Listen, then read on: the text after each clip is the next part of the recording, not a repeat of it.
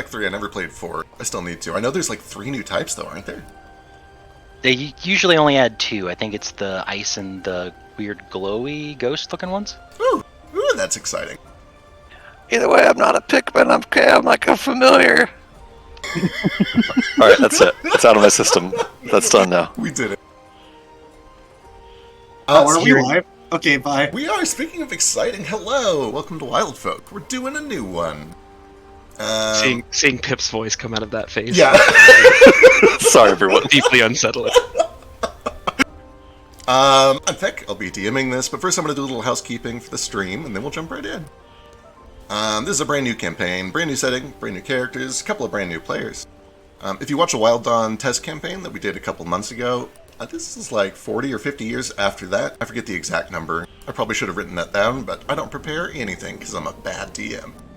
It's the same world, but not the same characters. It's not a direct continuation of that story. This campaign is going to be using Pathfinder. We're going to try Pathfinder 2nd Edition out. With that said, we've made several homebrew tweaks. We've bastardized this system. A lot of us are coming from sort of a loosey-goosey 5e background. There were some things during the playtest that we didn't like about Pathfinder. Mostly, there were some areas of like social interactions that we thought were a little too crunchy, too game-like. So we're loosening things up here and there. We know that this will probably cause some balance issues. We've sort of accepted that. We will be playing the system our own weird way, and we'll see how it goes. If we need to roll things back, we'll do it. We'll do it live. If you're curious, you can see all of our weird house rules and homebrew over at our wiki, which is wildfolk.gd. You can also find some lore there, and you can help us keep session logs up to date, because I'm bad at remembering things. Hey. Let's see. Oh, right. So we have a fuck ton of players in this campaign. There are 10 people in total, some of them part-time, so it's more like 8.5, 9. The situation is that I have 30 friends that I want to play D&D with, but that is not feasible, so we're going to try a new thing. This campaign is going to have sort of a rotating cast, not quite all the way West Marches style, but something kind of similar to West Marches. And what that means initially is that we're going to be starting out with 3 separate parties, and you will meet those parties today, tomorrow, and then next Friday will be our first 3 kind of intro sessions. Hopefully, the plan is that eventually these 3 parties will all meet up somewhere in the middle and start to work together. Maybe mingle, swap people in and out, pick 5 people to go on this mission, 5 people to go on this mission, and then they regroup, talk about what happened, and shuffle things up again. Alternatively, we can all just go on our own completely disparate adventures and run 3 separate campaigns. Exactly. There's nothing that I would love to do more than run separate campaigns for 3 parties who are all antagonistic to each other. That sounds awesome. Let's do it. Fuck Party B. So anyway, that's the plan. We'll see how it goes. Again, we're really flying by the seat of our pants here. No idea what's going to actually happen, but that's just the nature of tabletop games. Oh, on that note, so for the first few months, we're kind of just focusing on getting the foundation laid, getting the campaign rolling, getting these starting parties going. But eventually, I would really like to have guest characters from time to time. I've already talked to a few people. There's nothing available to do yet. There's not like a Google form or anything like that, or a sign-up sheet. But there will be sooner or later, and the best place to find out is probably Discord. We'll most likely post an announcement over there, anthology.gg. We'll probably announce it here too, but hey, go check out the Discord anyway, it's fun. What else? Housekeeping. Oh, minor content warning. This is not like a super grim, dark campaign or anything like that, but it does have villains and other bad people. We're gonna cuss a lot. Oh, yeah, we're gonna cuss a lot. If you're not okay with cussing, now's the time to get out of here. This isn't your grandmother's Pathfinder campaign. Take your kids out of the room now or cover their ears if you don't want them hearing the words like shit and if you aren't ready for some PG-13, maybe even borderline R-rated content, find a new stream. Find a new stream. Our group has kind of discussed boundaries ahead of time. We all know each other's limits. We know what to do if we accidentally cross those limits. You should do that with your group, too, before you play together. You should always have the sessions here to discuss that sort of thing. Absolutely. This is just sort of a heads up that, we'll occasionally go into dark bits here, so, thumbs up. Be ready for that. Last but not least, once the ball's rolling, the plan is to play this campaign on Tuesdays around 8 p.m. Eastern, which is what we're doing tonight. But we've also decided to start this campaign right as the holiday and vacation season starts, which means the schedule will probably be very funky for a little while, which is why we're doing like a game tomorrow and then Friday, but not Tuesday next week. Best place to keep up to date on schedule changes and delays and stuff like that is Discord, once again. And much like we're doing for Wake of the Fallen Moon, we'll probably take every 3 or 4 weeks off just so that I can rest and recover and prep and get some work done. I think that covers it. Anybody else have any cool shit they want to talk about before we go? I just want to fangirl for just a second and say, what? Is the outro music done? Oh yeah, it sure is. It sure Hot. is. I just fangirl for a second. Stick around at the end of the episode after we wrap for a wonderful song by the very talented Amelia Day, who let us use Eastward of Eden as this campaign's like theme song. Yeah. It was a little too long to use as like the intro theme, so we stuck it at the end, but it's really great. We stumbled across that song like 3 or 4 months ago, and we're like, wow, this is shockingly fitting. And then Zeke was like, oh yeah, I'll bet I can make that work, and went off on his own and got it all figured out. So big thanks to Zeke for getting that sorted out too. Shout out to Amelia Day, she rules. Hell yeah. Hell yeah. Alright, let's do this shit. True. Are we live? Oh no, I've been offline this whole time. So there I was. Barbecue sauce on my titties. Barbecue sauce all over my titties.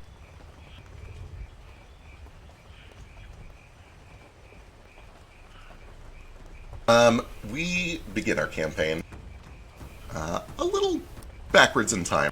The year is 5119. It is the 7th of Persix, which is kind of like September-ish. We arrive at the Karuki Choke, which is the border between the plains, the savanna plains of Zulukara, and sort of the arid badlands of Wexisas. It is at the foot of Mount Koru Koru, and we open on a jungle at the coast, if I can find the map. Can we open in the middle of a bank heist? That'd be kind of fun. That would be real fun. What if instead we opened in the middle of a bank heist? You know what? It's a bank heist now. Fuck everything. Nice. We're doing a bank heist. This music slaps. Thank you. What if instead it opens on like a car chase, and then the first car like goes off a huge ramp and does like a flip through the air and explodes, and the person like ejects, and we find out it's Pip, and then it does like a record scratch and zooms in. I bet you're wondering how we got here. That's it. That's the last time. We're not doing it again. That's the You do- campaign. Let's wrap it up. Can you just say this is me? Nope. Already committed. No, damn, that's There is a rustling in the foliage at the edge of the jungle, and we see a figure emerge. A Sahuagin man, which is kind of like a fish or a shark person. He is bleeding, he is injured, and he has the look of somebody who has really gone balls deep into a bad plan, but is so sunk cost that he feels that he needs to stick to it. He has in his hand a rope, and at the other end of that rope is a young boy, probably 13 or 14. Goran, kind of a plant person, not terribly unlike Pip, although, to be clear, not Pip.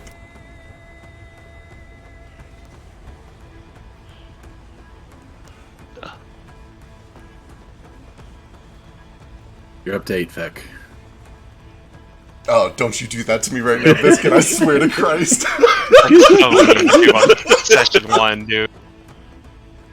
As they stumble out from the tree line onto the beach, the boy yanks at the rope and is calling out, Adebayo! Adebayo! The Azantic slaver, his teal and terracotta shirt stained with his own blood, turns and yanks the rope, yells at him in a language the boy doesn't understand, and when he doesn't get the message immediately, holds up a small flintlock pistol and points it towards him. The boy goes quiet, and with another tug of the rope, the man begins to lead the boy towards the river crossing here. And that is when there is more rustling at the tree line. Biscuit, would you please introduce Fetch? What does Fetch look like, and how does he enter this scene? Well, I think rather than what he looks like, it's what it sounds like when he enters, which is a whoosh, whoosh, whoosh of boomerang flying through the air. Hell yeah, give me that attack roll. Yeah, straight out of the bushes. Do it. Let's see it. Let's see that boomerang in action. Hang on. Oh no, I wasn't ready. How could I not have been ready? Imagine being ready for session 1. Couldn't be me. Definitely is not me. Not my ass having my character sheet ready. Mm-hmm. I bet he's flat-footed because I'm stealth. Yeah, sure. You're absolutely hidden from him. He's flat-footed. Let me mark that shit. Look at this guy knowing how the system works. Right? That's not expected of me. No, it sure isn't. I barely know how this system works. Oh my god, way to fucking Hey, open look it. at that. My god. Good First roll of the shit. campaign. Yeah, that's a critical. You double that. For 11 points of damage. Fetch, how do you do it? I think. Well, did that kill him? Oh, If he's dead. Oh, yeah. Yeah, 100%. Yeah, Boomerang flies out of the bushes, bonks this guy on the side of the head, and then I appear. Then I'm going to walk out. I'm a tabaxi boy. I got a boomerang and an axe. And some, like, tribal jewelry and stuff, and war paint. Yeah. Hell yeah.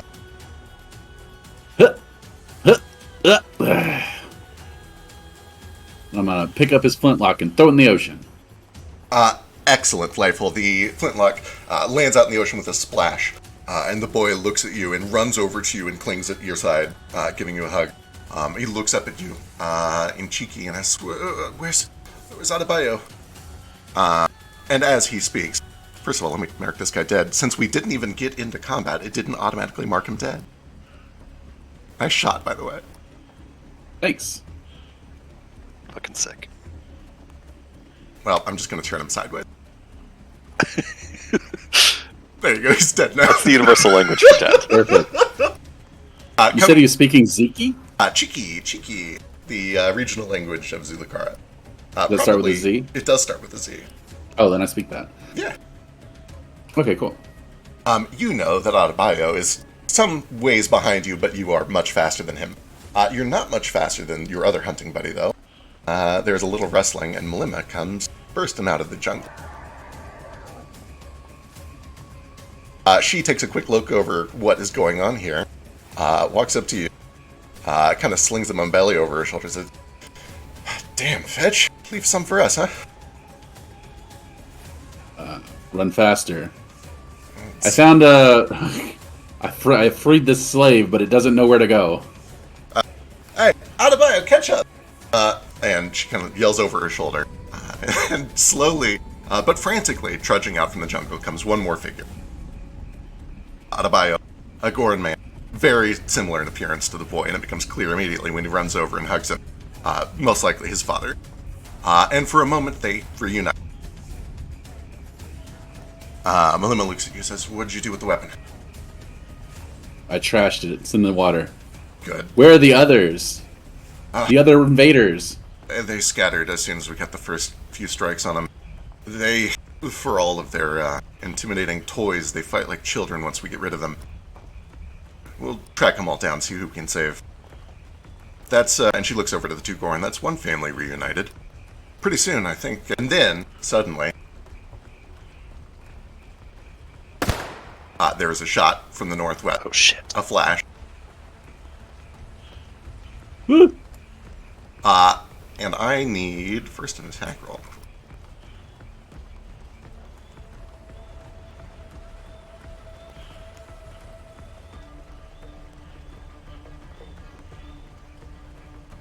Another Azantic slaver peeks out from the tree line and fires.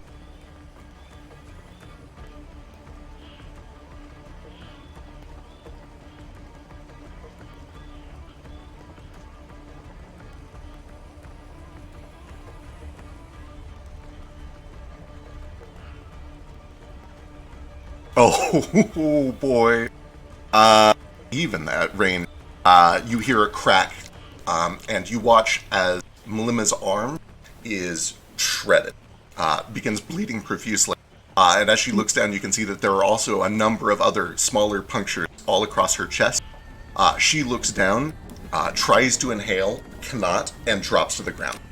I also need from you a fortitude save as you feel pieces of shot embed into your arm.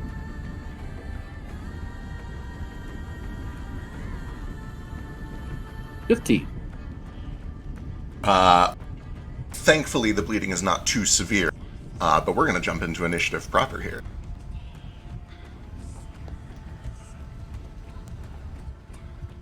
My God.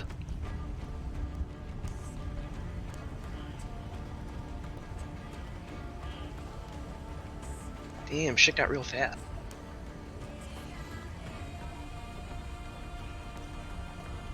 Can I pick her arm up and throw it like a boomerang? As always, you can certainly try. Warning, probably not going to go great. Alright, give me some initiative.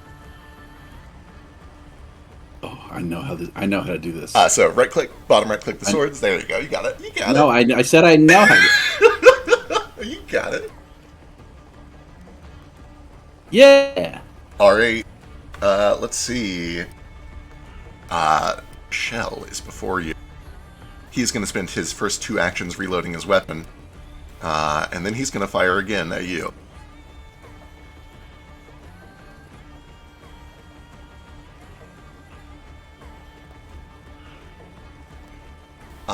An 11 misses. Even as the shot goes wide, you feel yourself take 1 point of splash damage, as the cone of shot seems to barely even care whether this child can aim his toy or not. You take 1 point of piercing damage. And I need another fortitude saving throw.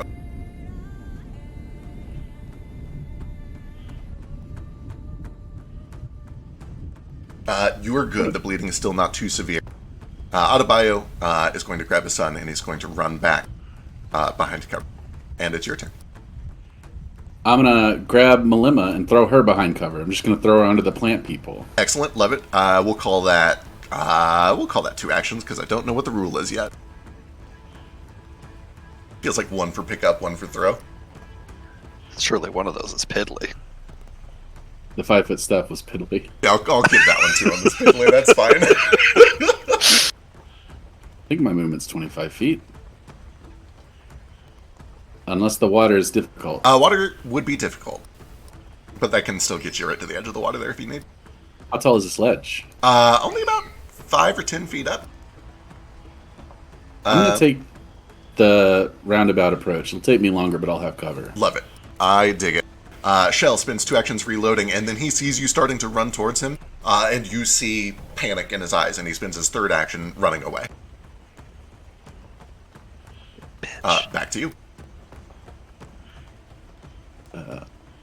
25 feet. 25 feet. 25. Oh, right up to him. Excellent. Alright, I believe that's 3 actions.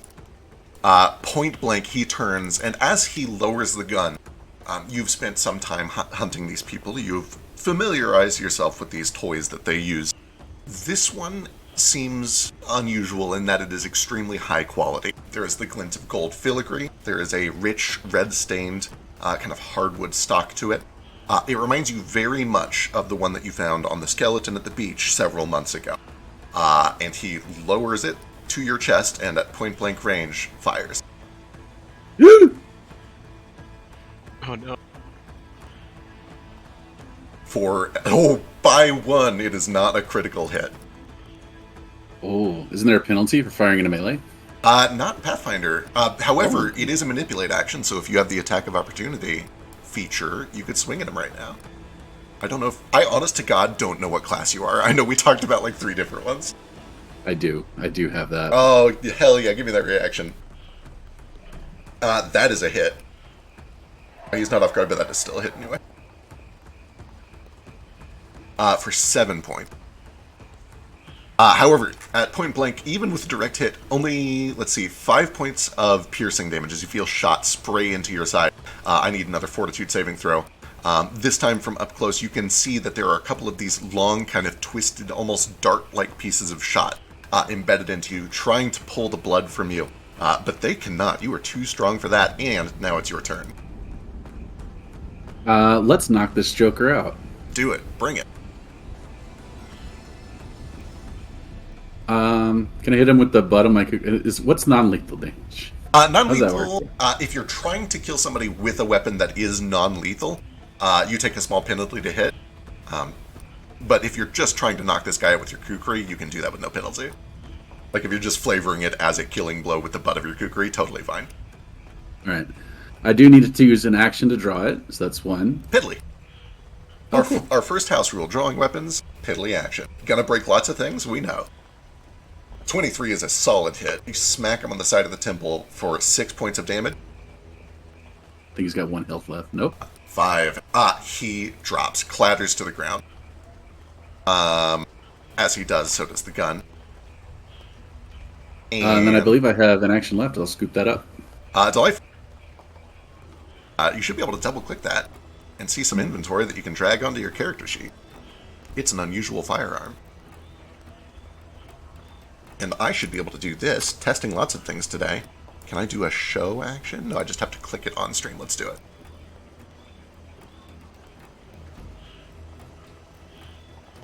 Alright, as he drops and as you pick up the firearm, you hear Adebayo's voice from around.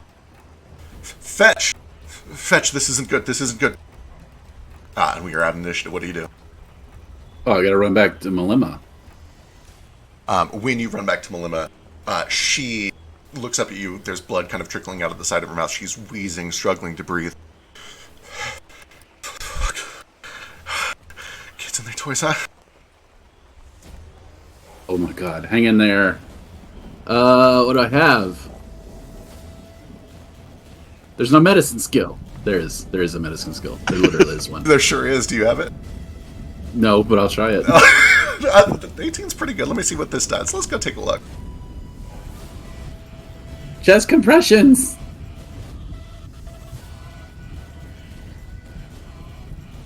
You try to begin bandaging, and for each wound that you close, it feels like 3 more open. When you look at her arm, and content warning, this is getting a little gross, her arm looks like a sponge. It is clear to all of us from the modern time that she has been hit by spray shot.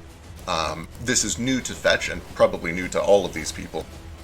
But there are simply too many exit wounds and not enough bandage to move quickly. She is pouring blood and it is seeping across the ground. And as it seeps across the ground, you begin to feel a rumble. I'm like tourniqueting her arm and yanking bullets out and slapping mud on. Alright, Adebayo looks at you frantic with sort of a concerned expression in his eyes, but when the earth begins to tremble, he puts a hand on your shoulder. Fetch. And he nods over to the second pirate, the one you just killed. We need his heart. Can you do that? Try and talk me out of it. No, not right now. Malima, you guys should get to cover. There's still... Fetch, get the heart. And he grabs Malima and starts to drag her kind of over towards the beach, where he begins to dig. Mm-hmm. Again, wait, help. And the child comes over and begins digging as well. What's the extract heart skill? That's probably a medicine check, but I would also allow survival, actually, if you're better at survival. You're not really worried about keeping his heart functioning so much as just getting it all out in one piece. Oh, you are off the roll, or off the wall with these rolls today. 21, you carve in, crack open some ribs, make a few cuts, and pull the heart out. When you return, you find that Adebayo and Agabwe have made a very small, shallow trench and covered Malima with sand. Take it, do it, do a spell.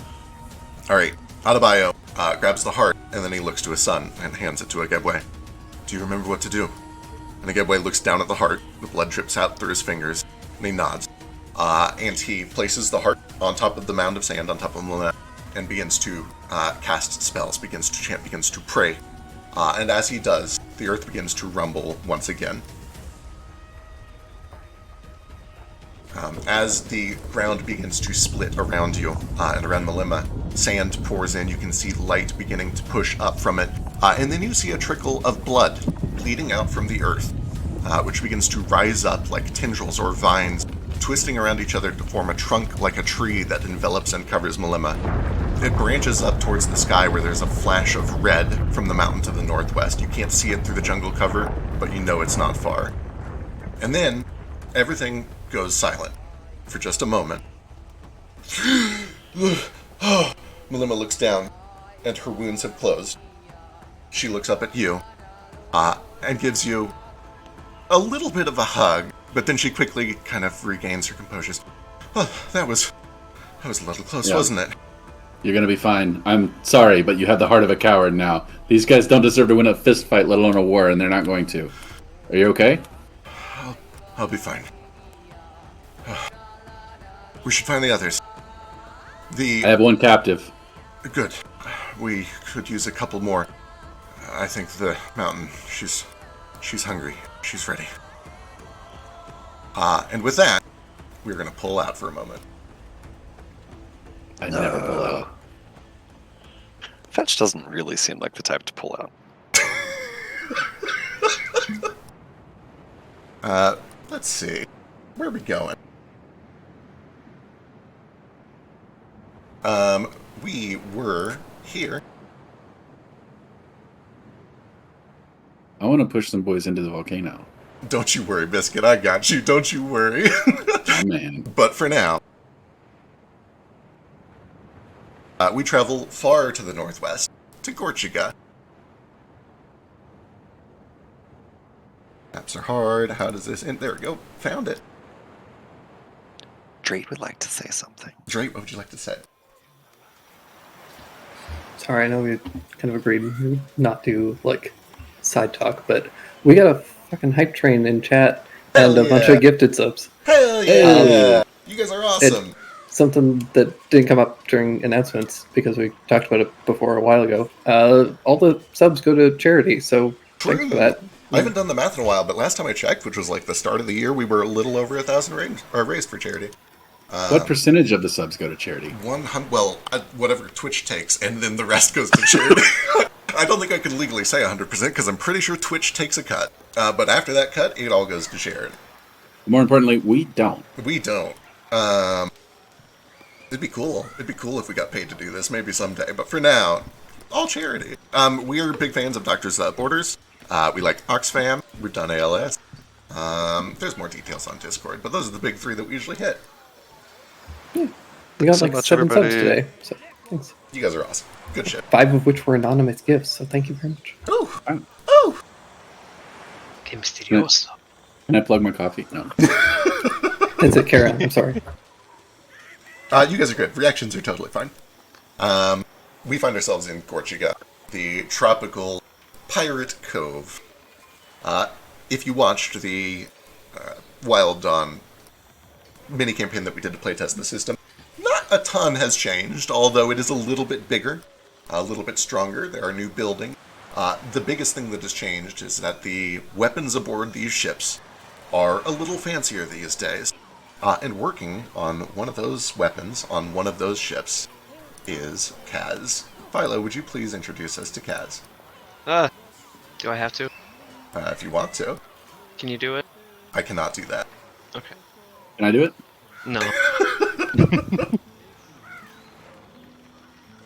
I can't see. You can't see? Oh, let me fix that. Thank you.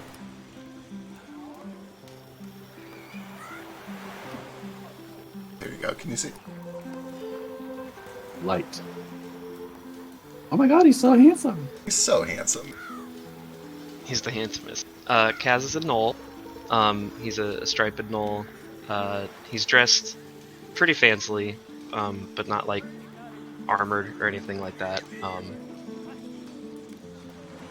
He's a real pretty boy, but right now he looks probably pretty focused on his work. Although at the moment, right now, he probably just like, if there are this many birds and noises actually going on, he probably like sets whatever he's working on down and like goes above deck and just like kind of looks out to the sea, looking very like frustrated and like kind of like stir crazy. As you are staring out to sea, you hear a voice behind you. Female, halfling, with sort of a gritty timbre to it, like the hardened, grizzled voice of a pirate veteran. As Captain Rary Mead comes up behind. Has something on your mind? Just hope we can get out of here soon. Don't you get tired of this? What, making money? Killing bad guys? Bringing them back and drinking it all away? Fuck Well, no, I mean, I'll be stuck on the docks part. Ah, well, I guess I wouldn't know much about that, would I? And she kind of like does what halflings do, where she kind of pats the side of your waist instead of your shoulder because she can't reach. Well, listen, dock boy, I need you to sign these for me. Did you already get all those ships down there? She points to the rest of her fleet, along with some new captures that she just got. And you have already inspected all the guns and made sure that everything is up to ship shape. These are basically just papers saying that they have been inspected and they're ready for her to distribute to her crew. Yeah, I think I've gave him once over. Do you want the twice? Once is fine, once is fine. I just need you to sign these before you take them to Captain Huck. Okay. I just sign it. CAD. Excellent. As you flip through all of these deeds, these transfers of ownership, you can see that they've already been inspected for divination sigils and wards and other things that you might expect to find aboard a captured Azantic or Cyril or Imric ship. But as you get to the last paper, you can see that there is a line for you to sign approving or showing that you have checked the weapons, and there is another line that shows the recipient, and your name is already there.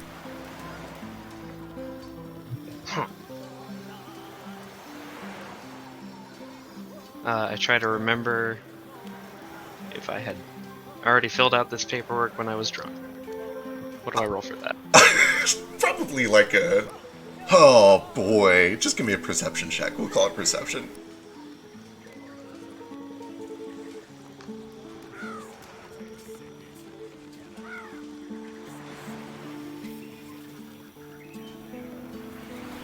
It's hard to say. It's been a long and very busy day. This is a big haul, and you've done a ton of work on a very short timeline.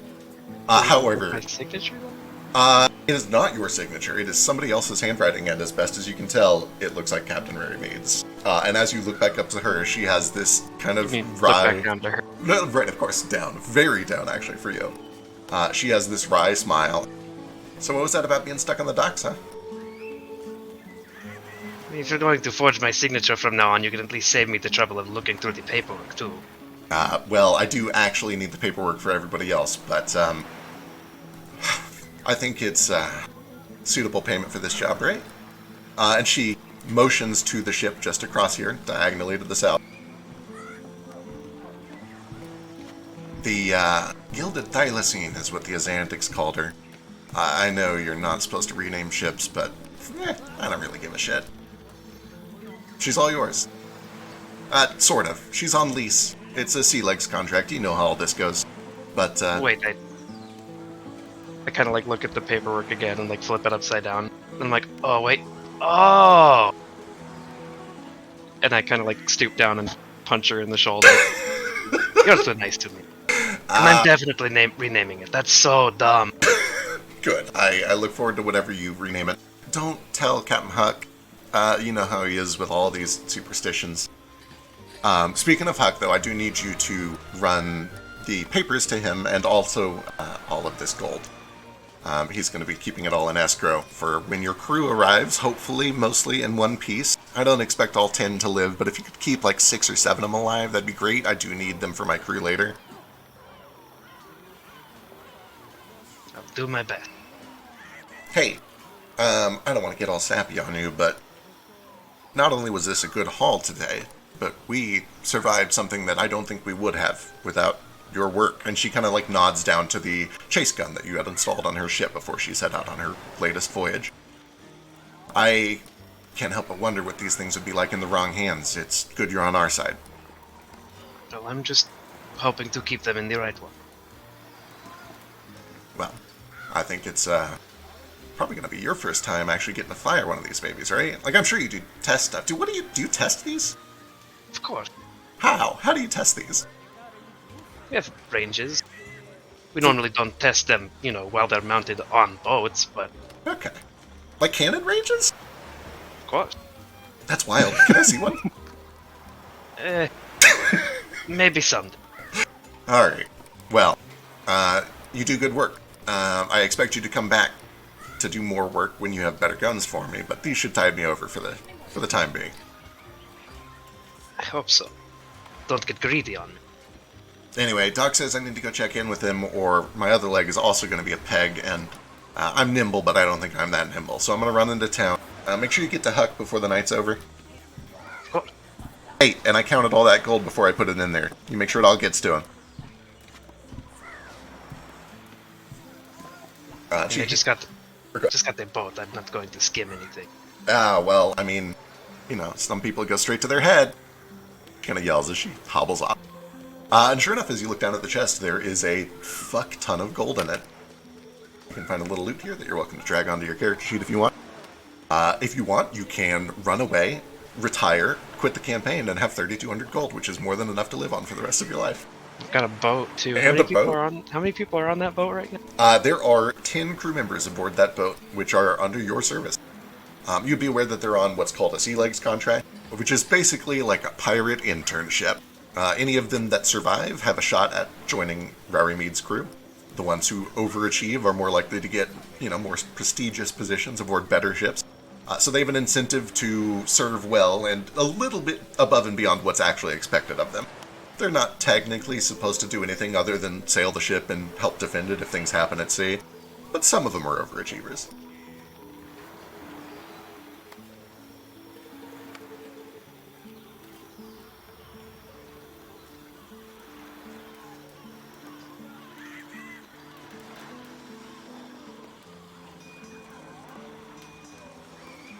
Okay. I'll admit I don't remember this Captain Garmeter. Did we talk about her? Was she in my little debrief thing? She was, but it's okay. You don't need to know a bunch. She is a fairly prominent halfling. Oh, there. Okay. Yeah, fairly prominent halfling pirate captain. She's not quite like Council of Pirates popular, but she's very successful. She does a lot of good runs, and you've been working with her for a long time. She's not exactly your boss. You're a contractor. You fix everybody's guns here on Corsica. But she's done a lot of work through you, and she's come to have a few drinks with you every now and then. You're on friendly terms. Okay. I looked at the boat. I look back out to sea. I look at the huge chest of gold in my hand. And roll credit. Perfect. Excellent. On to the next character. We're gonna like cut to like the sunset over the coast, and the intro to like that NCIS thing is gonna play. Yeah! Yeah. Hell yeah. Bob O'Reilly. Good shit. Good shit. Is that? No, it's not Bob O'Reilly, is it? No, I couldn't tell you who it is. I'm honestly not sure. It's The Who, but I don't know what song it is. I'm bad. Won't Get Fooled Again. Oh yeah, duh. Duh.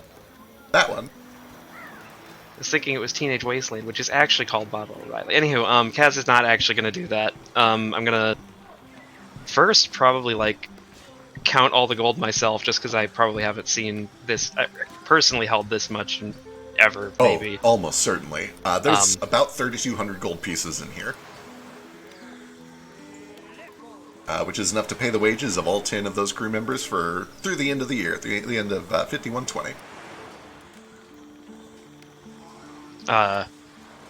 Yeah, I'm gonna kind of just like admire the heft of all that gold for a second, and then take out like the deed to the gilded thylacine. Kind of scoff at the name again, but then also this is gonna be weird, but I'm gonna like sniff it and then go like and then fold it very carefully and tuck it in like my inside coat pocket. I'm like, you're right, that is a little weird, but it is also kind of cute.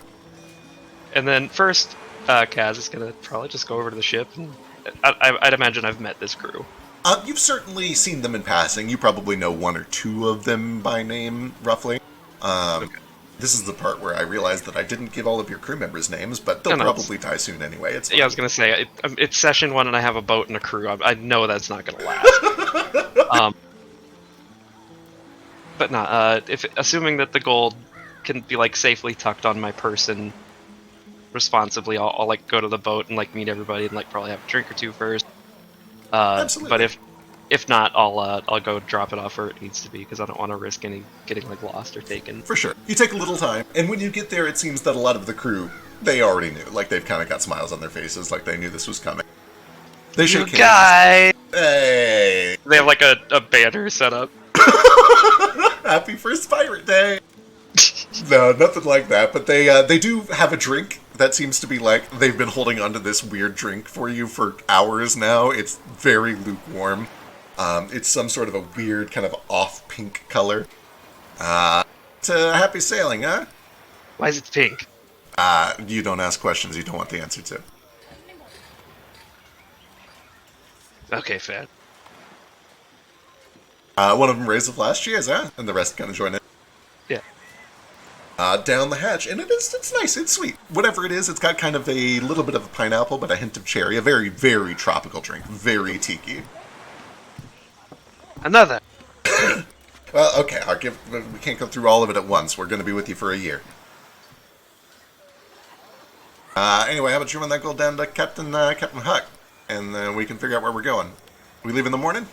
Or are you guys hanging out here for a bit first? I would like to get away from this place as soon as I can, but if we want another day or two of celebration, I don't mind. He turns and looks to I'm all not the others. going to crack the whip too early. You heard a boy spend it all tonight. Get those whores in. No. Not all of it. Get some of those whores in, then. Some drinks, too. Pace yourself on the whore. Pace yourself on the horse. Captain's orders. Buy enough booze to last below deck for at least a few weeks on sea. One of them chimes in from that. I don't know if we can hold that much. Okay, maybe a few days. A nice night out. They all go about their business. Give one more toast, and then get back to their station. I need to work on my speeches. It's an important part of being a captain. And with that, presumably, you start to head over to see Captain Huck and drop off the gold. Yeah. Let's see, do we want to do that or we want to jump? We'll do that real quick. Let's do it. I also don't know if I like this voice. It's okay. I am very Session one, we much can switch. getting back into my groove, too. I'm sure that all of these voices you're hearing from me now will change drastically as I warm back up, and that's fine. I think it's great. Thank you. Are you guys blind on this map, too, or can you see? I guess I could just look myself. Give me a second. I don't see. Now I see. You make your way deeper in towards the kind of hidden coves of Gorgiga, where a lot of these pirates, especially the elderly and retired pirates, make their home. The Sunset Cove, so to speak. And as you're making your way down this dock, you see Captain Huck's house. It's unmistakable because in front of it, there's junk everywhere, including a new addition to his junk pile, an enormous bell.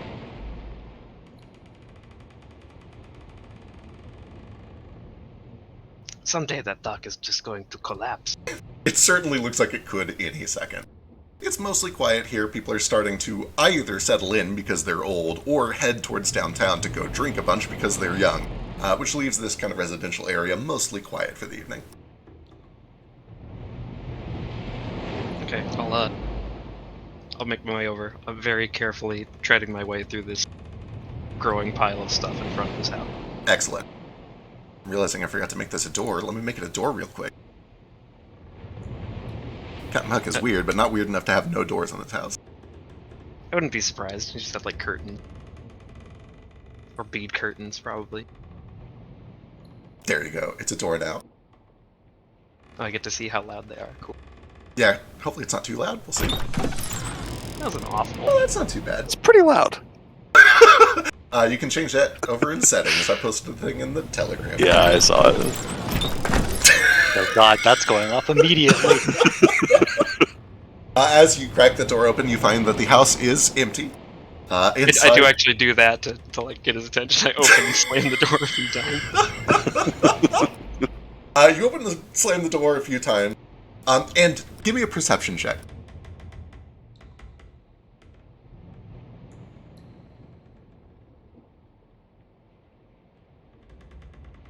Hell yeah.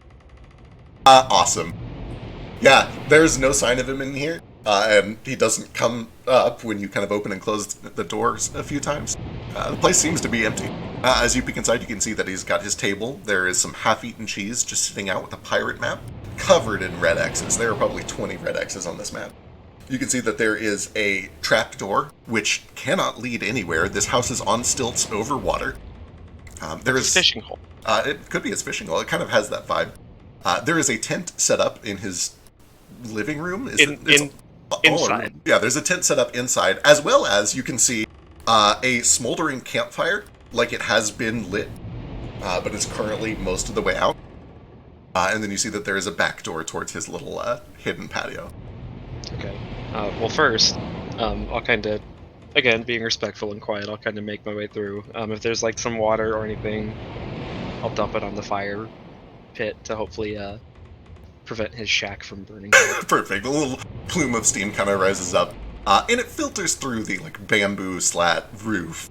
But you can see that there's a big charred spot directly above the campfire. And at this point, you do hear that there is some muffled conversation happening beyond the back door. Okay. I'll come up. Assuming I haven't made too much noise going through here, I'll see if I can hear something. Sure. Give me another perception check. Come on, not a one.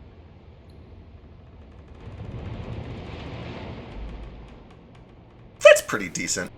You hear two voices. No, I'm pretty sure I heard someone. I think somebody's in your house. No one can be here. I didn't hear the doorbell.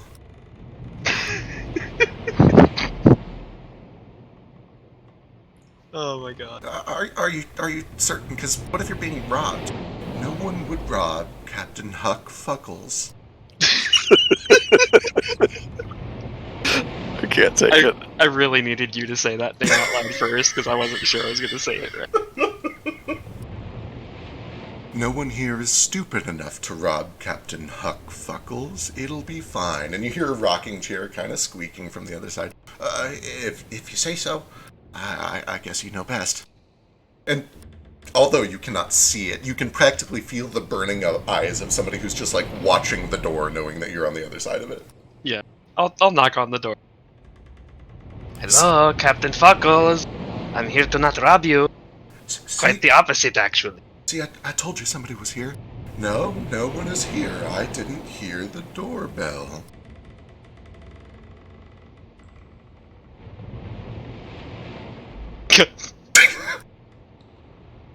Hang on a second. Yeah.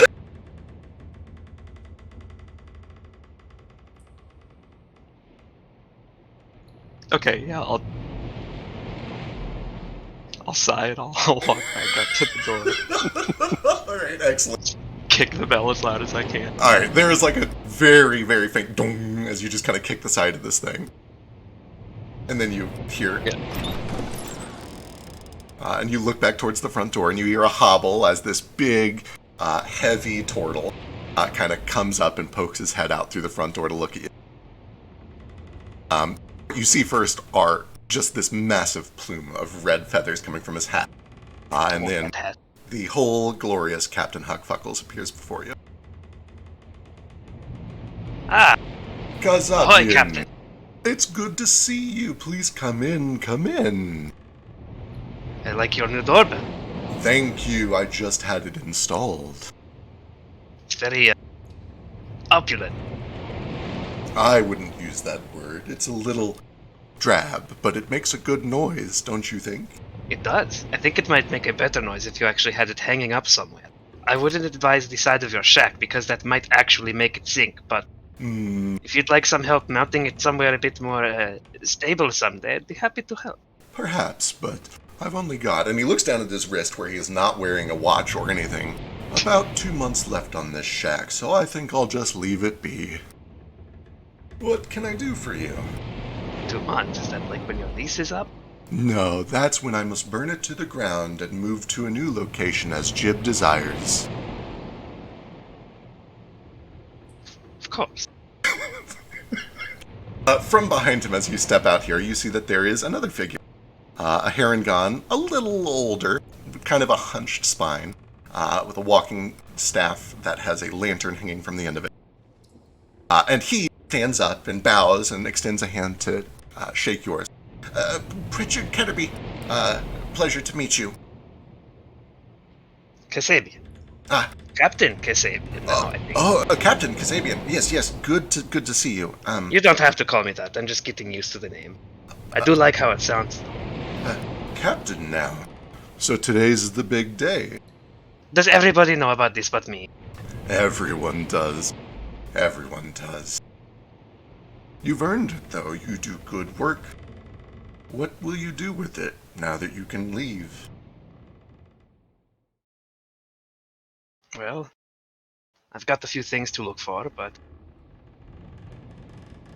I think first I've got to, get that new crew their sea legs, right? Yes, I'm sure they're very excited. It's a training experience for all of them, but also an adventure. Well, maybe a few more jobs close to the coast of training, and then adventure does sound kind of nice someday. Is that where you got that hat? Oh. And he doesn't answer. Instead, he looks over to the herring gun. If you want a job, I might actually have one for you. Mr. Ketterby needs to get to a place called Yeka Port. Yes, it's not a hurry, but I have a job there in a few months. And I would not like to miss this one because I missed my last one, and I've been, well, catching up ever since, so to speak. I'm afraid that any kind of, pats his pockets, I don't have anything to give you ahead of time, but I'm good for my word, and when I get there, I'll have a lot of money. The job is with Tesseract. You've heard of Tesseract, yes? Have I? Give me a society check. Arcana would also be appropriate, but society is probably better.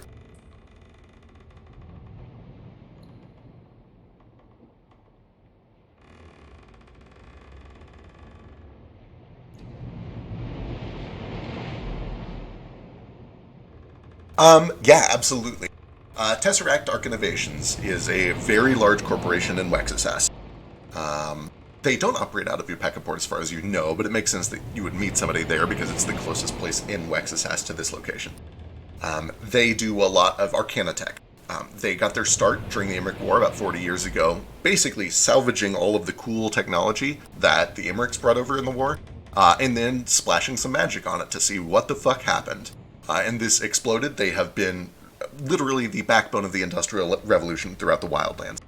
They are the cutting edge in arcana tech. And they also create some pretty cool weapons. That's part of what they do. A lot of what they do is just household stuff. Not as cool as yours. You tend to produce better stuff than they do.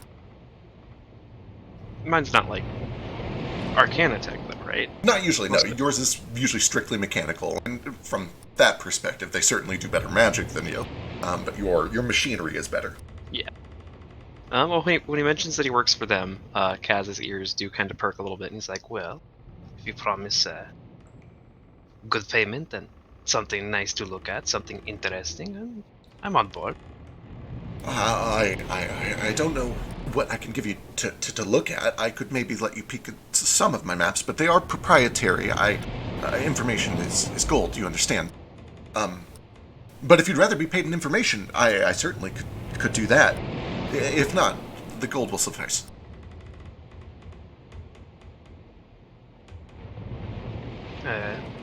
Might depend on the kind of information.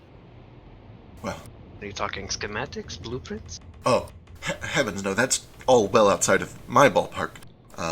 Locations. I'm a cartographer. I have mapped many places that very few have seen. I could show you things that nobody else knows the way to. But we can talk about this aboard your ship, yes? And he kind of extends a hand as if wanting to really seal this deal quickly, like he's very nervous he's not going to land it. I look over to Huckfuckles. I keep wanting to say Huckfuckly. Huckfuckles kind of looks at you and gives this slow blink and wide wrinkly smile. I know this captain well enough to imagine that if he trusts this Oh guy, yeah, for sure. As eccentric as he is, Captain Huck is known to be a good judge of character. Okay, yeah, and it gives you a this nod. Is mostly what I'm going for is a second-hand insight check. Gotcha. Through Huck. Mr. Ketterby has done a lot of work for me in the past, and, well, let's just say I wouldn't have this without him. And he points up to his hat and kind of strokes one of the long feathers. His information is good as gold, and his word at least as good as silver.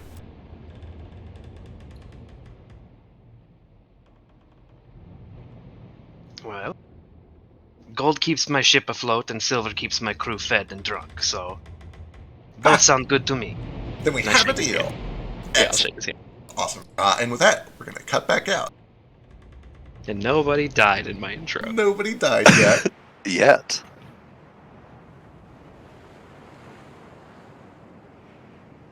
And these increasingly peaceful intros, I assume I'm just on my couch or something. Wouldn't that be crazy? We travel back southeast Jane across the is sea. in her kitchen making tea. Oh, I lied. We don't go there. We go all the way to Liberty. In the heart of Wexisas.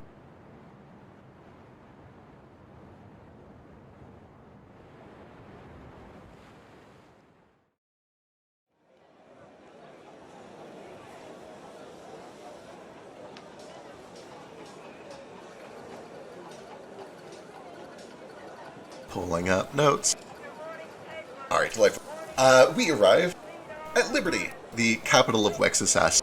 And to say that we arrive in the industrial district is a little bit misleading, because the entire city is industry. It is, as mentioned earlier, the backbone of the Industrial Revolution throughout the Wildlands. It is the cutting edge of technology, the cutting edge of labor, and a place where the wealthy, more and more disparately, exploit the Earth and the people around them to push the bounds of humanity's technology. And we eventually arrive... Where is it? Here it is.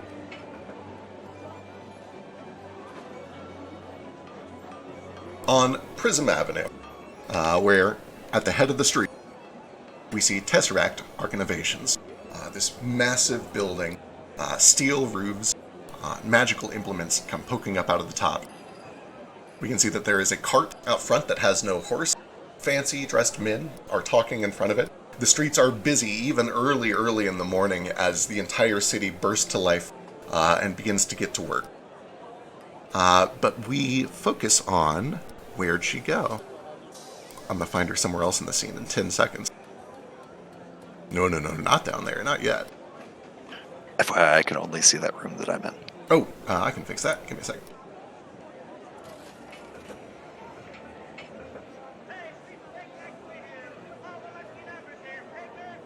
Thanks.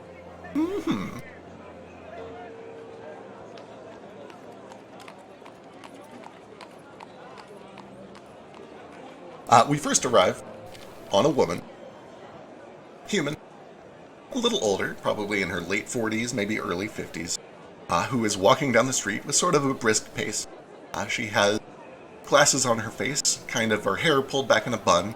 She looks to be moving briskly, smiling, until she gets to the corner, where she glances over to the men in front of Tesseract, and gives just a little bit of a scowl.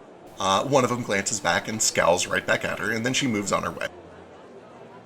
She continues down the street, past enormous warehouse after enormous warehouse, the smoke pluming up from their smokestack, until she reaches a small building that is tucked between all of these giants around it. There's a little tree beside it. And beside the wooden steps leading up to its front door, there are some planks that have been laid out to make a ramp. She steps up, and as she steps up, the door automatically, slowly creaks open. Where inside, we find a young boy with a wooden leg, leaning over a crutch, reading a book behind the desk. Morning, Miss Connors. Miss Connors, Mr. Bastard came by again and said he's going to chop that tree down. The woman looks at him and continues to walk. Well, Mr. Bastard doesn't have a permit to chop down our tree, and we were here first. So if you see him before I do, you can tell him that it's not an avenue if there ain't any trees, and then you can tell him where to shove it. And the boy says, up his ass? That's goddamn right, Arlo. Have a good day. Morning, Penny. Morning, Rita. Morning, class. Good morning, Mrs. Connors. All these children call out to her.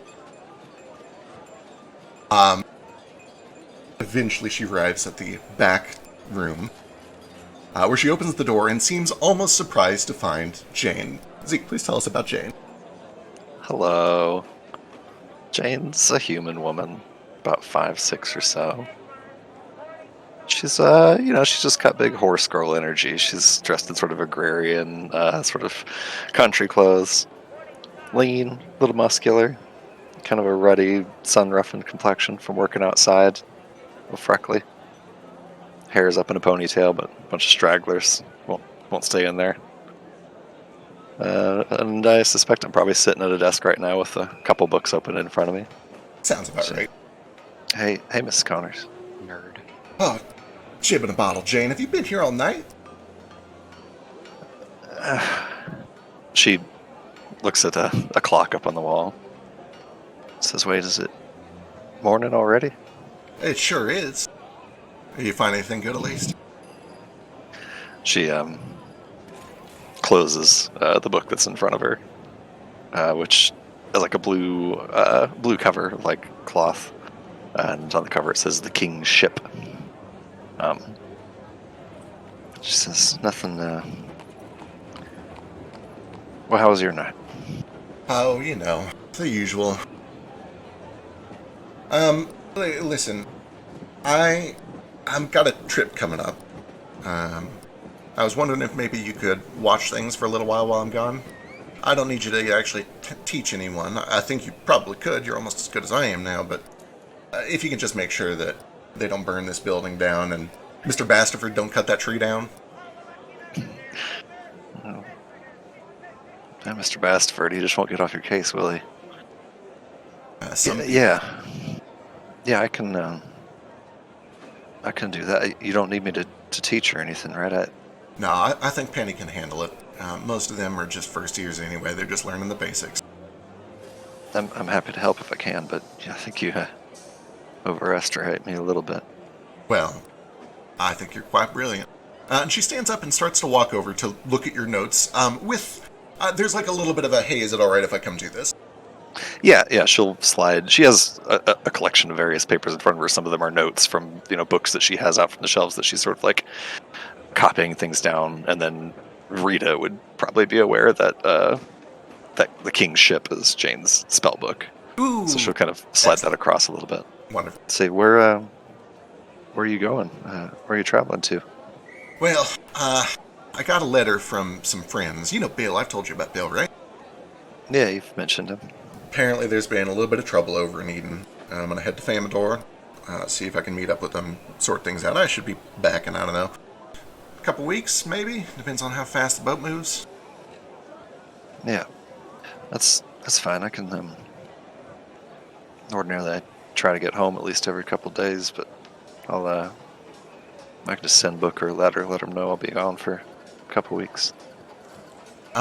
At the mention of Booker, she kind of like looks down at your notes and then she looks back up to you, and she gets a bit of a empathic face. Jane, you're very smart. You're very smart. One of the brightest students I've ever had. And I don't want to discourage you from learning, from growing. These are all fine things. You can do great things for the world. But you do understand what you're trying to do.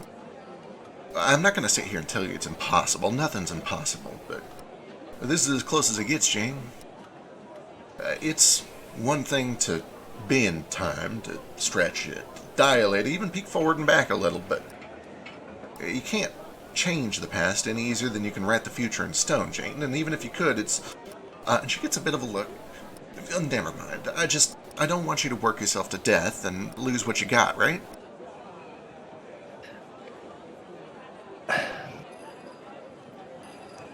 I appreciate that, Miss Connors, and not long ago, I wouldn't have believed that any of this was possible. I suppose I just can't take it for granted that we really know what's possible.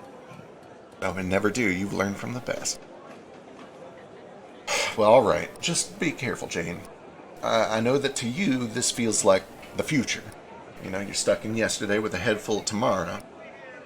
But what you're messing with isn't new, Jane. It's old, and it's deep, and it's dangerous. And if you really want to go down that road, you're going to need to find the link between tomorrow and today. And perhaps yesterday.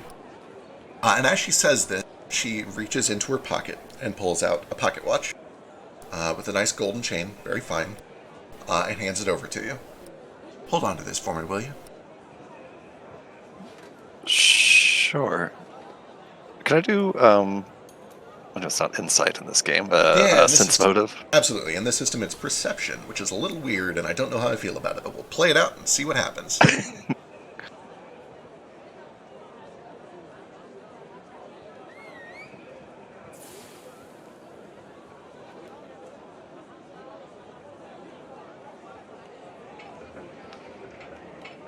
The obvious impression that anyone can pick up from this conversation is that she probably knows a little more than she's letting on, but she seems more concerned with your safety, kind of more concerned that what you're dealing with is something that is potentially dangerous to you. And you also get a little bit of a vibe of what triggered this sudden concern was your mention of Booker. You feel that she might care about Booker, about you and Booker's relationship. It seems that she is equally concerned with your home life as she is with your academic studies. There is a mixture of both concerns here. I'll grab the pocket watch and slide it across myself, sort of flip the lid of it open and just watch the second hands tick for a couple seconds. And then say I won't forget that. I'll make sure to make time to get home while you're gone. Make time. Make sure that you do. Alright, I'm gonna go teach this class before I head on out of here. You don't stay here too long. Go get some sleep. Sure will, Miss Connors. Safe travels to you. Thank you, dear. She heads out. And is there anything that you do immediately before we cut to another scene? She takes the pocket watch and eventually hangs it over her neck and sticks it into her front pocket, like her front left pocket. Sits back down in her chair and ruminates a little bit on what Rita said. And then she'll get a piece of paper out and writing utensil. I don't know if we're in quills at this stage or pens or what, but a writing utensil. And just start to draft a letter that just says, Booker, need to stay an extra couple days here in Liberty. Don't expect me home for maybe a week or two. I love you. And signs it. Jane, or Yantja is how she writes her name. Jantja, or TJE. Excellent. You fold the letter up, begin to seal it. And with that, we're going to pull back out for a moment.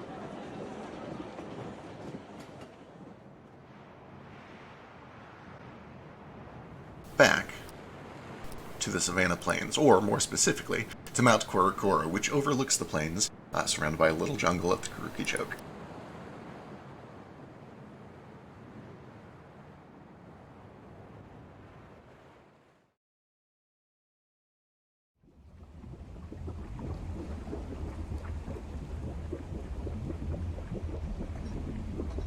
Whoa. Where we find Fetch, Mlima, and Adebayo, as well as several other Tabaxi in similar garb, and a handful of Azantic prisoners, a couple Swagan and a lizard folk, standing on what appears to be sort of a plateau that has risen up out of the side of a volcano. Growing from the tip of this plateau is an enormous plant. It looks sort of like a pitcher plant. It has these long thorned vines that it folds beside itself almost like wings. And the center of this pitcher plant glows bright hot orange with some sort of a boiling, bubbling liquid inside of it.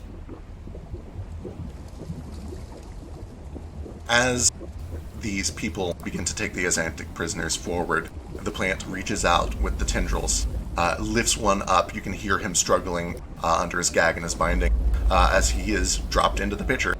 And you watch as a shadow begins to fill the pitcher and then is stripped down to bone, which continues to be highlighted by the backlighting for some time. As the first one is dropped in, Lima looks over to you, Fetch. What is it you're going to ask for?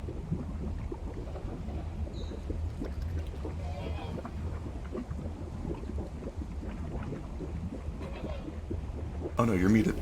Possibly. I don't know yet. Book him back. Well, you better I'm think thinking quick. about it, though. I think she's almost ready. And as she says that, you feel that there is a little bit of a rumble once more. The two remaining prisoners kind of tremble, but they're shoved forward. The plant reaches out, grabs another one, and consumes it. I'm going to poke this one. Just like with your finger. Yeah. You can feel he kind of recoils away from it. Speak. He looks up at you, and the guard behind him kind of reaches around and pulls the gag down. He begins to speak frantically in Azantic. And then... Edendric. Why are you doing this? How many of my people did you kill? Just following orders. Come on. How many did you kill? Come on. I'm just following orders. Answer the question.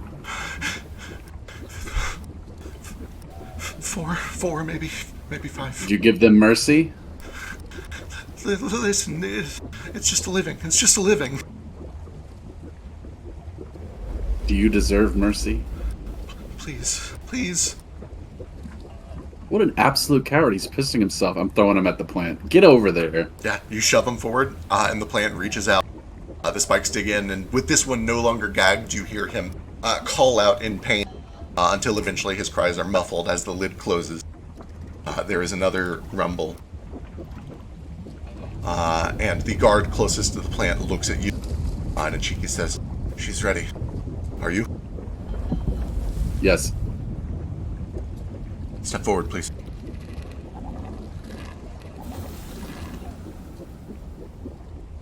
I don't want it to eat me. As you step forward to this plant, you see that the tendrils begin to slither their way over to you. They slowly, but more gently than it did with the prisoners, begin to wrap their way around your torso, then around your neck, and then one of them begins to press towards your mouth, where there is a very gentle prick of a wooden thorn against your tongue. You feel blood begin to drip down the corners of your mouth. The volcano begins to spew hot black ash all into the air. Warm, uncomfortably warm, even hot. It would be dangerous for you to stay here longer than a couple of minutes. But your vision begins to go dark.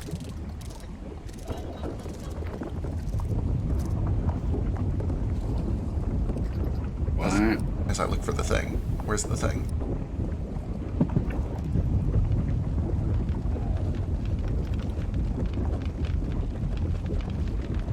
As your vision goes black, you hear a voice. Young warrior of blessed blood, you have been mighty and faithful. You have given me 3 hearts. What do you wish to know? The other survivors. Where did they go?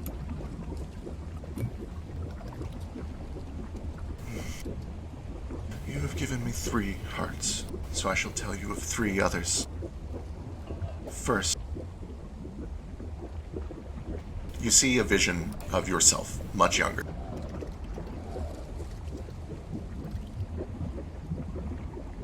And then you see another young figure emerge. Your brother, but with wings on his back, like a monarch butterfly, an antenna coming up from behind his head. The pair of your blood is alive. But he bleeds your blood, our blood, and as you look down you can see that blood is trickling down his sides and pooling at his feet. And there are many who seek to feed upon it. A winged monarch laps at wounds that it did not cause. But a crimson bat seeks to kill. And in this moment there is a bit of a screeching noise, and from the corner of your vision you see an enormous crimson red bat fly in from your peripheral, where it clutches at this monarch and begins to rip and tear. And as your young brother begins to frantically react to this, he turns around and you can see that those are not his wings. It is an enormous monarch butterfly that has dug a spined proboscis into an injury, 2 holes at the side of his neck, where it is drinking his blood. The bat flaps its wings and rips and tears a few times until eventually the butterfly comes free and rests itself away in a spray of blood. And your vision ends.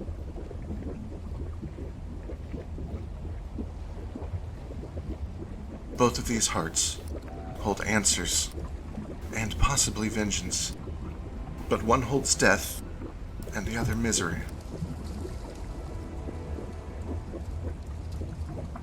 Seek them. You will find their trail, weaveward and westward, where the primal sea meets the land of iron. But do not go alone. Take this.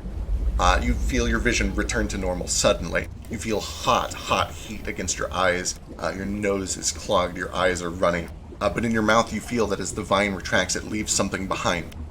There is a wooden spine that is momentarily embedded in your tongue, easy enough to pull free, although it'll bleed for some time. Blech. Blech. There's a little gift for you in it. Were those the words of Korik or hallucination? Certainly the words of Korik. The guard looks over to you. If you heard a voice, it was her. She speaks truth. What did you hear? I heard that my family are part of it.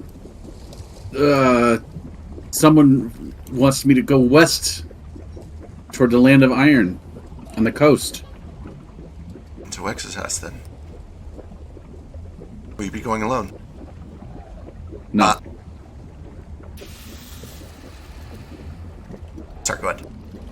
Oh, I just wanted to say no. Okay, gotcha. At that, Melima kind of looks at you. Fetch, I'm sorry. I know that this is... I have to return to my family. And you to yours. Are you not coming? She looks at you with sad eyes. I would love to, but as long as the coast is in danger, I can't leave them. With one arm, you're as strong as 10 of their men. And with 2, you shall be as strong as 20. I have faith in you. Besides, you get the blessing of the mountain. What could possibly go wrong? I've had the blessing of the mountain since I was born, and a lot has gone wrong. She smiles. Well, maybe this is the start of turning things around. I'll see you at the next convention, huh? In 1 year? Give or take. She kind of shakes her hand. Very well. Oh, where is she? Where's she? She's She's over not. here, Let's give her a little hug. Yeah, she gives you a hug. And for what it's worth, she's crying a little bit, which is atypical for her. You've known her not a terribly long time, but long enough to know that she doesn't usually get emotional. Adebayo kind of like pats a hand on your shoulder. Thank you again for everything. We will do what we can to keep this place safe without you. I don't know how you can send word to me, but if there is a way, do so if these antics come back. With Ashagan and your mother, we don't have a lot of good ways to send messages. But perhaps, if you find her, you can send one to us. And if not, we will hear soon. Korik's will, it'll happen. Try and find out where they're buying their weapons. We'll see what we can do. And with that, you presumably don't just immediately set off into the sunset to go start walking towards Wex's house, but you begin to prepare for your journey. Do what you will. It's that fucking scene from the D&D movie where he just walks in a straight line. Okay, goodbye. Time passes. You begin to travel through the jungle, which is already a little unfamiliar for you. You've spent most of your time on the plains of the savannah, but you are skilled at navigating through the jungle nonetheless. And into the Badlands of Wexasat. It is dry. It is hot. There are moderate dangers afoot, but frankly, nothing compared to where you're from. The elements are tame. The weather is mostly tame. And apart from a few minor encounters here and there, you eventually find your way through a couple of small settlements, and they continue to point you northward and westward towards the coast. Until eventually you pass into a large city that you come to learn is Liberty. Which I have to assume is a tremendous culture shock for Fetch. They have things here that you have never seen in your life.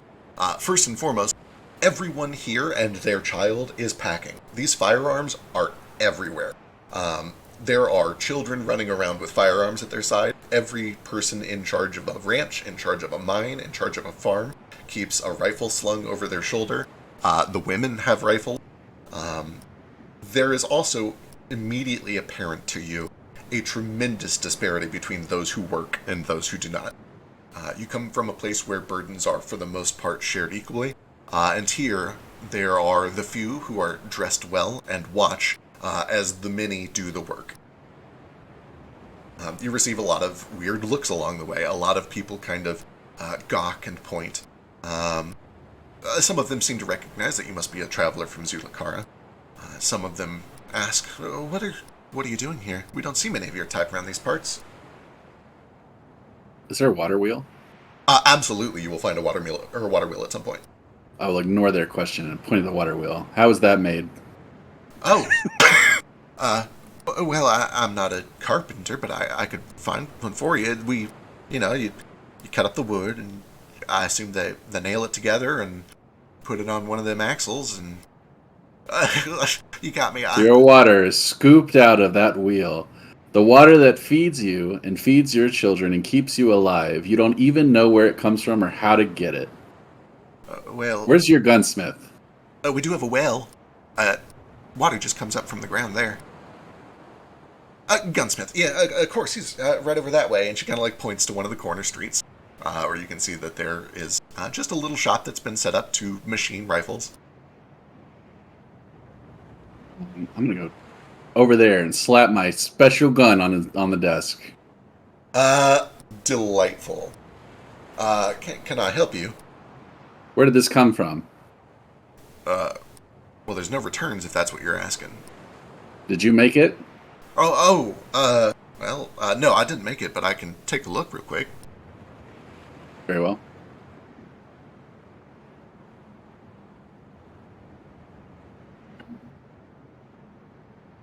Oh, that's pretty good. I don't know where you got this, but this is a fine piece of art, young man. It's a fine waste of time. If you don't mind my asking, where did you get this? And he makes no attempt to hide that he is now skeptical and believes that you may have stolen it. There is an obvious prejudice that is beginning to set in for this man. Well, let me just solidify that. I took it from a dead man. Son, I think you might need to go find your way somewhere else. Why don't you answer my question? What are you afraid of? You hear a little bit of a click, and you see that he begins to raise a rifle over his shoulder, although he is certainly not pointing it at you. And with a cock of the gun, he says, "Nothing. That's what." Look at this gun. And look at these holes on my body. You're looking to a survivor. If you don't finish me in one shot, that's the last thing you'll ever do. Woo! Give me an intimidation check.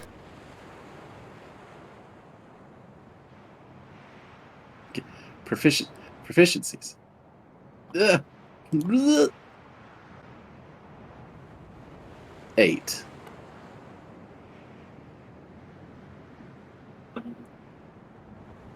He looks at you, seemingly a little unfazed. He says, "I ain't the one who made that gun. Get out of here." I spit on his desk. He gives you a look as you walk out. Alright, with that, we're going to pull back over for a moment to a little town called Adel Rock. Adel Rock.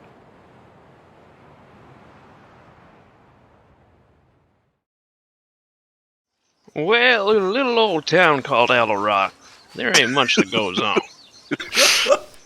That's kind of the case. Accurate. It is sort of a small town. It's got a very frontier western vibe, complete with a little train station. Just a simple thing, a platform with a roof over and a little ticketing counter. There's a tiny pond over to the side where there's a big old maple tree that is starting to show some color. And Jane, as you begin to walk towards the station and past that tree, you see that there is a familiar face waiting under the shade of the tree, leaning against it. He locks eyes with you, and kind of... He doesn't start walking towards you, but he at least, like, gets up off the tree like he has recognized that you're here. Yeah, I'll start walking over in his direction, too. Could you bring that? I sure can. Here we go. I forgot to take it because I don't know how to play this game. It's okay. It's okay. Let me get you a watch. Thanks. I'm just going to drop it directly into your inventory. Bing! You should have it now. Cool. Yeah, Jane will meet Booker's gaze and walk over in his direction. I assume that you're probably carrying a bag or a suitcase of some sort. Yeah, Jane's got her backpack on over her bag, loaded all up. She's got Rita's pocket watch in her front pocket, and I didn't mention this earlier, but she's got a 6-shooter on a holster at her hip, like everybody around here does. Wow. Little top hanging from her other side, like a children's toy, like the spinny tops. And between, she's like got her 2 arms folded in front of her over 2 books. There's the King's Ship, her spell book, and then there's also the Illustrated Encyclopedia of Locomotives.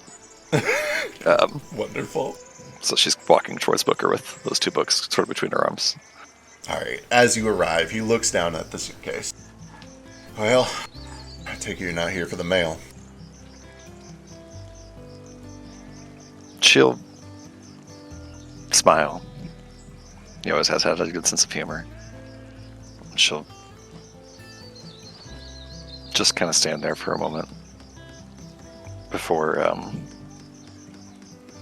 just dropping the books and sort of leaping at him to embrace him. Yeah, he gives you a big hug. You can see that there's tears streaming down his face. You know, I've been thinking, if you're right about all this, I ain't gonna see you again.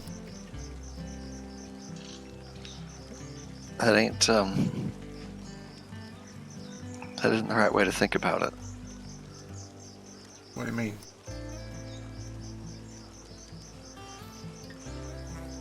I'm gonna make this right, Book. I'm gonna set it all right. And her eyes kind of glance over towards the platform where the train is. What if you're wrong, Jane?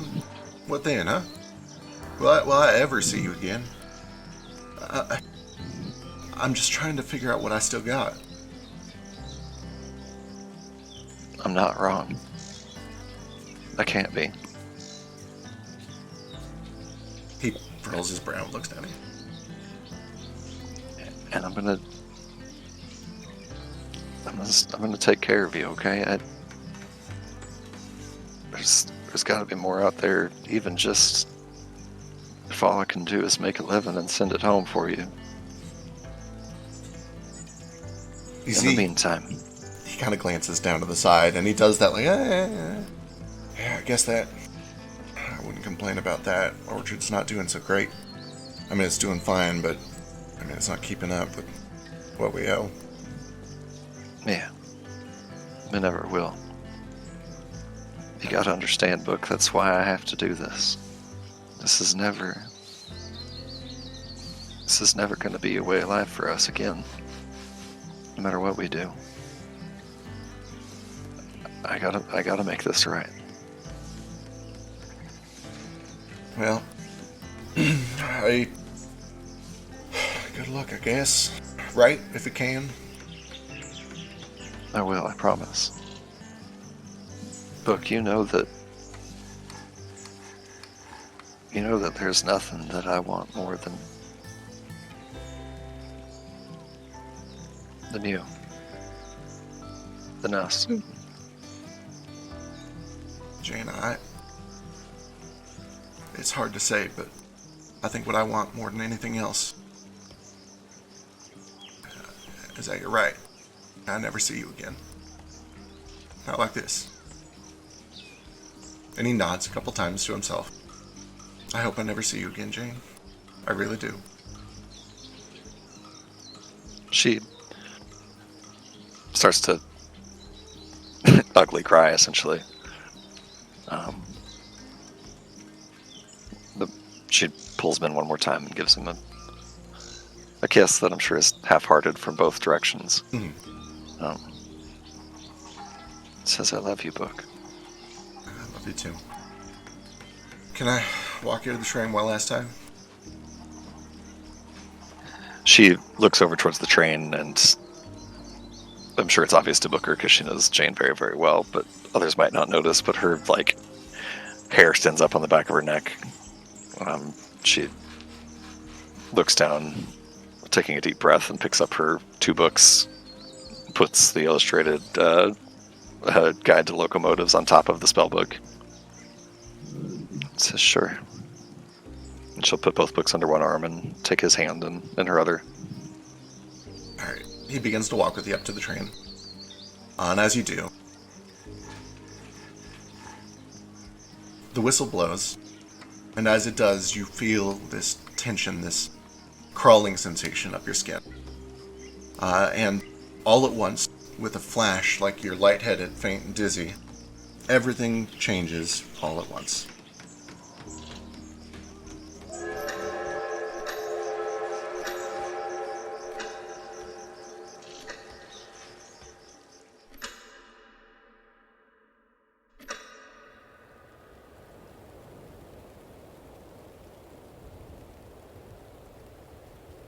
You find yourself on the same station. Older, smaller, just one boiler over there, one water tower. There is snow falling, but everything else, the train, the people, is frozen in time. Completely static, like you've taken a picture. You can see that there are families, mothers, fathers, and children with gifts in their arms, dressed up with scarves around their necks, hats on their heads. You can see a handful of children running circles around the other side of the station. You can see a woman standing looking out over a frozen lake, and you can see the train beginning to make its way into the station, pulling up. What goes through Jane's head as all of this happens? It feels entirely real to Jane.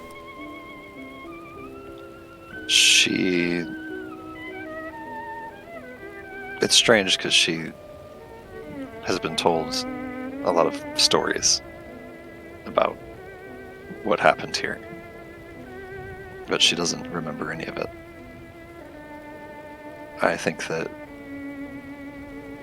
what floods her mind is panic, just raw survival instinct panic. She has to do something. She has to stop this.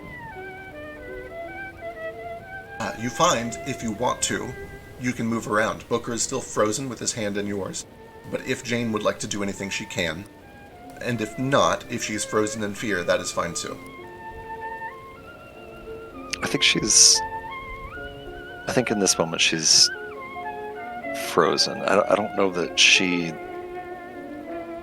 can process that she has, agency in this moment. Absolutely. And the moment ends as quickly as it began. With another blow of the train horn, Booker looks at you and kind of recognizes that there's a strange look in your eye. You be safe now, alright?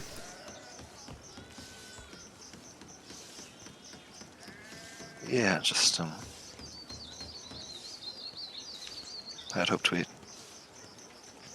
I'd never have to come back here, you know? Well, what do you always say? Time's a circle or something?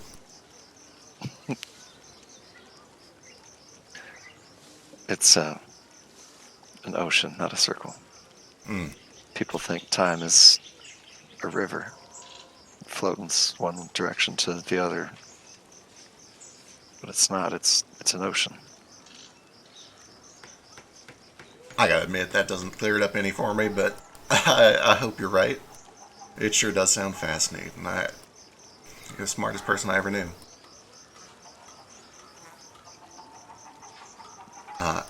And the conductor begins to call out for the last call, all aboard. And he helps you up the step, gives you one more kiss goodbye. Look.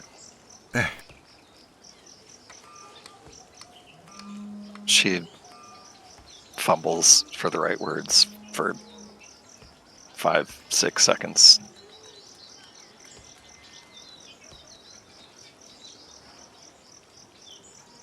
I hope you're right. Goodbye. Bye, Jane. And with that, the door is closed, and the train begins to pull off. A little time passes, and eventually, we all find ourselves, all three, in Yeka port. Yo, Feck, that you seriously outdid yourself with that flashback. That was rad as hell. Hell yeah.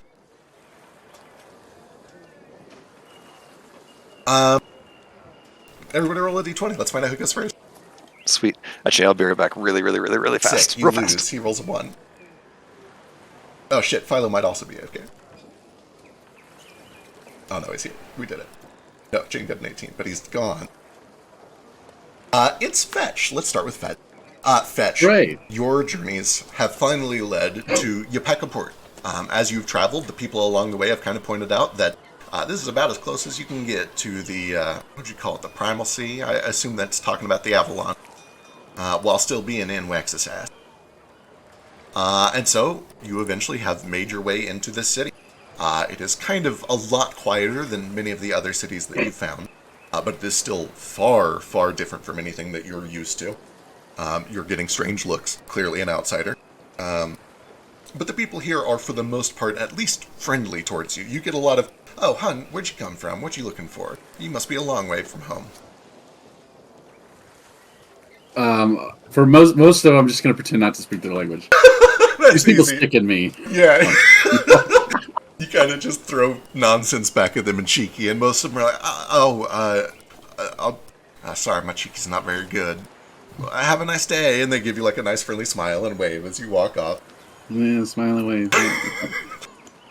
Eventually, as you come around the corner approaching the harbor, something does catch your eye, and possibly multiple somethings, but give me a perception check.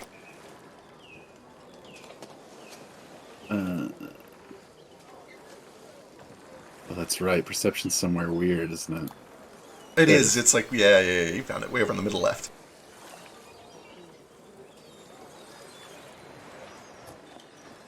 Okay. You don't see many things, which you might learn about later, but one thing is designed to be seen, and you do at least see the easiest thing to see here, which is a notice board right here. And on that notice board are many things, but the thing that catches your eye is a bright orange sign of a monarch butterfly. Show image. Configure ownership. No, wrong one. Sorry, I've never used the internet before. Here we go. William Wonar Cause. Wonerger. You see the sign is written in Idendric and also Skype. And I've only shown the logo here because, frankly, I didn't have time to do a whole bunch of art for it. But all around this logo are illustrations of what appears to be a circus, or a carnival of some sort. There are colorful tents, there are people in just the bizarrest costumes, which out of character you would recognize as jesters and clowns and dudes on stilts and all sorts of other stuff. It is worth mentioning to you that as you look at this, one of the images you see is of a tabaxi, a very cheetah-like tabaxi, who is wearing a costume that you can only assume is an extremely bad facsimile of what your people wear. In other words, somebody has made a cheap-ass, offensive Halloween costume and has slapped it on a tabaxi, and that tabaxi is now on this poster for this circus. Yo, he's wearing Karuki face. Pretty much, he's wearing Karuki face. You see that below this poster for Madame Monarch's Menagerie, there is also a map of the region of the Wildlands. And in the center of that map, there is a monarch butterfly about the size of your hand that is kind of just gently sitting there with its wings kind of flapping back and forth. This is a sign. It must be. I'm taking the poster. All right. Which poster? The logo or the map? Or both? Yeah, both. Excellent. You rip the poster off, and you get some weird looks from the dudes next to you. As you kind of glance over your shoulder, you see that there's some very nicely dressed men standing next to a cart, wielding rifles, who give you a strange look, but kind of look away like you're not their problem. However, before you walk over there, as you take the map, the butterfly that was resting in the center of the map begins to sparkle and shine, and you hear strange carnival music as it begins to dance a little trail across the map. And as it dances the trail, it leaves behind little notes. Ooh. Ooh.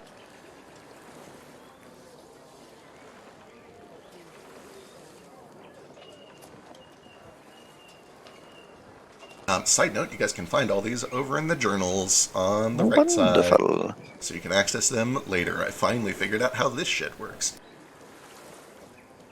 It appears to follow a path in kind of a circle around the wildland. Migration path. Kind of, yeah. Many of the dates are in the past.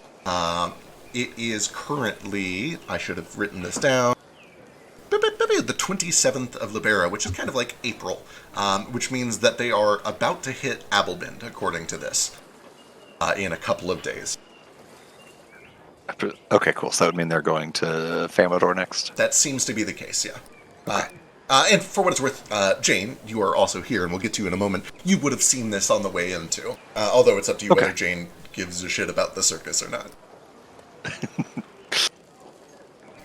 As you're looking... Oh, dang. Jane is here. As you take down the sign, the men next to the cart look at you, and when they see you look at them, one of them in a Dendrick is just like, move along. Excuse me. Yes. Which tribe has a chieftain tent that looks like this one? Are you pointing to the circus poster? Yeah. They look at each other and then at it. I couldn't tell you. But then the other one jumps in. Oh, that's Madam Monarch's menagerie. It's wonderful. Have you been? The other one looks in like, will you shut up? We are on duty. Sorry. They should be back here in the summer, I think. It's been several months since they've been down to Wex's house. The map should show it. And he, looks over your shoulder at the map that you've taken off.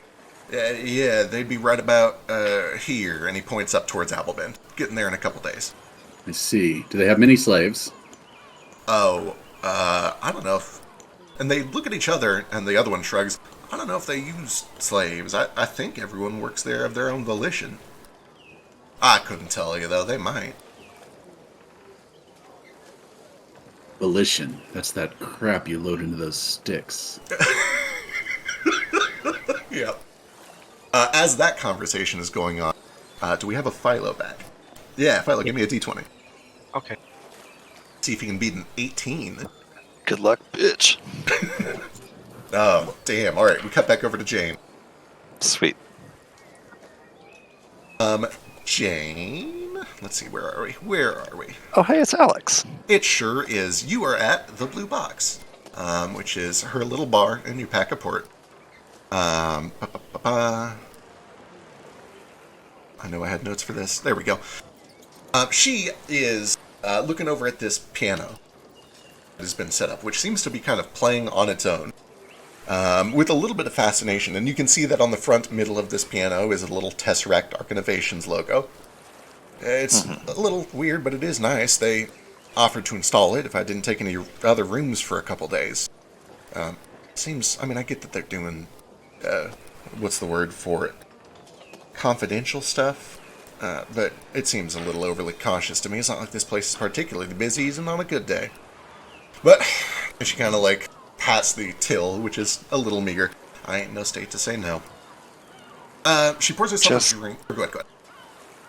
She looks over the piano too, and with a focus on the Tesseract logo, says, just make sure you get the fine print looked at real well. There's liable to be some sort of trap in there. Some sort of buyer's remorse. Sorry, that was probably rude. Speaking of rude, do you still drink? Is that weird to ask? I do. She smiles and pours a shot of whiskey for herself and then one for you. Yeah, she knows what I drink. I don't have to tell her. Yep. She knows my flavor. It's just, whiskey neat anyway, so it's not like it's a complicated order. she'll take the glass and, with a bit of a wry, sarcastic smile, say, "Here's the Tesseract." To Tesseract, then.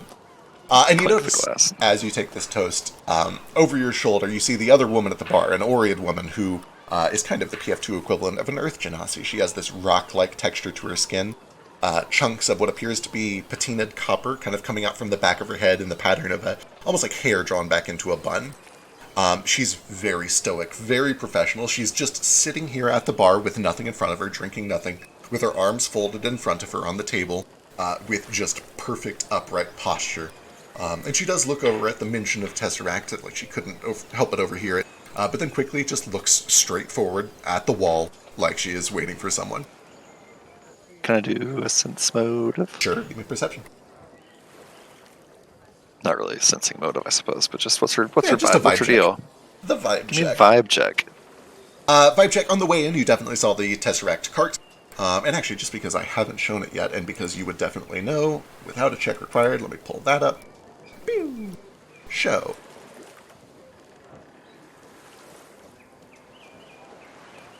You saw the cart here. It makes sense that she's with Tesseract. She's wearing their colors, kind of this navy blue and gold. She was here before you got here, and according to Alex, she's been here for some time. They clearly have some sort of business here, but whatever it is, it's very secretive, and she's just kind of, with a 13, you almost get the vibe that she's a little annoyed that there's anyone else in here besides herself and Alex, but when it becomes clear that you're related to Alex, she's like, okay, that's fine, they probably work here or something. And you do Right. notice, looking around at the rest of this tavern, which normally has at least a few people in it, completely empty, spotless. It's like they opened and nothing has happened here all day. Yeah, that is weird, because... and they're compensating you for this, and she kind of gazes around at the empty tables and the nobody in this place. You wouldn't believe it. They essentially paid for a whole week with every room full. I don't get that sort of business even during, like, the carnival or, the festivals or any of that. So I couldn't complain. It's good money. She takes another sip of her whiskey and says, "Squeeze them for all they're worth, as far as I'm concerned." Does it, she looks over at the piano again. It says, "I know it plays itself. Does it, can you play it? Can a person play it?" I reckon so. Let's go find out, shall we? If you don't mind, it's been a while. I'm going to be rusty, I'm sure, but Yeah. me and Booker had to sell ours a while back. She starts to walk around and fiddles with it. Oh, yeah, here we go. Manual. Here you go. Well, give it a spin. Excellent. I'll attempt to play the piano. Oh my god, are you actually trained in piano? I don't know. Okay. So Jane used to play piano, but it's been years, so Yeah. I don't know. What is this, like, Dex? Just Dex? Like a performance check. You can adjust it down for Dex, but honestly at this point, if you're... Yeah, just give me a Dex performance. That's fine. That's close enough. I It's need not to... even a thing, I don't think. Just roll Dex performance and tell me what the difference is. I'm going to add a mod that lets you substitute stats. That makes sense. I thought that would be built in, but it's not. But the cool thing about Foundry is that if you're a nerd, you can fix anything. Okay, now I don't know why I'm hustling you about this incredibly unimportant check, but Yeah. could I make it, like, intelligence-based? I'm into that. Recalling how to play the piano? Right, like at this point, you're just trying to recall preliminaries. It's not like you're putting on something flashy. You're just trying to remember how to play the piano. So it seems reasonable. Appreciate.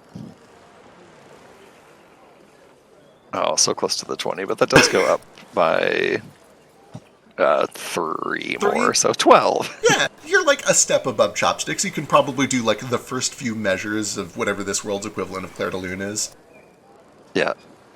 Jane sits and, like, is a little resentful of the fact that she's forgotten so much of... She used to be pretty decent at the piano back when Booker and her had one before she had to sell it.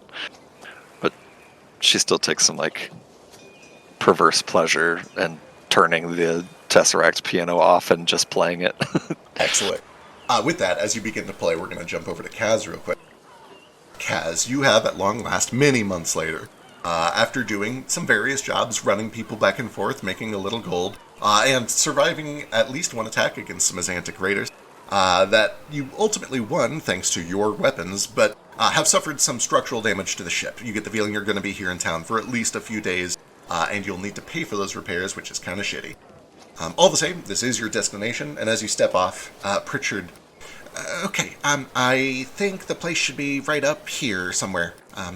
You can come with or stay behind, it doesn't make a difference to me, but the information that I'm selling to them is proprietary, so, if you do come along, and he kind of, like, taps his fingers together. Right. Como te dice, non-disclosure, right? Right. I'll just come in for a drink. I'm not listening, I promise. Of course, you're my hired muscle, which is actually the truth this time instead of a lie like it normally is. Alright, let's do it. I know we kind of faded to black earlier, but Kaz has been in this business long enough to know that if I take on any sort of big job like this, I got a contract. Like, I made this guy sign some Absolutely. paperwork, right? Absolutely. Everything was above board. Huck witnessed the whole thing. You have the Huck Fuckle's seal of approval, which means if anything goes wrong, the entire Pirate Council will be on this guy's ass, and you will be compensated. Oh, cool. Yep. Huck Fuckle's pretty high ranking. Not quite like... He's not the Pirate King, but he's certainly on whatever the board would be called for pirates. He's not Blackbeard, but he probably, he drinks with Blackbeard on Sunday. Oh, they for know sure. each other. For sure, yeah. His dad works at Xbox. Yeah, my dad works at Pirates of the Caribbean. Pritchard Ketterby begins to kind of bound his way up the steps here. As old as he is, and with his weird back problem, he is nimble. He moves quickly. He almost does this kind of one-legged hop, where he alternates between his walking staff and his two good legs, and eventually makes his way over. And just as you guys reach the front of the Blue Box Tavern, you hear the piano begin to play. It's okay. It's not great, but it's okay. Pritchard steps in with you right behind. Starts to walk over towards this Oread woman, who looks at him and silently motions to the table instead. So he's like, all right. Takes a seat at the table. And then she gets up, and with this just unearthly posture and poise and grace, comes over and sits down. Yeah, I'll step in and I'll do a kind of snarky little bow as she gets up and make room for her to move to the table, and then when she does, walk over and sit at the bar. As you walk in behind Pritchard, the woman looks at Pritchard and says, "Who is this?" With a very clear, why did you bring somebody else? And Pritchard nervously is like, my muscle, he won't be listening in. I understand that this is sensitive, but I ain't going anywhere with, no protection. Very well. Do you have it? Yeah, and I'll smile, and to make a point of it, I'll go over and kind of mingle near the piano and be like, "Oh, how nice." Yeah. Oh, Yeah, go ahead. thanks. It's been a while, and I know it's not all that good. No, it's actually quite nice. I don't really have the hands for it myself. And then I noticed the Tesseract emblem on the smile or on the piano, and I kind of smile a little wider. It's nice to hear one actually being played by a person. I always felt like this stuff was like taking a shortcut. Jane, she smiles at you too. Says, yeah, it's a good way of putting it. She'll kind of scoot back from the piano a little bit. As you guys are having this conversation, Ketterby introduces himself. Pritchard Ketterby, I've done all that you asked. I believe the job is finished. The woman extends her hand. Miss Bowers, Susanna Bowers. We have your payment if everything is in order. Yes, here we go. 6 locations of the Whisper. And as he starts to say the word whisper, this elegant, well-poised, very professional woman reaches out and covers his mouth with her hand. Yes. Oh. You have it. And he nods silently. Yes, and he starts to pull back. I have what you're looking for. And he fishes around, pulls out a map, slides it over. She unfurls it, holding it very close to the chest. You understand that if this information is wrong, we will find you. Yeah, I get it, ma'am. I understand. I do good work. Wonderful. It's been a pleasure doing business with you. And she puts on this big smile and extends a hand to shake. Ketterby shakes a hand. She reaches down to a little briefcase and pulls out 3 platinum ingots, sets them down on the table. Jesus. Tesseract Arc Innovations thanks you for your service. We will be happy to contract you at a future date. Please do not contact us. She stands up and begins to walk. Really quick, if I can interject. Absolutely. While they're at the table, but the spell has components, so I can't be very sly about it. But after I've like turned around to start talking to Kaz, and I see that sort of, at least a little heated exchange going on over there. Yep. I'll just place. Jane places her like left hand down at the top, the little spinny toy that's hanging from her belt, and I will cast a spell. Just a little detect magic cantrip, just to see what sort of magic those two over there have on them. Okay, wonderful. An important note, because we're all new to the system. All magic that has any components whatsoever is obvious in this system. This is different from 5th edition, where if you didn't have a verbal component, you could potentially like do a sneaky spell. There are ways to do sneaky spells in this system, but by default, all spellcasting comes with what they call, what is the term? I think they call it like visualizations, or manifestations. Mm-hmm. They call it manifestations. So what do Jane's manifestations look like? What particle effects pop up around Jane as she casts magic, or what outward signs are there that she's doing magic? Yeah, she's not trying to be sly at all. She reaches down, like I said, puts her like left hand on the top, and that's this is kind of outside of her usual school of chronomantic stuff. This is more just like baby's first cantrip that Rita probably taught her. But she has to like move her hands to do it. She does obviously spell casting. She speaks Expelliarmus or whatever. And yeah, I think she like. Yeah, I think there's just like a pulse around her where, like, to her perception, though, and I mean, I guess everybody else would feel it too to make it a visual manifestation. Sure.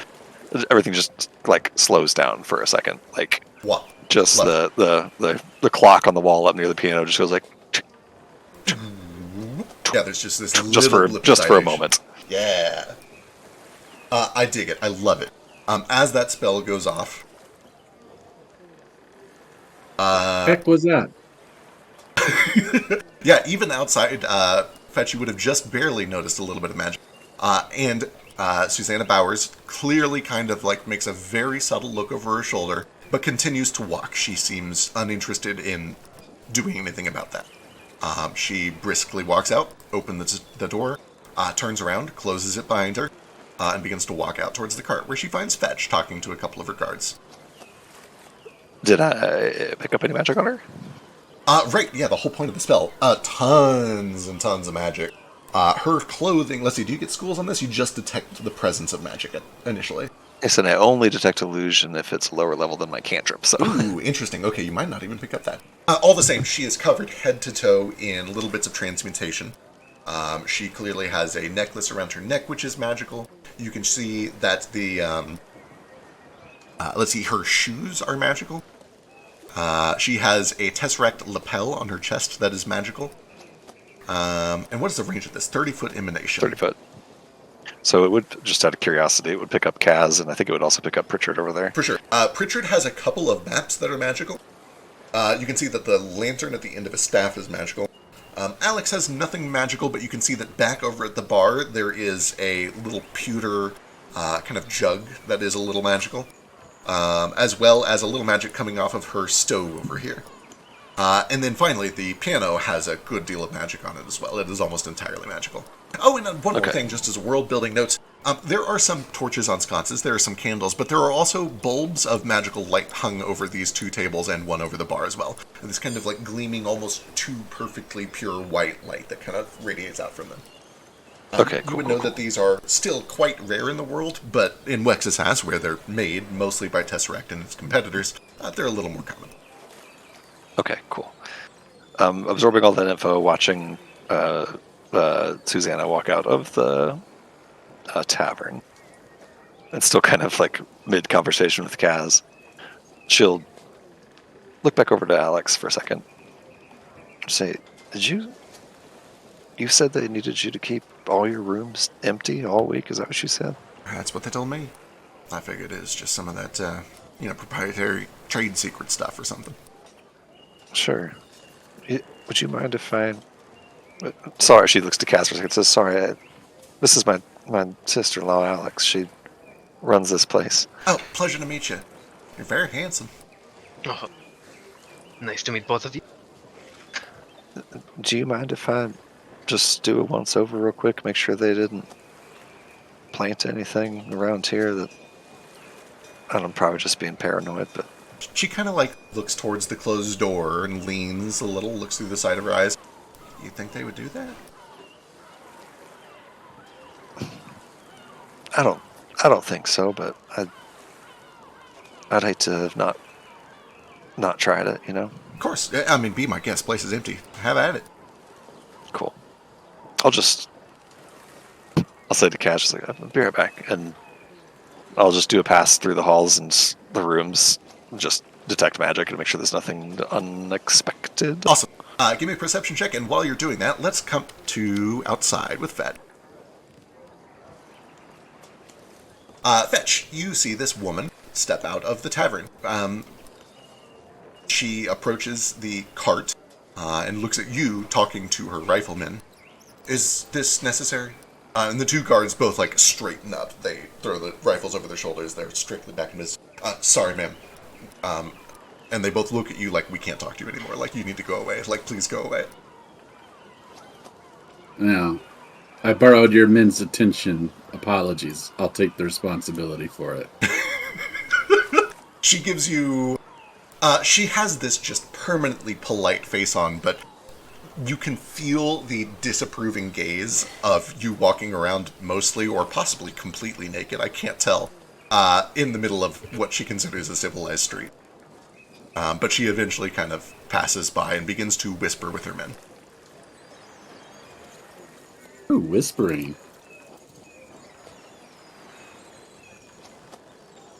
Oh, no! Oh, I hope it wasn't important. As you listen in, give me... Are you trying to do this covertly, or are you willing to be very obvious? Covertly in that I'm just standing around looking around with my ears perked. Wonderful. Give me a deception check. Or a stealth check. Either one is appropriate. Alright.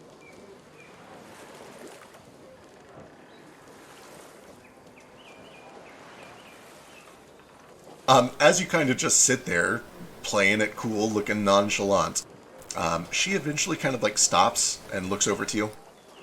Are you a captain? Do you have a ship? Do I have a ship? Do you have a ship? I have what I'm carrying. Then this is not a conversation that you were a part of. Good day, sir. There's magic in it. For what it's worth, Kaz, give me a perception check. No, that Did was someone say ship? that was a joke. I was saying that like that's what Fetch was doing. I'm not. Oh, yeah. No, but all the same, give me a perception check. As Fetch walks in. Is it just because they said captain? Yeah, it is literally, did you hear them say captain? My ears perk. Nope, sure don't. Oh, well. Alright, you look and see the door open as a man walks in, Tabaxi man. I have a very expensive-looking rifle over my shoulder being used as a bindle. That is true. And you see that Alex kind of walks over. Oh, hon, you're far from home. What can I get for you? Water, thank you. Understood. Have a seat. Make yourself cozy. She begins to pour water from what appears to be, boy, just a barrel, right? And then kind of brings it back and sets it down in front of you. Where'd the water come from? The well. Seawater's no good for drinking. The water's just in the ground. Yeah. You dig a hole and it bubbles up. There's all sorts of cool things in the ground. Pardon me, I don't know if this is rude. You're from Zulakara? Correct. We don't get a lot of people this far north from Zulakara. What brings you all the way out here? Necessity. Oh, sorry, I don't mean to pry. If it's private, I'll leave you be. Let me know if you want to order anything. No, it's not private. It's just that you wouldn't understand. I'll try to tell you. I'm all ears. And she gets kind of like a playful look on. She crosses her arms and leans over the bar. The great god Korik sent a poisoned plant to pierce my tongue. In my drugged hallucination, I saw a golden butterfly that's leading me to my kidnapped brother. Okay. I was braced for a little worse. That's a lot, but stranger things have happened. I didn't say it earlier, but like as that one lady left, Kaz probably like took her space right next to the rabbit guy. Excellent, His name wonderful. I forgot. And he kind of like winces at the rifle being used as a bindle stick as Fetch comes in, but like tries to like politely ignore him until he overhears this conversation, and then he stops talking to Pritchard and just like watches in awe. Absolutely. Do you know much about guns? Yeah, Who's your character? real quick, with no check required. Kaz, that is an expensive, fancy, cutting-edge gun. You have probably not seen anything like it, which is astonishing for you. That's an incredibly rare thing for you. That's especially surprising. I was going to ask if I recognized it. Absolutely. Give me, if you have give me a crafting check, or like a lore firearms if you have that. Give me your most appropriate thing for knowing shit about guns. That would probably be crafting. It's got a +5. Yeah, sounds about right.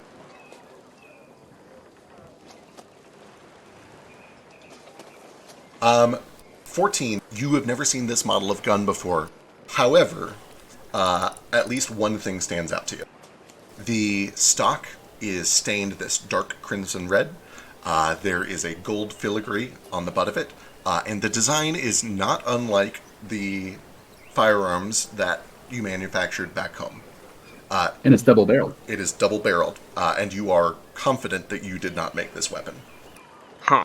And it's not even like a design I recognize at all? No.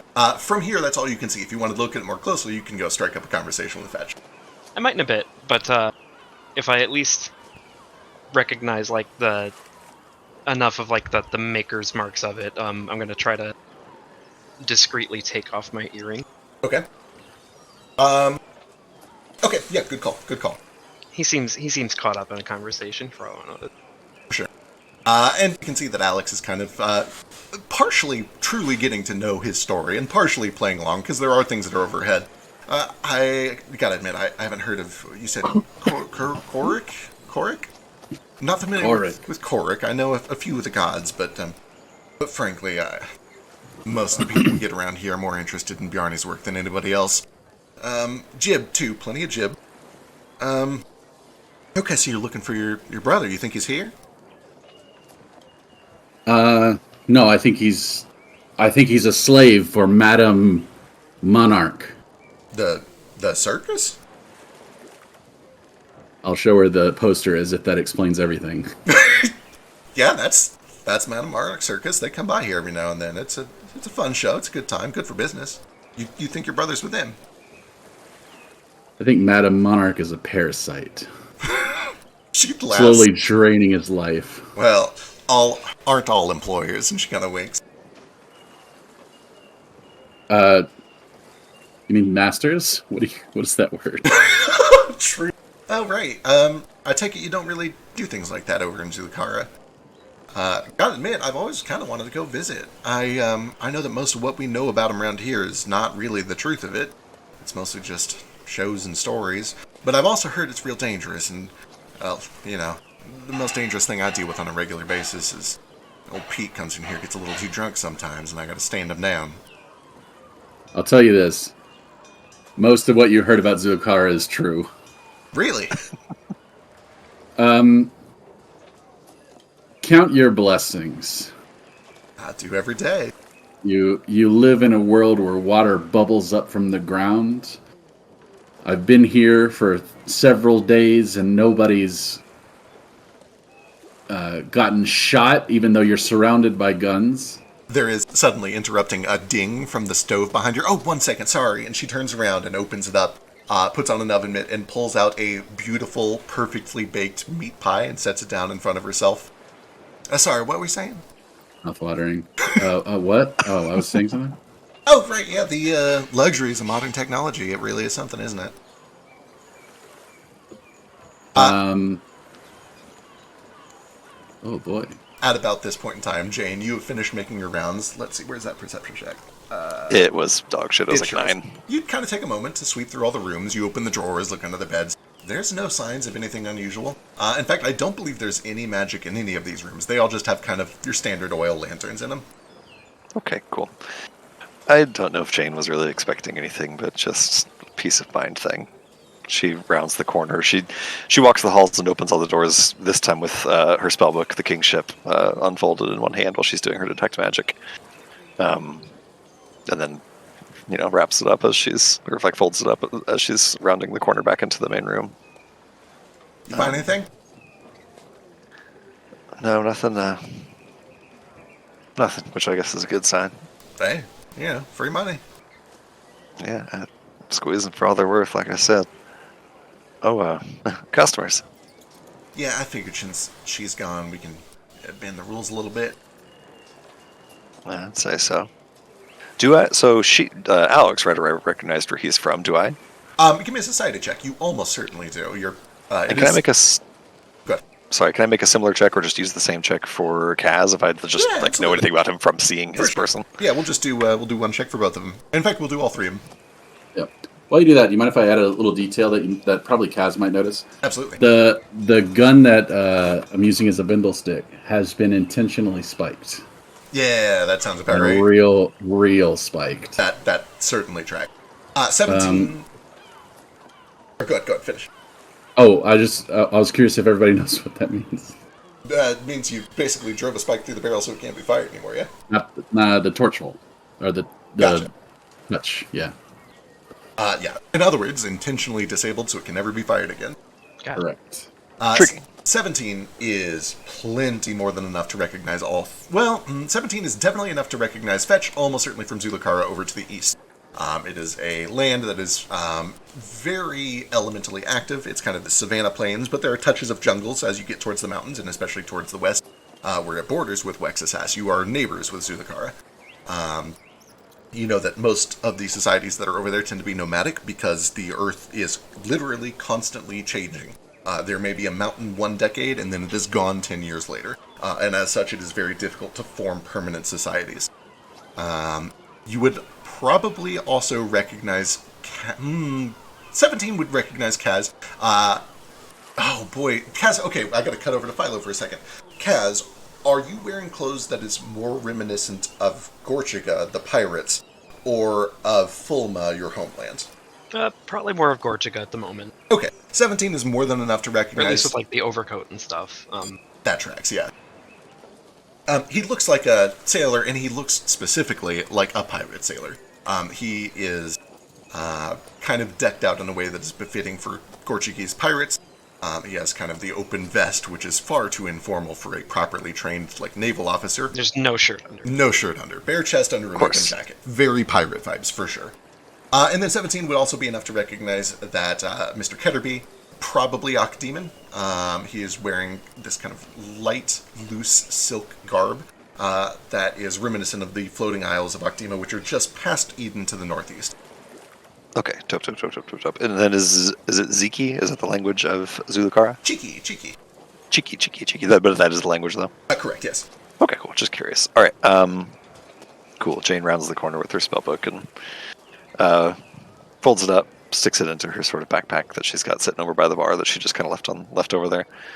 And just to place myself in context here, this is post-train ride. I came here, and I'm still looking for a way to get where I'm going, right? Correct, yes. Okay, great.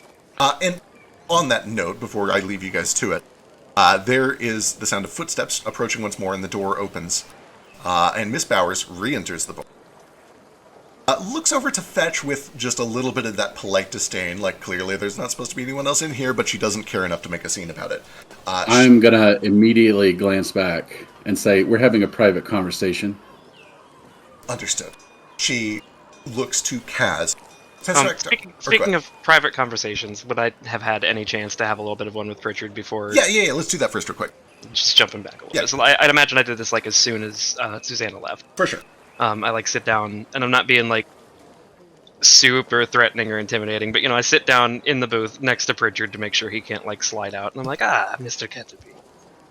Yes. Oh, Hope right, you your had a payment, of course, yes. And Hope you had a nice talk with your friend. oh, I wouldn't call her a friend. She's kind of scary, actually, but, well, I didn't want to say anything, but yes. Employer, then, maybe. Whatever. Titles are not important. Payment is. contractor. Titles are important. I don't want to be associated too closely with her, you know. I respect that.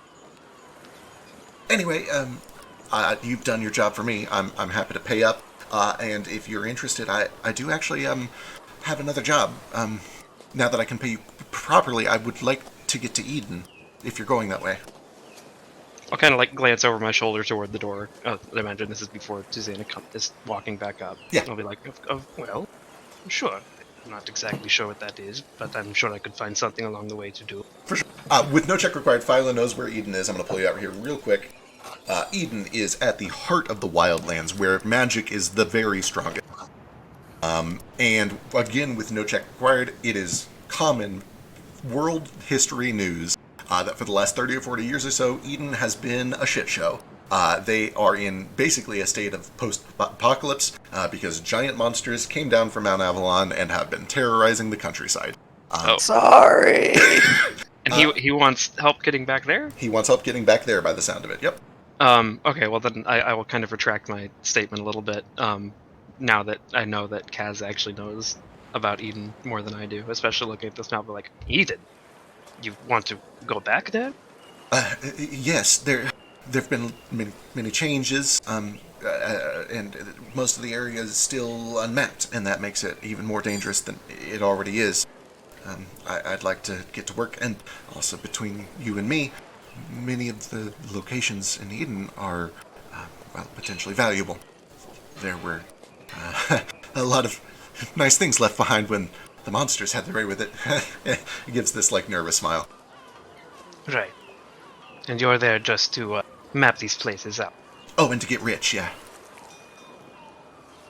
Kaz kind of smiles at that himself, and then especially looks back down at the 3 bars of platinum on the table, and he's like, I admire that. Well, I think you may overestimate me a little bit. I'm a decent bit of muscle and sailor, but I'm not a bodyguard, and especially that much of a trip inward. The payment would have to be substantial, let's say. He looks down at the bars. You know, I think I can do substantial. I'm pretty confident that it'll be worth it. We can hash out numbers if you'd like. Numbers are meant for hashing. Wonderful. Before you can continue, though, this is the point where Susanna Bauer steps back in and interrupts. Yeah, I'd imagine either Susanna coming in or me just stopping to look at Fetch in bewilderment as he describes all that shit. For sure. Susanna opens the door, steps in, fully turns around, closes the door, turns around, looks at you, sees Kaz and what's going on there. And when Fetch mentions that it's a private conversation, she kind of turns her back so that she is not listening to that conversation, seemingly, although she's feet away. It'd be hard to miss. And looks directly at you, Kaz. Abstract Dark Innovations would like to offer you an additional job. We have a package that needs to be delivered to Famador. We would be willing to compensate you 50 gold for its safe and secure transportation. You are not to mention this job to anyone that is not present in this room. I kind of look around the room. That's a lot of years. Where's Famador at? It's a lot of years and a lot of jobs being offered to me. I was hoping to at least sit down for a drink first. Do I hear this also? You certainly do. She is not making a point of keeping this secret, even though she's respecting Fetch's secret conversation. I love the Jane with a gun post. It's so good. You can give me a society check. It's fairly easy, but there's a chance that you might not know. Jane definitely knows. Fetch would have a harder time knowing, but if you want, you can. But yeah, give me a society check. I'm sorry, I got distracted by the gun post. Do I need to make a check for this, or do I just know? Give me a check. It's an extremely easy DC for you. You have certainly great. heard of it. I don't know if you know its exact location. Yeah, you said society? Yep. Sweet. Oh, hell yeah. Oh, good rolls, good rolls. Both of you are well aware, not only where Famador is, but a little bit about it. Jumping back to this map yet again. Eden is a very, very large city. It is Famador is a little city on kind of the northwestern shore of Eden right here. Basically just a skip away from you past this mountain range. It's a little easier to sail than it is to travel through the mountains to get there. It is arguably, with a 24, you guys would both understand some backstory here. When Eden had this big apocalypse 30, 40 years ago, the major cities entered a state of national emergency, literally using magic lifted the cities up out of the ground and drifted them all like Terran floating their buildings over to Mount Avalon. And basically said, fuck it, we're out, we cannot defend our entire nation, we're just going to focus on us. And they have been kind of huddled around each other doing this heavily controversial, isolationist political stance for 3 or 4 decades now, while the rest of the nation rots. This has been a world-changing event. Eden has, for the entire history of humanity, been one of the most powerful nations in the world, and there is suddenly a vacuum that is reaching out through the entirety of the Basin of Eden, the most magically rich place on the planet. Other nations nearby have gone in to try to start clearing out monsters and claiming territory for themselves. Cyrillin has brought a lot of people from overseas to claim settlement. Even the Hiddlins has kind of set up a few things near the base of Mount Avalon, although they're not terribly interested in expanding their territory more than they have. The point is that it is a jungle. It is a jungle out there, and a lot of people are taking advantage of the chaos.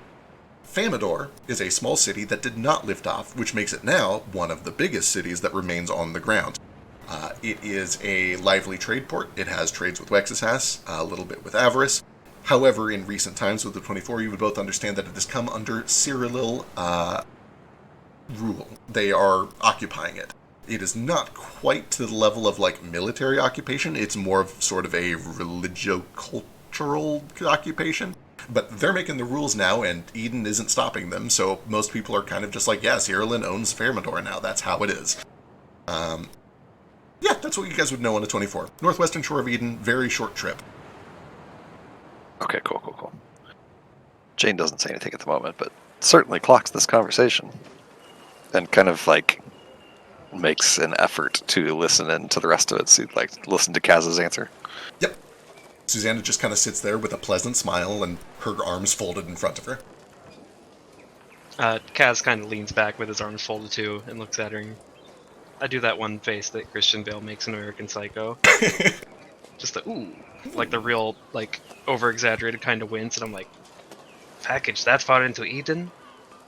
Or not Eden, yeah, it was Eden. Yeah, Eden. Famador's on the shore. It is my understanding that Famador is on the shores of Eden, and as such, you should not need to travel into the more dangerous parts of the territory. I believe 50 gold will be sufficient for this transportation if you're already headed in that direction. Kaz just kind of blinks at how fast she just talked. Question. You believe that 50 gold is sufficient. You're not the one making the trek. I'm terribly sorry. I misspoke. Tesseract Arc Innovations believe that this job is worth 50 gold pieces.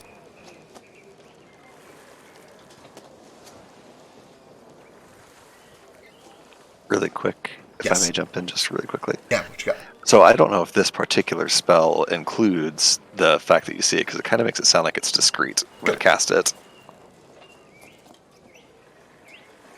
It's verbal only. I will rule this time that it is secret, and I'll look it up between sessions. My gut says that unless it says otherwise, it is noticeable, but you're right that it does say you mount them quietly, so I'll look it up between sessions. For now, yes, you can do it silently. Okay, terrific. I just, again, one hand on my spellbook, trying to do it discreetly. Mouth towards Kaz. Don't do it.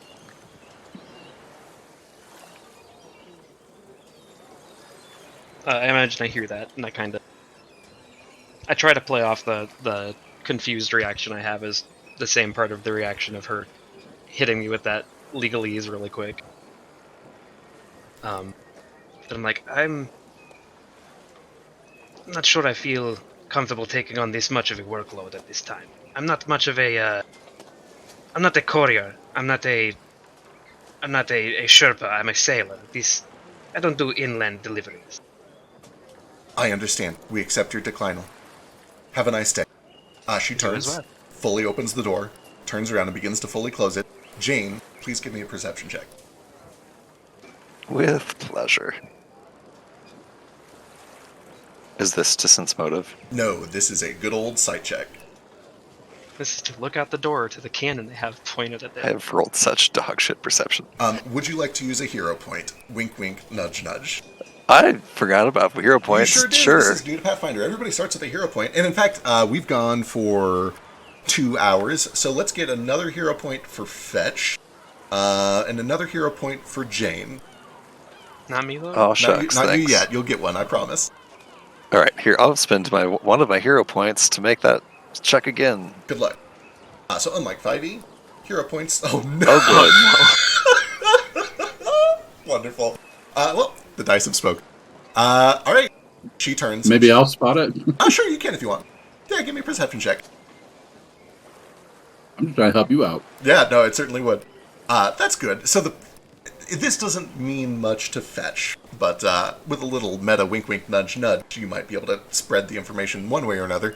As she opens the door, you look and see that her men are lifting a big, heavy crate off of their horseless carriage. And there is a piece of paper affixed to the front of it with the initials BG in Adendric. And with that, she closes the door and walks back out. What's in crates that have BG on them? Biscuits and gravy. Oh, I see. What are those? Baldur's Big Gate. guns. No, maybe big gun. I was joking, by the way. I don't actually think there's biscuits and gravy in that, but you should. Have you not had biscuits and gravy? I'm Alex looking at does this. make them the best. I'm looking at that meat pie. I'm sorry, I can't pay attention to anything. Oh, hun, you sit right there. You're getting the free biscuits and gravy. You give me 10 minutes. But the meat pie. Okay. Trust me, you ain't gonna want nothing with my meat pie when you see this biscuits and gravy. It's gonna change your life. While she's making biscuits and gravy, I'll walk over to Kaz and just be like, I am so sorry. I didn't mean to talk you out of a good opportunity there or anything. I just hope that wasn't too forward. I didn't really like their vibe anyway. Yeah, just people around here know better than to trust them with stuff like that.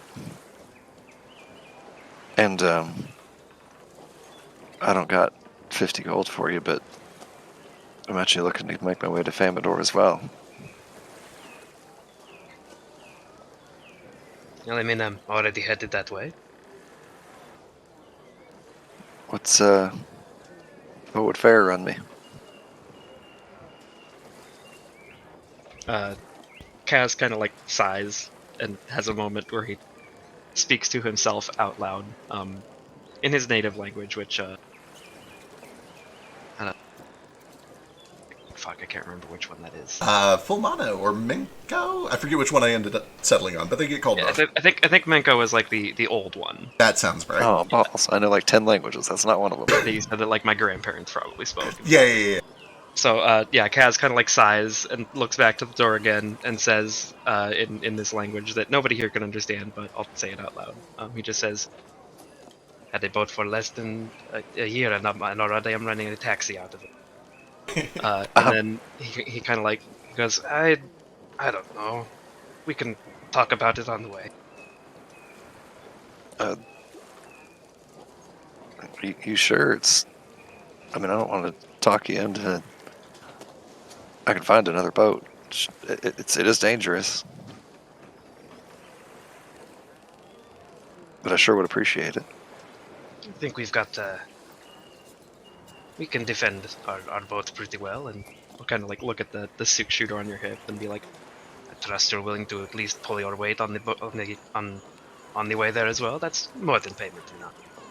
She looks down at the pistol and kind of chuckles to herself and says, "Oh, yeah. In truth, I can't do much more with this than shoot a glass bottle off a fence about 50 paces away, but I can help with this." And she sets her spellbook down on the table. It says, "I don't know much, but a little magic."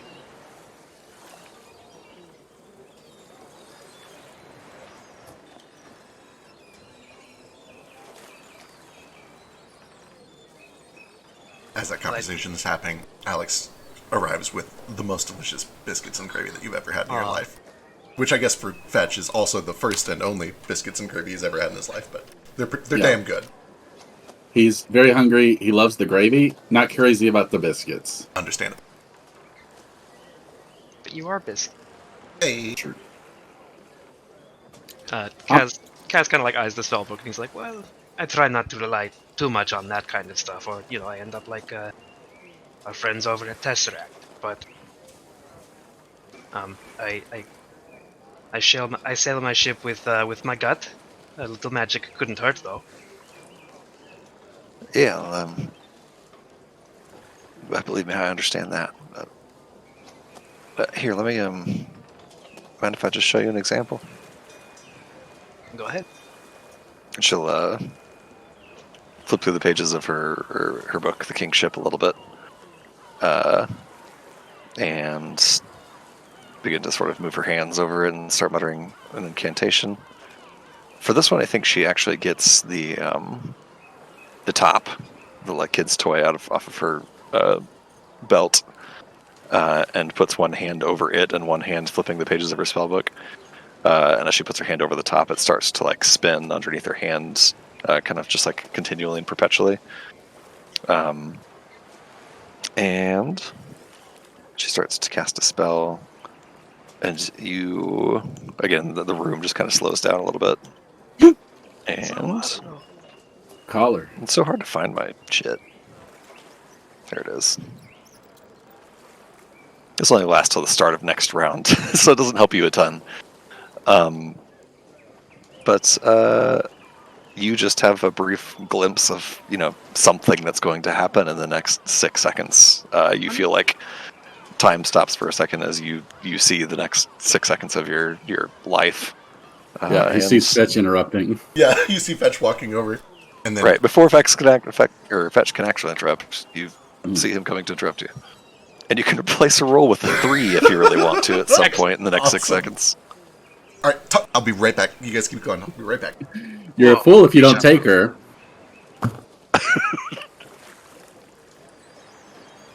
Are there no spirits in the sea? What? She's a caller. She just showed you. If your ship doesn't have one, you're a fool. I think there are spirits in the sea. There are plenty of other angry boats, at least. What is a caller? I try saying caller in a few different languages. It's not really working. Do you try it in Ziki? Hmm? I understand it, and will do my best to translate when Feck tells me what it is. Yeah. Okay, cool. Yeah. When you walk over, the top like spins out from underneath her hand and clatters across the table. And to justify the 3, she's just like, shit, work in progress. Also got a plate of gravy. Just perfect. The biscuits are gone and it's just gravy now. But she'll say he's it means a spellcaster, a magic user in Jiggy. No. So though my blood is thin. Are you a bat? Me? Yes. Do I look like a bat? I don't know what a bat looks like. They typically have wings. I did see wings. In any case, no, I'm not a bat. You know any bats? Not personally. It's 50 gold a lot. How many slaves will it buy? Kaz probably does actually know an answer to that. Mm-hmm. Sorry. It depends on where you're shopping, but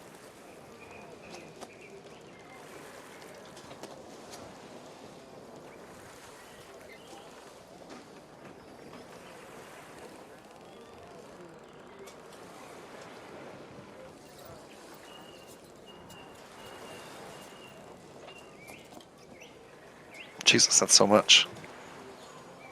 Yeah, Sorry, I just gold talked you is- out of $25,000. Gold is worth much more in this system. It is much more shit. valuable. Yep. See, I was here. I was thinking it was like $500. I'm like, turn that shit down. I mean, like I was mostly considering it in context to compared to like what I just got paid by Pritchard or Yeah. the prospect of what he's going to pay me more. Which I really imagine I'm is like getting a lot more from that. a veritable fortune you just handed over to Captain Huck. Like, that is a monumental amount of gold. And the fact that Verimede was kind of just slinging around like, oh, here's my down payment, is wild. It's absolutely wild. It is both true that gold is worth more in this setting, and that disparity is enormous, and there are some people that can afford to fling it around like it's nothing. Yep. I guess I was probably going to turn that job down anyway, just for character reasons and stuff. But just to maybe give me a bit more context and to hurt Kaz's sense of greed for a little bit. How much am I getting paid by Richard? Did we ever actually discuss that? Probably. I'll take a gander. I'll get you a number between sessions. It is a moderate amount. It is certainly worth carrying him over here, but it's not like a life-changing amount. It's enough to cover supplies for the trip and probably get you something nice when you get back.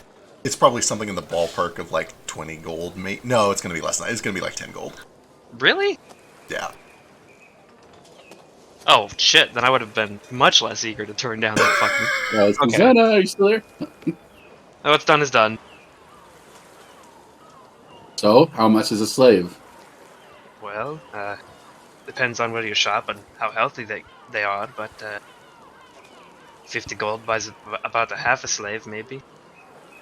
They usually don't sell them like that, though. Very well. Then you shall have a slave until we reach the shore.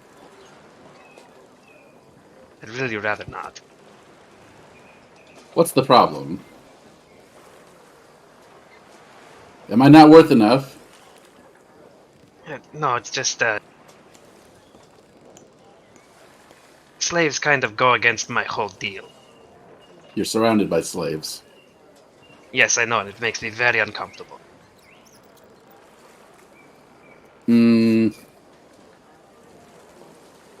I must go. Okay. Enjoy your gravy. With you to the island. Oh. Okay. Are you asking to come along? I'm telling you I will be accompanying you. You said your brother is in Famador? I suspect so. Well, I'm telling you that if you're coming along, you're going to help on the deck and with the work. I'm not sure I trust you. I'm not sure I trust you cooking, but you pay your men for their work on your boat. Your men who grew up soft, fetching water from a well. I'm worth 5 of them. Goddamn. I can't remember the last time any of my men got a drink from a well. That's not the only thing soft here. Here, your buildings don't erase themselves in a few years. The rivers don't move. You're never starving for months at a time, drinking the water out of roots. Well, hold on now. It ain't all biscuits and gravy in this part of the world, just so you know. You should feel lucky to be from this part of the world, just so you know. Where I may be from a place with infinite material wealth, it's being savaged and sacked and destroyed and stolen before our very eyes as we speak. Right now? Right now.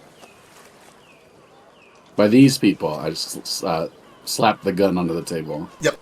Philo, give me your best gun check, probably crafting. And also, with no check required, you would be very aware that Azantic raiders and slavers are extremely active along the southern coast of Zulukara, which is probably what he's referring to.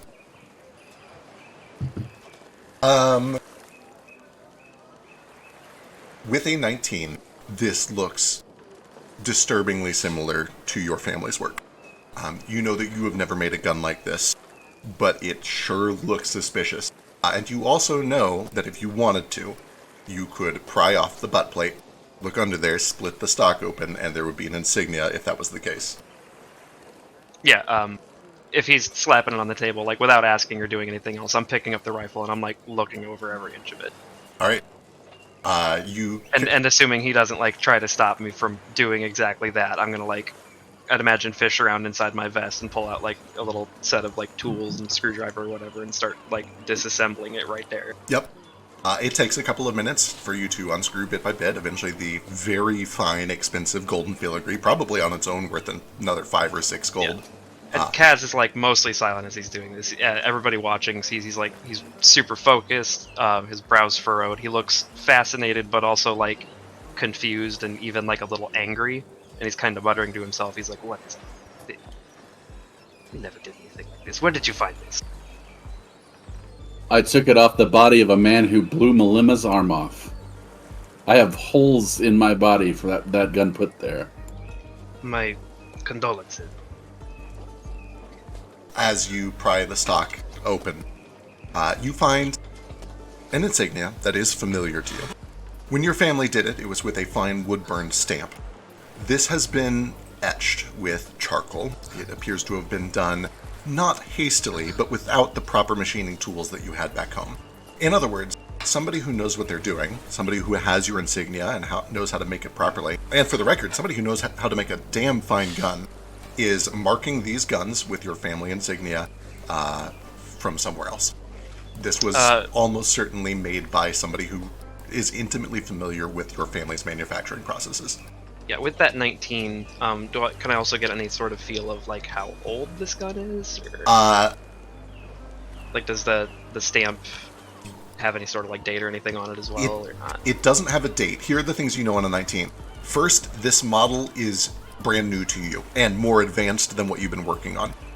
If this is an old model, it happened before all the stuff, which means this must be more recent than a couple years old.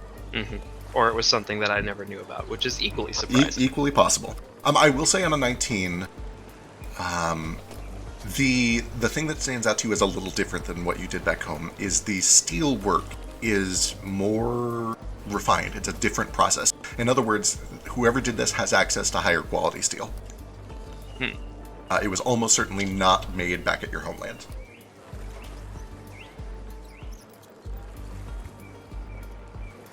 But you do see, and I don't know if you make an attempt to keep this secret or not, or do you show the insignia to everyone else? I don't.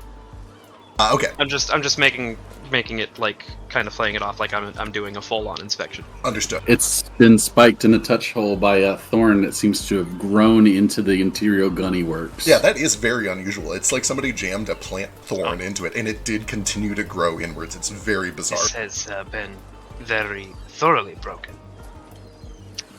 Do you mind if I... Real quick before we continue, for just Kaz and for the viewers at home, the insignia that has been drawn on there very nicely, with good penmanship in charcoal, is the bat symbol. That is the same as the earring that Kaz wears on his ear. I told you that shit. Which I'm not wearing right now. Which he took off at the start of this conversation, yep. Yeah. Well, that hinders us a little bit. Yeah, sorry, you were... All things in good time. Sorry, carry on, Jane. Do you mind if I look at it for just a moment? Of course. I don't know much about guns, but I could check it for magic at least. I mean, yeah, let's take a look. It's not like I made it or anything. Be careful. You fishing for deception checks? Go ahead and break it for all I care. She will just, as you slide it across the table, she'll put one hand on the gun and one hand again over the top. And the top begins to spin and then reverses direction and starts spinning the opposite way.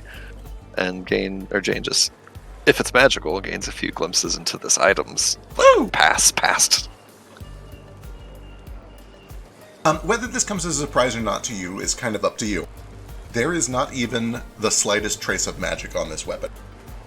Out of curiosity, even on the plant?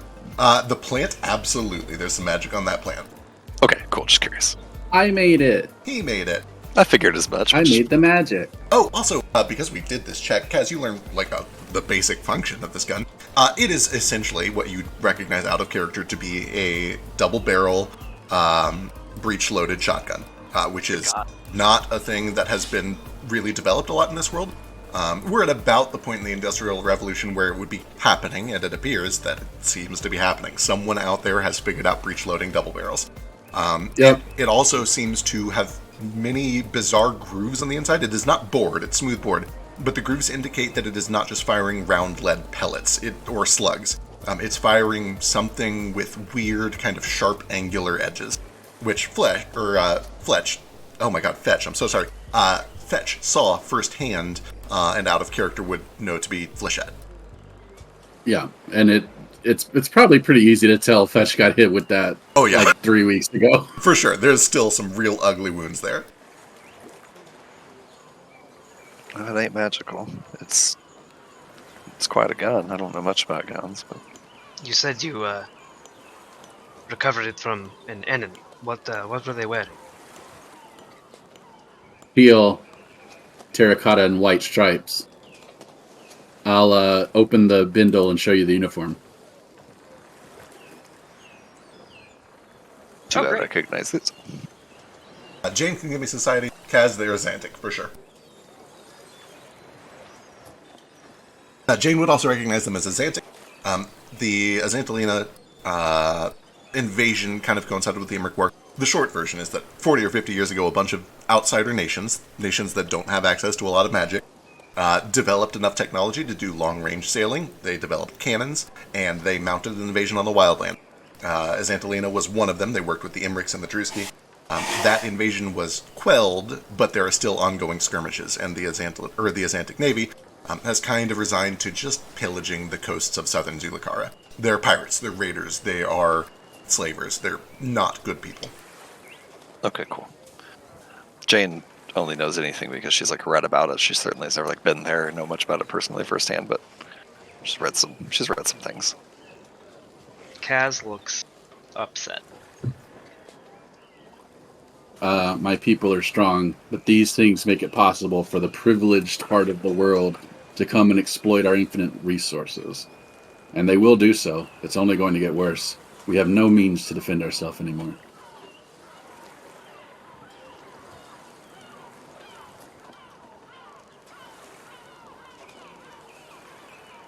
Am I, out of character, am I reading that correctly? Oh, for sure. In a world where like mountains spring up, sink down, spring up again, like there's effectively infinite material resources Certainly. you can harvest. It is Yeah. extremely mineral rich. Some of that mineral bleeds over into Wexisas, and Wexisas is also along a transmutation ley line. But the western side of Zulukara has some of that transmutation and also a lot of conjuration. Yes, your read is correct. It is very minerally rich. And that is a big part of why people want to claim the wildlands for themselves. They are diminishing our people and stealing our, taking us as slaves. Is that what happened to your brother? They took him, and my parents. I'm sorry to hear that. And my belly's arm.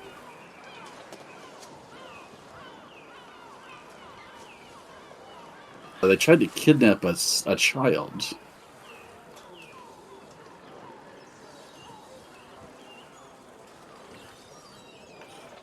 I don't know as I'm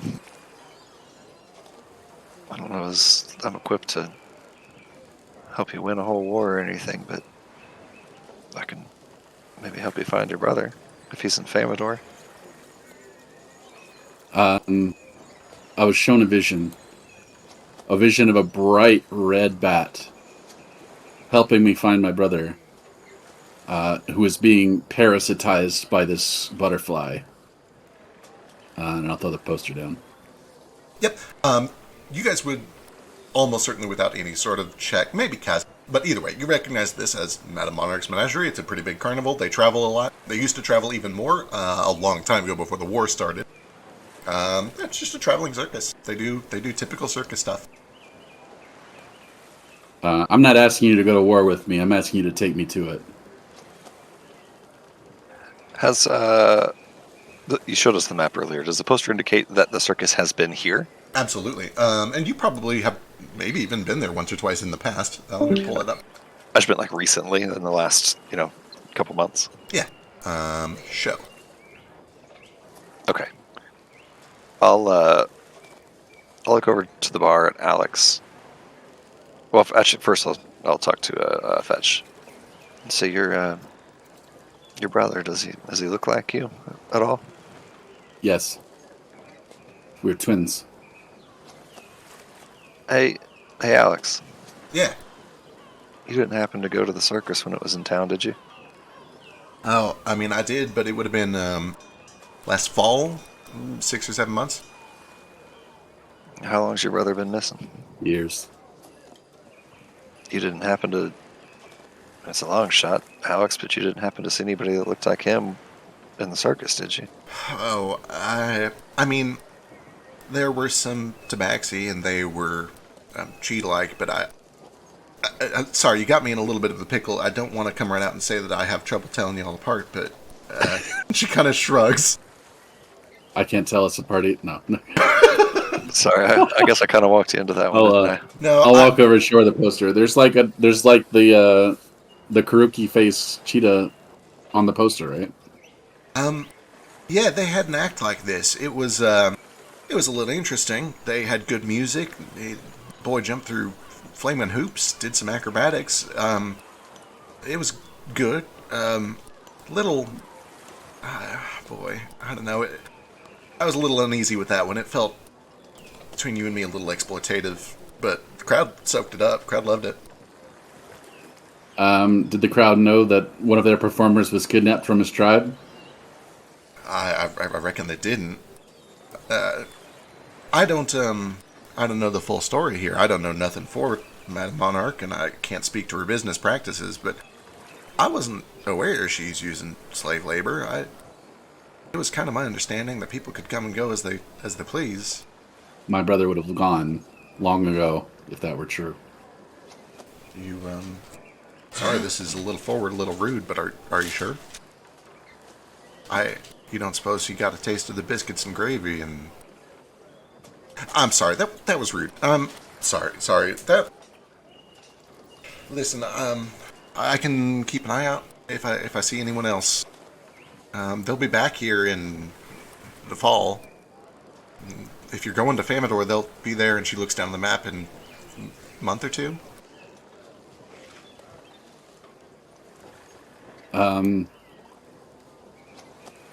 Crap. Where's the map? Oh, no. Oh, I'll pull that paper. I found it. Got it. And how long is the trip to Famador? Famador. Yeah, that's the one. Like days. It's probably only 3 or 4 days to get to Famador. Okay. You guys will get there way ahead of the circus. And today's the... Oh, perfect. Yeah. So, everything lines up with my vision. If you have a heart, you'll take me. And I'm worth it. You're in my vision. Okay. Wait, I don't know that. Quit trying to sell yourself to me. You're on board. Just make yourself useful.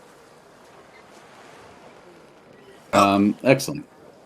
Very And well. take Jane, too, if you're smart. Or, I wouldn't have said Jane. I don't know her name. Take this collar, too. It's, Jane. Fetch. I don't think I got your name. Fetch.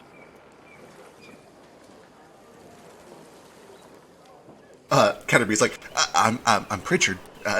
It'll be good to travel with all of you. You're not a PC, so I didn't really think to ask you. Sorry. It's okay. I don't get noticed very much. It's all right. When people stop looking at him, he freezes. Have you guys noticed that? Hey, while you're on my boat, you teach Mr. Canterbury with respect. Me and old P. Dicky go way back. Yeah, we go. Yeah, we go way back. At least like 2 months. At least like 2 months. Yeah, for sure. I've been in Why are this your city. arms so skinny, P. Dicky? I've been in this town for probably 2 hours, and I've picked up the accent. It's the wildest thing. It really does kind of bleed into you, doesn't it? It's crazy how quickly the country accent just bleeds into everything else you do. I feel like I need to spin a hat and what's the word for it? Yeehaw. Yeah. Fetch is licking gravy off of a plate. Yeah. I just need to get one out of. Hey, Alex, can you get me some of those biscuits, too, before I go? Sure, but you're paying. Of course I'm paying. I would also like some biscuits and gravy. Of course, 2 orders of biscuits and gravy.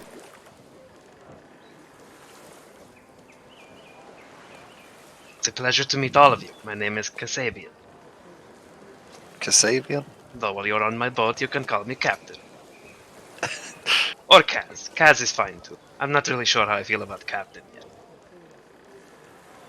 There's a click and a whirring noise, and you guys hear the Tesseract horseless carriage begin to creak its way away. What's in that heavy box she's carrying? I know, it's so clear that we've missed something, but I rolled like a 7 and a 9 and a 5, so it's like, well, let that one go. Campaign over. GG. I'm helping. That box she loaded onto her carriage with the BG on it. Surely nothing important. Is there It looked heavy. wild stretch? Do I know what the BG might be for? Boy, you could give me Arcana or Society? I'm really good at both of those. I'm sure I'll roll like shit for saying that, though.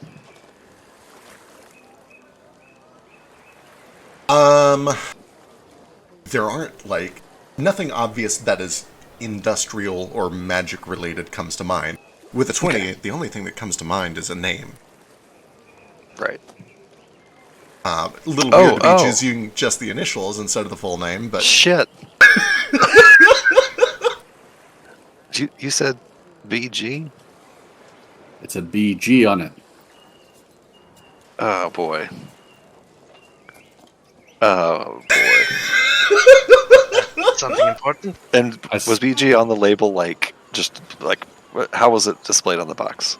On a paper label. Was it like a package for him? You're getting it secondhand from Fetch. There was a big reinforced chest with a piece of paper that said BG on it in big letters.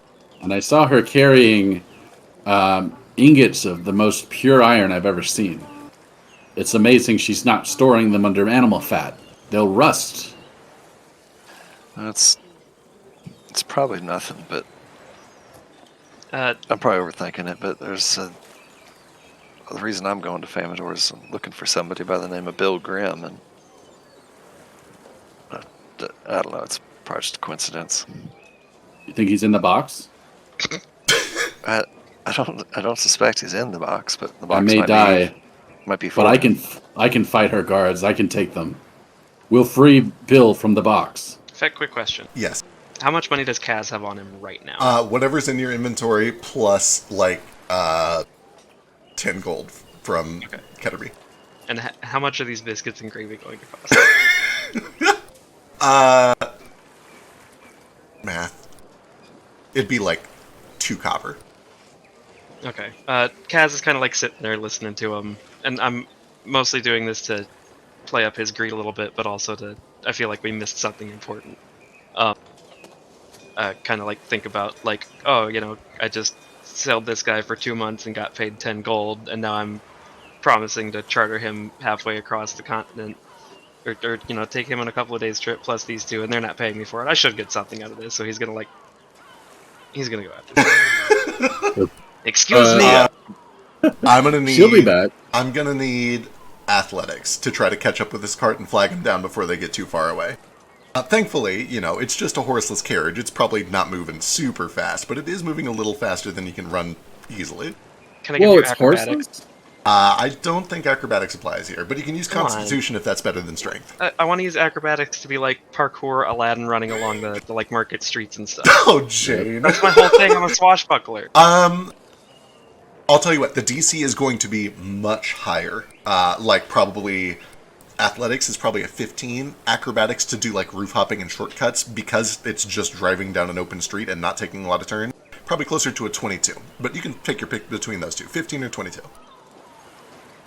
Great. Yeah, unfortunately, you guys both get out there just in time to see this thing kind of round a corner and off into the distance. Is it within 120 feet of me? 12-story building. Yeah, if you go very quickly, it would be within that range. Is a nat 1 for 4 quickly enough? I'll tell you what, give me a flat check. You're looking for a 10 or higher.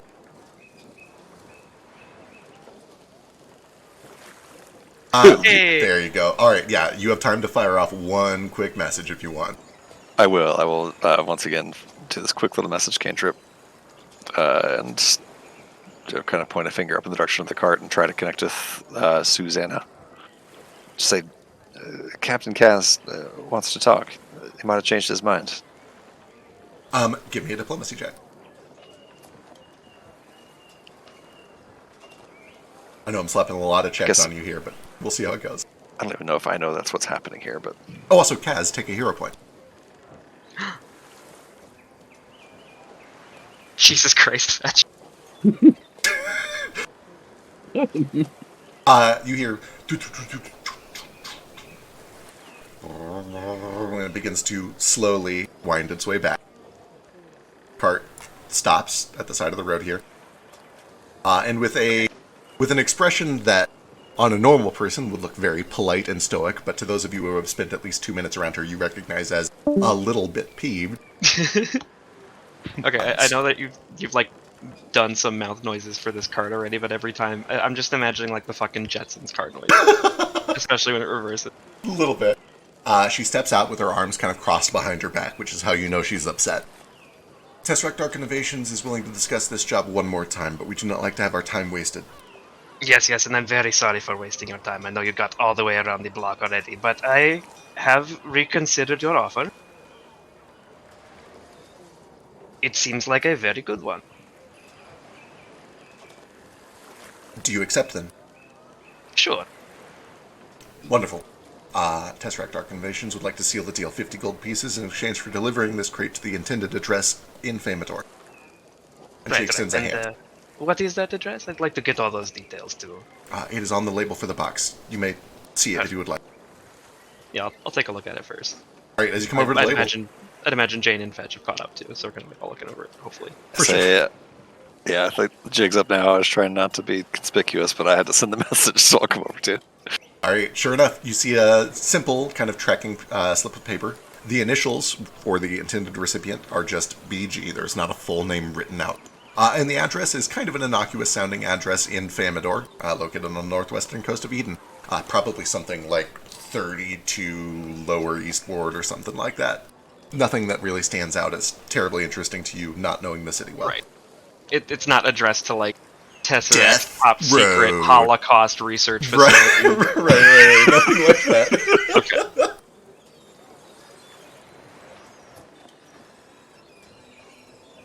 Yeah. I'll go over and hold out my hand. Alright, she shakes. She fishes in her wallet, or in her pockets for a wallet, pulls it out and hands you 2 gold coins. And then she fishes out 3 additional gold coins. Or sorry, she hands you the 2 gold coins. She fishes out 4 pieces of platinum and 8 more gold coins. Tesseract Dark Innovations would like to put this into an escrow. When the box is delivered, it will open and release the rest of the money. Is this acceptable?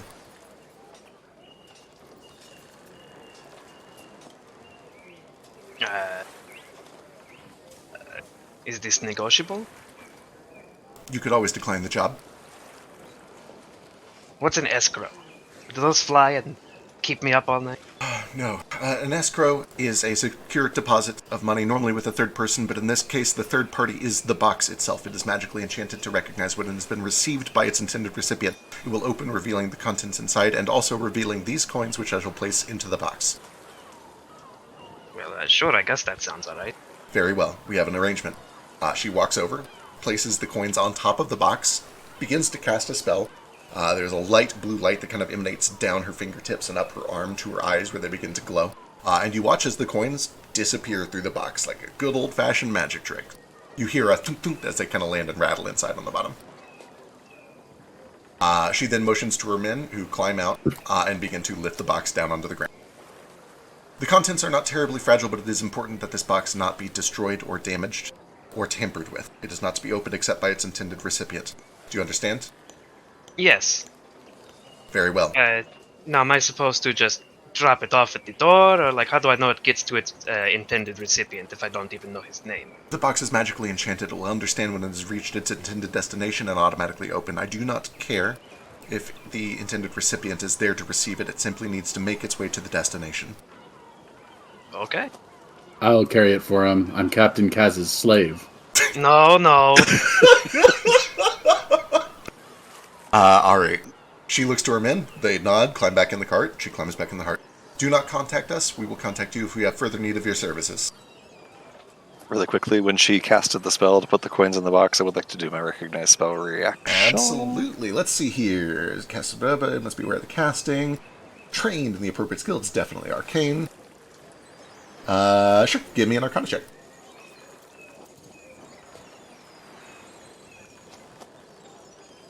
Just make sure she didn't secretly cast explode whoever opens this box on it. For sure. 22 is very high. I'm learning the system, so I still need to go track down what exactly it was, but you can confirm that it was something mundane like a pass wall equivalent or a pocket plane. Essentially, it let her slip these coins into that box without actually opening the box. Okay, I'll cool. give you the exact spell later, but for now you can at least confirm it's not like a glyph Yeah, of it's warding fine. or something like that. Yeah, I was just want to check that she wasn't like secretly casting a trap on it or something. Yep, seems legit. And she's very open about her casting. She makes no attempt to hide it. But with that, the cart fires up and they begin to drive off, leaving the box in the middle of the street. I'm going to knock on it. You knock on it. There's kind of a hollow, resounding, echoing noise to it. It sounds bigger on the inside than it should be. It resounds and echoes more than you feel that it should. Please Grim, do are not you in there? damage the box. Maybe we take it inside and I'll take a better look at it. Yes, let's get it off of the street first, please. I'll help pick up one half. Jane's deceptively strong. Yeah, 3 of you guys can easily carry it. It is heavy, about as heavy as like a trunk filled with blankets, but, 3 grown adults can easily lift and move it. I've got a +2 to strength. Hell yeah. Honestly, one of you in a pinch could probably move it. You'd just be moving a little slow. Yeah, you're able to get it inside and set it down on one of the tables. Alex is like, hell's that? It's It's my package I've got to deliver because I'm a mailman and a taxi driver. The curse of being given a ship on session 1. It's a box that we think is maybe for the person I'm looking for in Famador. Oh, Miss Now, I don't mean to pry about this, but I'm very curious now because you're the one who talked me out of this delivery in the first place. I'm sorry, I talked you out of it and then talked you back into it. I've just been a whole lot of trouble for you today, haven't I? Not nearly as much trouble as I usually get in a day. But I'm curious too about what's in here. I'm gonna cast a read aura on the box. Alright, excellent. It is totally magical. Rings Up is very magical, and the School of Magic is Abjuration. There's also a tiny little, there's a bit of evocation on it. And the evocation becomes clear to you as you study it, and as all of you kind of study it and read aura. The box is a little cold. It's a little colder than the area around it. You get the sense that it's kind of like a refrigerated magic box. With that said, it is heavily warded with abjuration magic. Okay, cool. Much more than like your typical, a little safe or a lockbox at a tavern. This is heavy duty Tesseract. Do not open this box shit. You can tell that this is whatever it is. It's pretty serious. Well, as tempting as it might be, it's best we don't pry this thing open. It's got pretty strong magic on it. Yes, and also if you attempt to pry it open, I don't get paid. And then nobody's going on my boat. No, yeah, that too, obviously. Truth, I was curious if you were one to pry it open. I really, really am, but maybe after we get there. You think there's a dead person in there for real? Christ, I hope not. I don't Richard, suspect do you have so. any idea what it might be? Why would I it's a box. I don't know what they do. More just figured likely, You the are meeting her BG here. tells them who the box belongs to, who it's being given to. If we follow it, we'll find Grim. It seems reasonable. Exactly. That's my hope anyway. Besides, I already knocked on it. He's not in there. Yes, he would have knocked back. It's only polite. Yeah, everybody knows that. You dun dun dun dun dun. No. You act like it's an imposition for us to be on there, but I promise you, I'll outperform 5 of your men, and there's no reason you should go out into the seas without a weaver on board. I appreciate you talking me up on this fetch. I don't want to be a burden. Now, when are you leaving? That is the question. Do you stay in town? You'll need at least like a night here to get the repairs done, but you can leave as soon as the morning if you want. I figured we'll spend like a night, maybe the next day afterward. But I may need a few days. I Kinda have to depends find on the the Crimson Bat before I leave. I don't know where you would find one of those. Neither do I. What a mystery. You don't suppose maybe Madame Monarch's got it at her menagerie, huh? You know, animals and stuff, menagerie. Possible. Alright, well, you guys can stay here for the night if you want. I'll take care of you till you take off in the morning. I need to pray on this. I'll need a large amount of animal blood. There's a butcher down the street. All right, very well. Fetch walks into a butcher and sees the industrialized manufacturing of hunting and cooking and butchering, probably for the first time. God, can you imagine that? Just walking in, you see like the sausage casings all hung up, and probably like just 3 or 4 dead animals bleeding out in the back room. And like the butchering of an animal is certainly not. In fact, he probably knows it better than any of the three of you. What is new to him The streamlining. is the streamlining. Oh yeah, they've got it down to like literally an industry. It's wild. It's probably the waste that strikes me. That is certainly true. It's not as bad as it is today, but it is still pretty bad. What are they doing with the blood? I mean, we keep a little bit to cook with, but the rest just drains down there and then goes out to the sea. It's wasted into the ocean. What are you going to do with all that blood? You want blood? Take it. It's free. Wow. You're the kindest man I've ever seen in this country. Well, just, you know, when you need to buy sausages, you know where you come to. Yes, I'll have a couple of those too. Well, that'll be 2 copper. Thank you. Grab the sausages, start walking out. Perfect. Wonderful. Wait, do you give him the copper? I don't have any money. What do you mean? He just waves you off. He's this big, friendly, bubbly man with a big mustache, and you can barely see his eyes because they're furrowed under a big unibrow. And he's like, foreigners. I'll walk back with my sausage and my cup of blood. All you gotta do is speak with the strongest accent you can muster, and they won't bother you. True. Well, Fetch is out. I'm going to put the earring back on. Oh, okay. Do you leave it in when he gets back? Yeah, sure. All right, Fetch, when you get back, Cass has an earring on of a crimson bat. It's like an abstract. It's very abstract. Yeah, it doesn't look like an actual lifelike. I mean, it looks exactly like his character. You've seen it. Our meeting was ordained by God.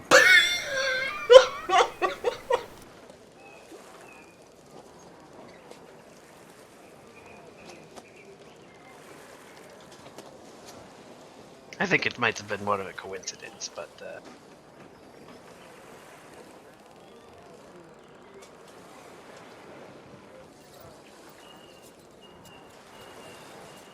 Wow, it hurt. It really hurts getting shot with a shotgun.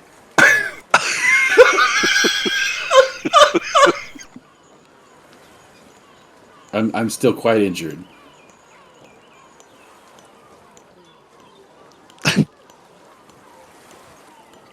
Surely this man has had a rest. Yeah, by the way, you've had, like, literally months of travel. You can heal yourself to full if you want. But for the record, you're still, like, scarred. You've not had magical healing. Like, you probably got a little the night of from out of IO, but, you know, you're still scarring around your arm.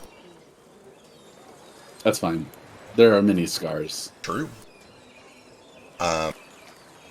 Jane has returned to the bar and gotten another whiskey from Alex, and just waiting, just chatting with her for the night.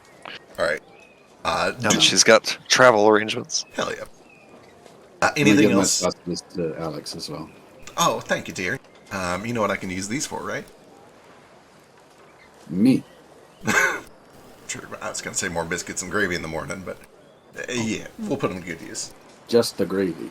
Just the gravy. You want a bowl of gravy? I'll make you the biggest bowl of gravy you've ever had. Jeez, Alex, I ain't seen you flirt this hard in like 5 years. Shut your goddamn mouth. Takes her sip of What are whiskey. you blaspheming? Oh, please. Like, you don't ever use none of the gods when you're mad? You have no expression? Jib in a bottle? Loudon's canker sore? Nothing like that? Bjarne's 2 left feet? No.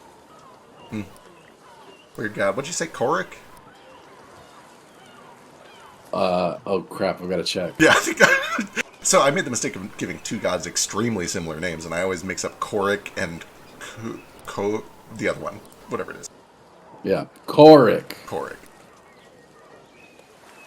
Jane 20, you probably at least read about it. God of Blood places a very high emphasis on the sanctity of living things, especially familial bonds.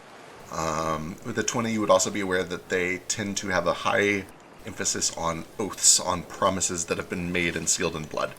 Gotcha. To an outside perspective, sometimes looks a little bit... they give evilly vibes, but there's nothing inherently evil about it. In fact, they're one of the more caring gods. They seek to protect life. They just also believe that harmful things need to be snuffed out as well. They view life as a commodity that should be exchanged and traded as it benefits the people around you. Gotcha. Unless there's anything else you guys would like to do here in town before we take off, we will jump to the sea. Yeah. Jane does bid a fond farewell to Alex. She says, you'll just be careful with all this Tesseract stuff, okay? I'm probably just worrying too much, but just don't trust him any more than you have to, alright? No, I will. Besides, if I've got this all figured out, then when you succeed here in a few months, it's not going to matter, right? That's the idea. Well, You actually... Do you believe me? Do you think it's possible?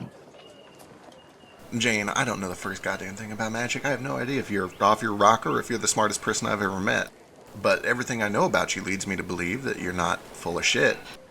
I know that you're hardworking. I know you take this very seriously. I know that you've given up a lot to do all this. And the Jane that I knew wouldn't have done that for no reason.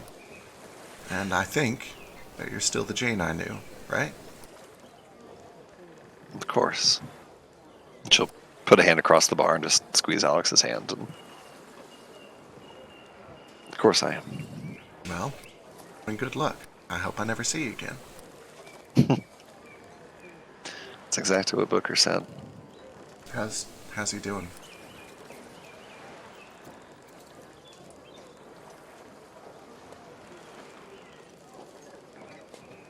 You mind if I play the piano a bit?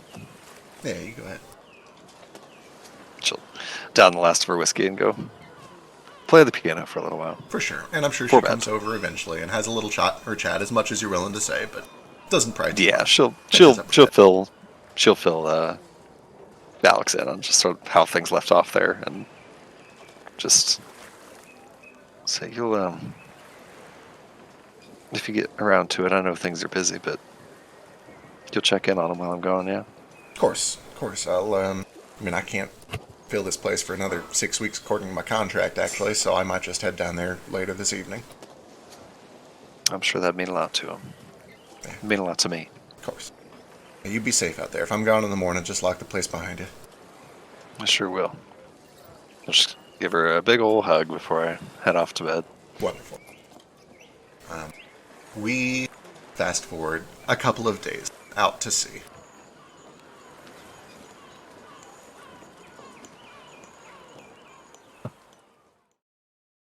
I gotta prepare spells for the sea. It's sea spells time. Is it daily? Do you prepare spells daily in this here game? You sure do. You wake up in the morning and you prepare spells. That's also when you attune to stuff.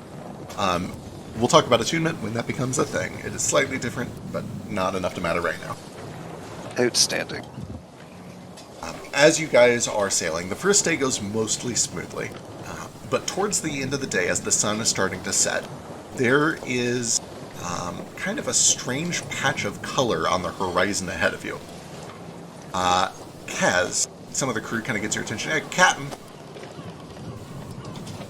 You want to take a look at that? Yes, what is? There's something ahead of us. It don't look like land. Sorry, I was in town for like 30 seconds and I picked up the accent too. It's the strangest thing. It really is like invasive. It's so contagious. Fucking wild. Sorry, everyone. Arr, I'm a pirate. I'm a Spanish pirate. Come on, get your sea legs back together. Not sure what it is, boss. But it becomes clear pretty quickly as everybody kind of goes up towards the bow of the ship and watches as they approach. They start to drift a little to the side so that you can avoid it if it ends up being something dangerous. But it ends up not being something dangerous. It is a far-reaching field of what appear to be blue marigolds just floating on the surface of the water by the tens of thousands, so thick they fully cover the ocean for probably a good 1,200, 1,300 feet. Huh. You ever seen anything like this? Can't say that I have. I didn't think flowers grew out in the ocean like this. Must be some sort of weird magic thing or some sort of late season bloom or something. It's really nice to see so many petunias in the ocean. Do I know what this plant is? You can give me a nature check as long as you respond with, they're not petunias, they're marigolds. We'll see what I roll first. Sure. It's they're marigolds actually. What? One of the pirates looks over, and you see he kind of takes a step back, and his face goes white like he's seen a ghost, and he starts making a religious sign of jib. Madrulache. Oh, this is not good. This is not good, Captain. What's wrong? I may not know my flowers, but I know a bitch when I see one. One of the other pirates chimes in, Lashe is not a bitch. She is friendly. She guides the dead. You know, those who die at sea, she takes them to their final resting place. Well, I don't want to die at sea. That's not what I heard. I heard that she kills people at sea and drags them down to the locker to serve in her undead army for the rest of time. No, you idiot. Shut up. These are all fairy tales. There's no such thing as Lashe. And they continue bickering for a long time, and until eventually you guys breach through the other side of the marigolds, and everything is totally fine. Maybe just in case, and I'll approach Kaz. Here, if something does come up, then I'll open my book up and start to spin the top in my hand. It just like spins in my palm. And then it starts to spin like faster and faster, like really accelerating as time around it kind of slows. And I will cast this on Kaz. Wonderful. Excellent. For the next 10 minutes or so, Kaz, you can feel your heart beating slower in your chest. You can feel this extra brightness around the visions, or the edges of your vision. Like your senses have just been heightened. You feel on edge, but without the anxiety of being on edge. It's a bizarre feeling, like you are just hyper-caffeinated, hyper-focused on everything around you. Almost sort of a pleasant sensation until about the 9-minute mark when it starts to become stressful, a little bit too much to handle. And thankfully, it seems that the spell was designed to end right as it gets to the point where it's hard for your body to keep up with that much stimulus. And when 10 minutes have passed, the danger is past, the flowers are behind you, nothing bad seems to have happened. The crew kind of takes a deep breath. See, I told you, it was just fairy tales. It's nothing. Oh, it's the create anxiety spell. I made create anxiety for you guys. You did it.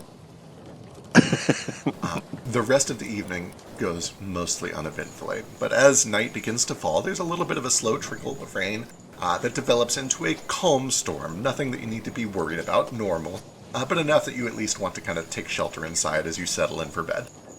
Is there anything that you guys do before you settle into sleep? I intend to work myself to absolute exhaustion every single day. Excellent. Yeah, absolutely. Easy for you to do. Problem is I don't know what to do, so I'm just waiting for one of his other workers to do something, and then I do it for them over and over and over again. Perfect. So this is actually a fun scenario. As you try to do this, you find that everybody here is friendly. Everybody here is like almost tripping over themselves to be friendly. But as soon as you start trying to do their work, it gets competitive.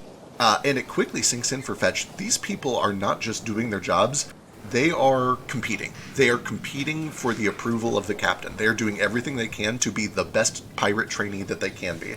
They are they don't like me. And so, yeah, you kind of get the impression that, like, they don't mind you trying to help as long as you stay out of their way and don't take their jobs.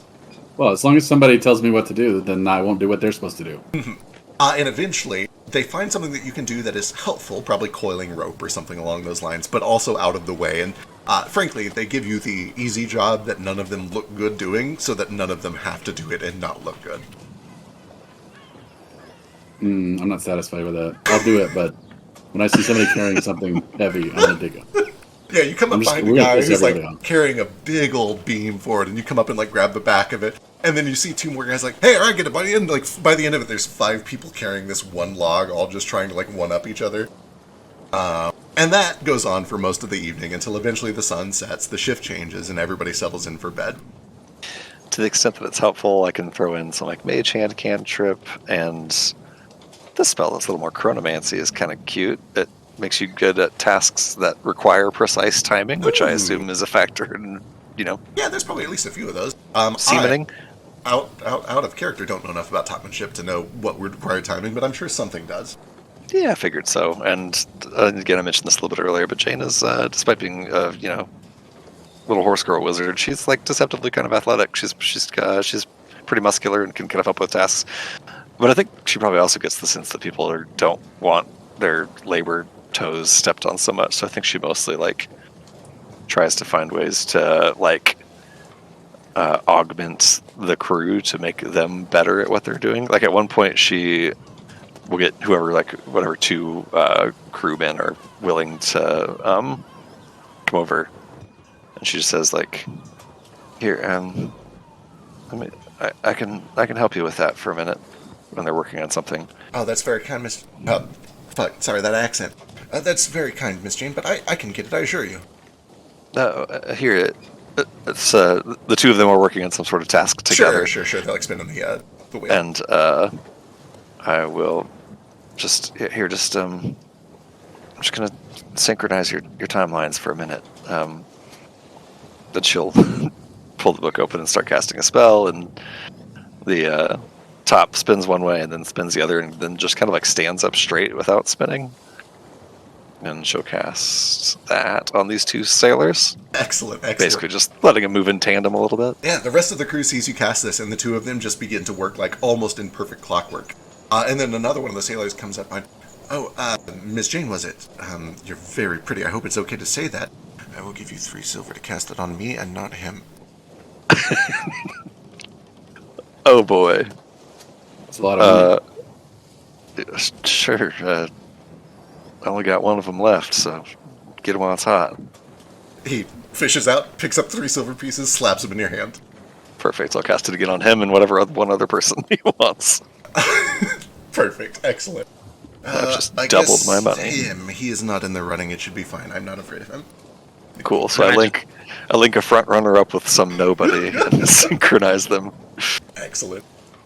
And then aside from like practical help stuff, just a little character thing, Jane is like really fascinated with the ship itself.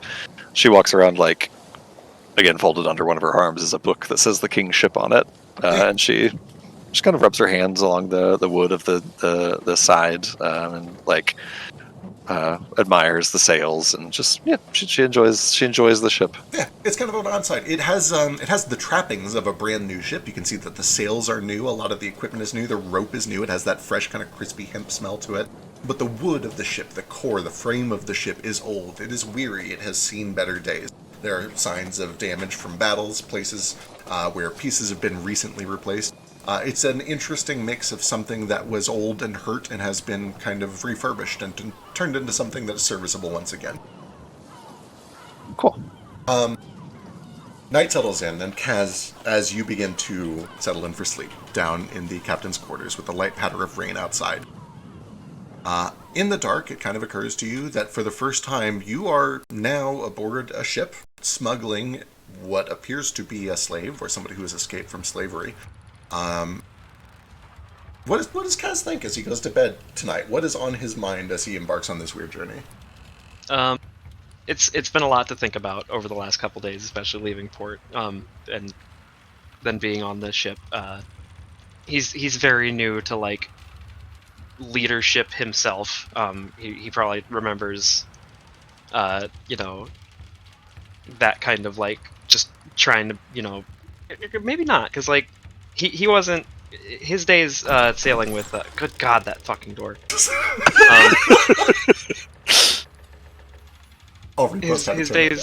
His days sailing with whatever her name was. Very mean. I forget all the time too. It's okay. I forget every time. Yeah. When his days of sailing, he wasn't really like trying to make a name for himself. He wasn't trying to make, the captain's good graces or like be like the first mate or whatever. He was a lot of the time probably focused on his own work, which just happened to be like fixing up the guns and stuff for the boat, which just happened to be like something that got him in very good graces. Right. So while he's watching his crew and Fetch like all fight to like do the best job and make a good impression, he's probably looking at it just like, wow, my whole crew is really good. I'm really lucky to have such a hardworking crew all together. Just everybody is great. There's no like weak links here. Nobody's really standing out though either. I just have a really well-oiled machine on my hand. Hell yeah, that's great. But as far as like the new smuggling stuff, it's a little scary but also kind of exciting. He feels like he goes to bed feeling like he's definitely doing something good, hopefully. And the fact that he's gonna make a bunch of money off of it is also just like a nice little bonus. Exactly, icing on the cake. Yeah, so he's probably like, I hope I can. I've never sailed over this way. I hope I can help Jane find who she's looking for, and hope Pritchard can get back to whatever he needs to, and hope Fetch can find his brother. Like he really probably lingers on Fetch, because he's like, that's real weird and like the most outlier story to him, obviously. Absolutely. Right. But he's like, well, No guilt. I don't know what's going on there, but I'll do what I can to help. Is his thought. That makes a lot of sense. It does kind of occur to you that you didn't make this gun, but it seems very likely that you certainly could have. Yeah. And that's the other thing that he's thinking, but it's that whole thought is like, where'd this gun come from? If someone of the Vatsi's family really is making it, who are they and where are they now? That's the thought that really like lingers on his head for the rest of the night before he falls asleep. Wonderful. Who did this? Where are they? And with that, the lights go out, you begin to drift off into sleep, and so does everybody else, unless you have any last-minute things before you settle in.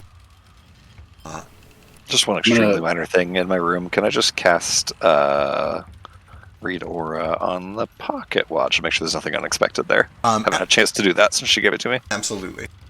It is very magical. It rings up for sure, with a little bit of chronomancy, which kind of falls under the school of divination a little bit, which may be unusual to you. There's certainly transmutation on it, which causes it to just tick on its own. It never needs to be wound. But there's a little more than is necessary to do just that. It does feel like there is a little bit more going on here. You do notice as you kind of fidget with it, it has a little slide button on the side of it that almost kind of like feels like a light switch, right? You push it up and down to change it, but it keeps springing back to one side. If you push it up, it just kind of pushes back down, almost like a circuit breaker that's been tripped. And does the Read Aura identify anything about that in particular if I focus on that? Like why that's happening? Is that just mechanical? You're with Read Aura. Give me an Arcana check. Let's see if we can narrow it down a little more.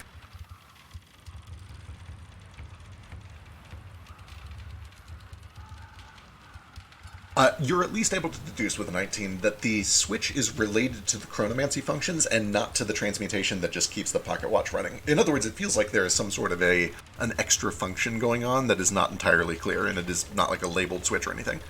No matter how much you fidget with it, it doesn't really seem to do anything, but it's clear that there is some magic there somewhere.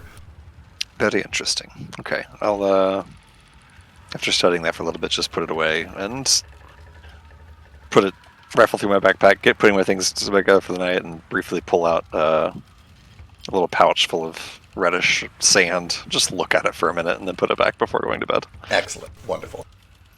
One by one, each of you kind of settles in for the night, turns out your lights, and drifts off to sleep in the middle of this storm. Fetch. As you sleep, you begin to experience the same nightmares that you have had on and off for almost a year now, if I remember correctly. Right. You see like 1,000 terrible scenes overlapped on top of each other of your mother calling your name, frantically trying to reach out to you. They are gruesome. They are bloody. They are violent. She appears to be in terrible condition. That is putting it lightly. She appears to be mangled. She appears in each one to be suffering different injuries, and all of these are overlapped on top of each other. They all hit you all at once. The dream feels like it lasts for 2 hours. There are 2 hours worth of screaming and pain and anguish in it, but it all hits in a second. It's like this entire dream just hits you in an instant. You wake up in a cold sweat, you feel your heart racing. No matter how many times you've had this dream, it still strikes you as unusual every time, as shockingly vivid, shockingly real. You're from a community where you know that this sort of magic exists. You know that dream messages are a thing. This does not feel like a normal nightmare to you. No, I've never believed it's a normal nightmare. Never. But I will wake up. It'll wake you up every time. You know, that's Absolutely. Sort of thing. It's very stressful. Right. Wipe some tears away. Do a little prayer to Korik. And ask for another vision. Never stop sending me the visions, Korik. Give me a perception check. Yeah.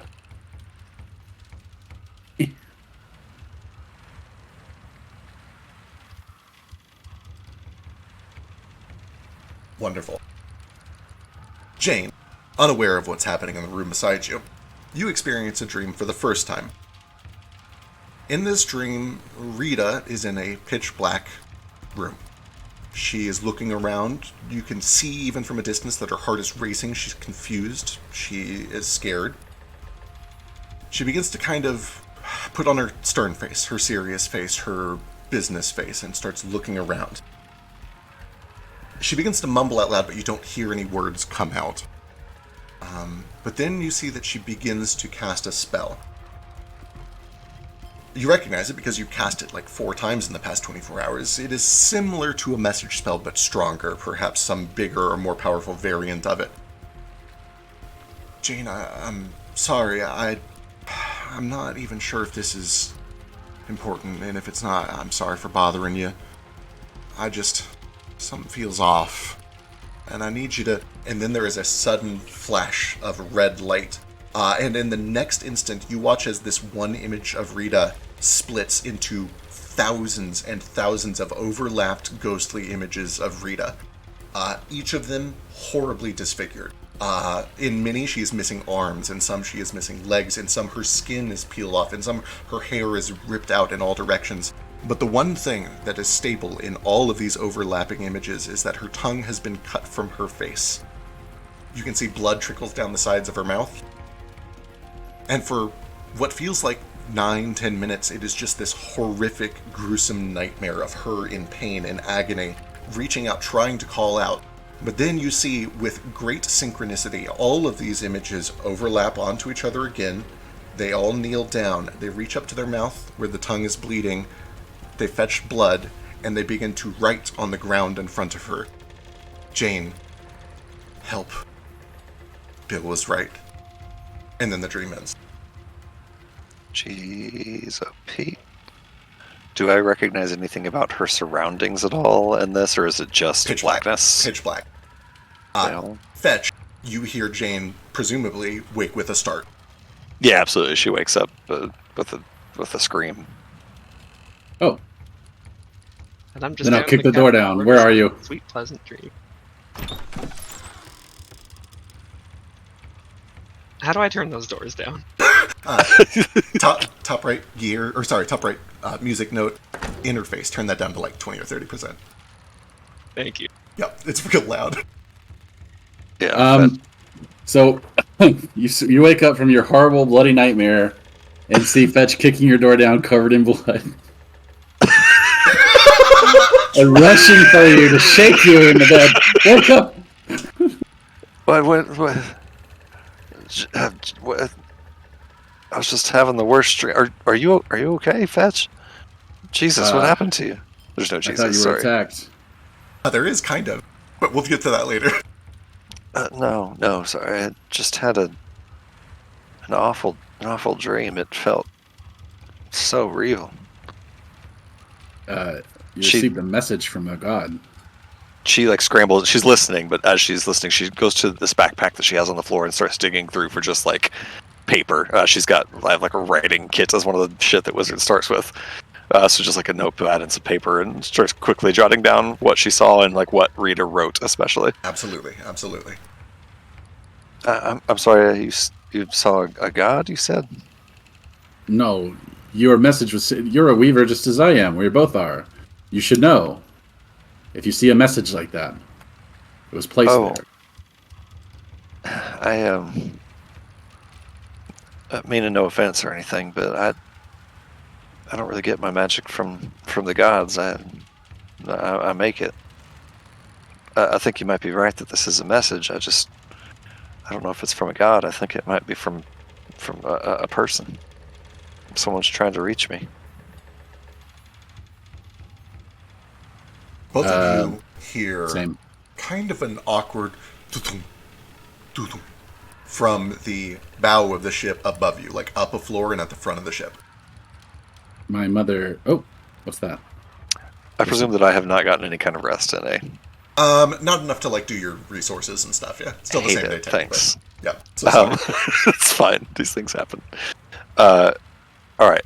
She will, hearing the same sound that Fetch just heard up top, she'll quickly stow the papers back in her backpack and on a little like table or whatever next to her bed if there is one, or otherwise just on the floor near her backpack is her top. She says, hold on, but we should go check it out. But before we go, and she will spin the top. This time when she spins it, it like flashes with blue light. And for just the barest moment, there's just like time completely stops. Just for a moment, which is a little hard to describe, time stopping only for a moment, but so it does.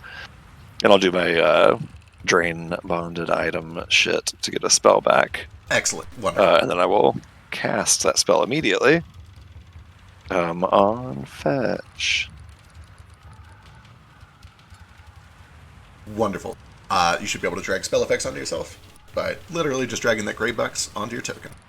And likewise, Fetch, you see this top like spinning on the floor begins to spin and then spin faster and faster and faster really rapidly. And as Feck described, you start to see like moments into your future and be really anxious about it. All right, should we go get the captain? Yeah.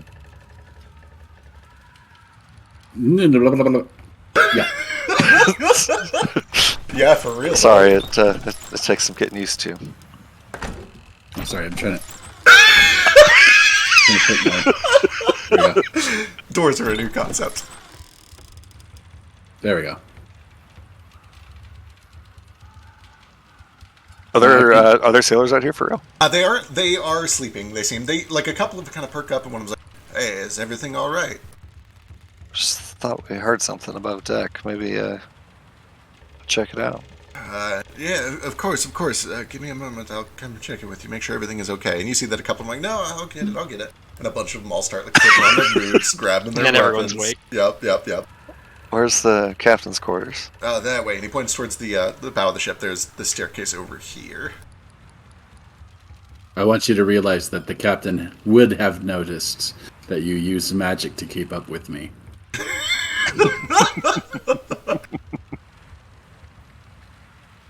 Cool. It does work. Yeah, you should just be able to click the stairs and it pops you up there. My God. There's a little sign on Kaz's door that says "Do not disturb." Boy, I've already fucked up his day so many times. I kind of don't want to knock.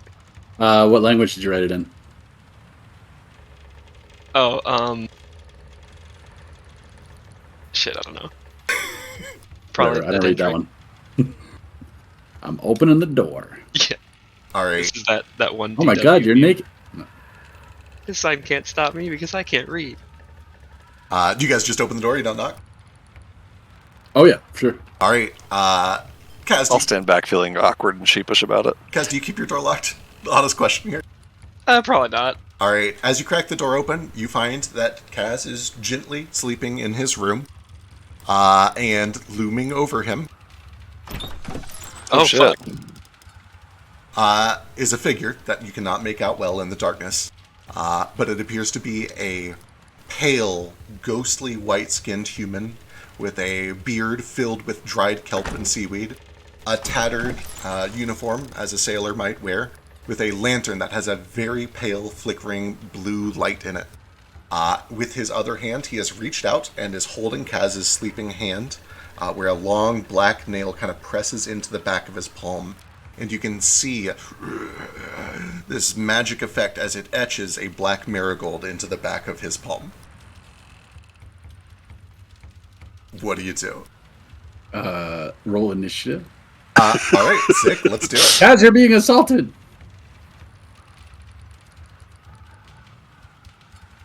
I shoot him with my gun. How the fuck do I do this? I'm gonna remember this someday. We've played so much of this game. We did right-click token, bottom right, cross swords, and then go to the initiative thing on the top right and roll your die. Hell yeah. I don't know what this ability is, but I'll take it. What's... Oh, I know what it is. Kaz, will be up briefly, but for the time being, let's get started. Fetch, you are the first to react as you open the door. What do you do? Is it pitch black in this room? There is a little moonlight coming in through the windows. It is still dark, just not pitch black. Oh, because I see pitch blackness. Oh, here, let me see if I can just up the lighting a bit for everybody to see. If you step in there, you should be able to see. Did you already step your token through the door? I can't tell. I don't see the door. Okay, gotcha. Oh, yeah, just move your token like up one to the right. You'll see everything. Okay. Nope. No success. There we go. How about now? There we go. I can see now. All right, sick.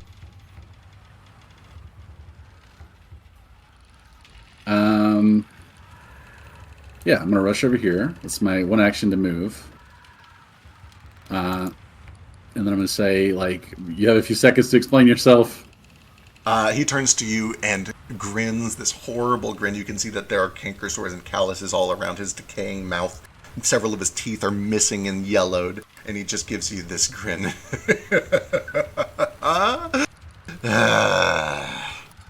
So be it.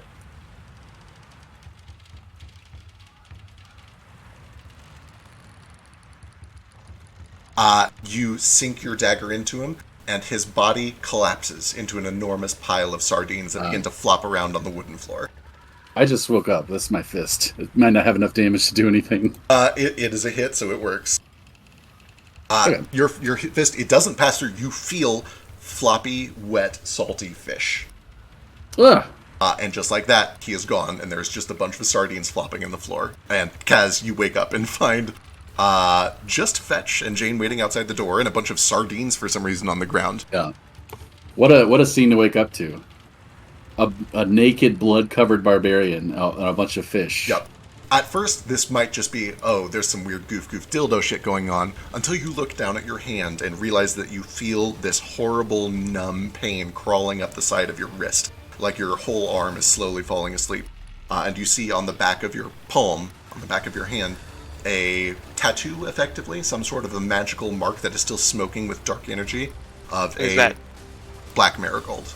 And that feeling is like spreading up my arm still? It spreads for like 2 or 3 seconds as you wake up and adjust, and then it settles.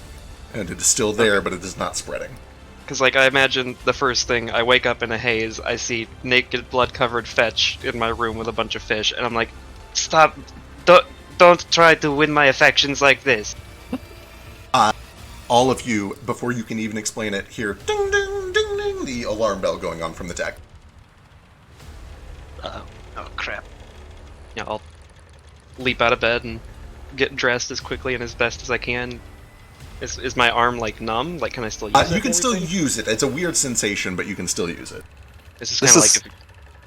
This is Pathfinder 2. You're going to need, like, 9 actions to get dressed.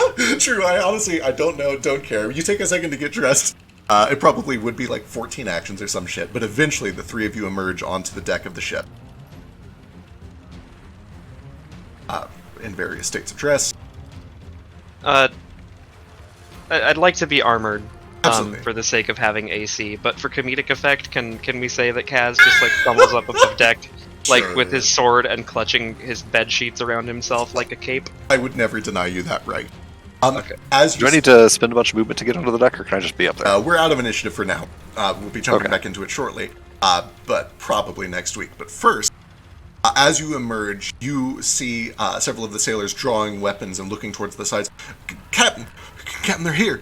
And you see pallid, ghostly, sea-drenched flesh as hands grab onto the side of the ship and hoist themselves up. The crew, ever eager to prove themselves, draw weapons, begin to charge at them, screaming, I got this one, you deal with that one, and calling out which ones they're going to claim for themselves. But one soon makes itself known to you that surely must be yours to deal with. Because as it steps up, it looks just like you. It looks like the sea-drenched, rotted, walking husk of yourself. Your own face, your jacket, but tattered and gray, your pants, your collar, your belt, all of your fancy clothes, as if they have been lost at sea for 2 years. It reaches a hand out towards you, and points, and as it does, the hands wrest themselves free and flop down onto the ground and begin crawling around on their own. And then finally, the head looks at you, begins to lift itself up off of the shoulders, and where the head is removed from the neck, bright blue petals begin to bloom as the body continues to move on its own. I'll reveal this, and then this is where we'll pick up next time. What No! What if we just played for 2 or 3 more hours? Yeah, like it's only 11. Let's go. I mean, if everybody can, I can. But if people gotta go, that's totally fine. I should go, but I do not want to. We'll pick up here next time. It's always fun to start on initiative. Jesus fucking Christ, what a... Oh, I hate this. I do too. You know what I really hate is spending all my spells on stupid character building bullshit before bed. You know what I hate? Is seeing one teeny tiny little thing, like It's not totally that out of character that I... Oh. Yeah, it's giving me... I know things about this that Kaz doesn't. I'm so excited. I'm so excited. I'm with Dre. Let's just do 1 round. 1 round. All right, 1 round. Let's do it. Let's roll initiative. For the sake of kind of expediency and simplicity, your crew is busy fighting the other zombies. This is your zombie to deal with. Does Fetch still have, what is it? Absolutely. So you still get that Anticipate benefit peril. to your initiative. Should add 1 more to that.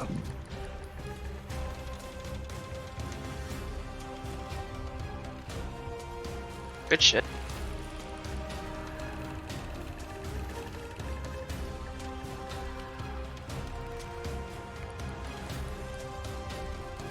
Severed head.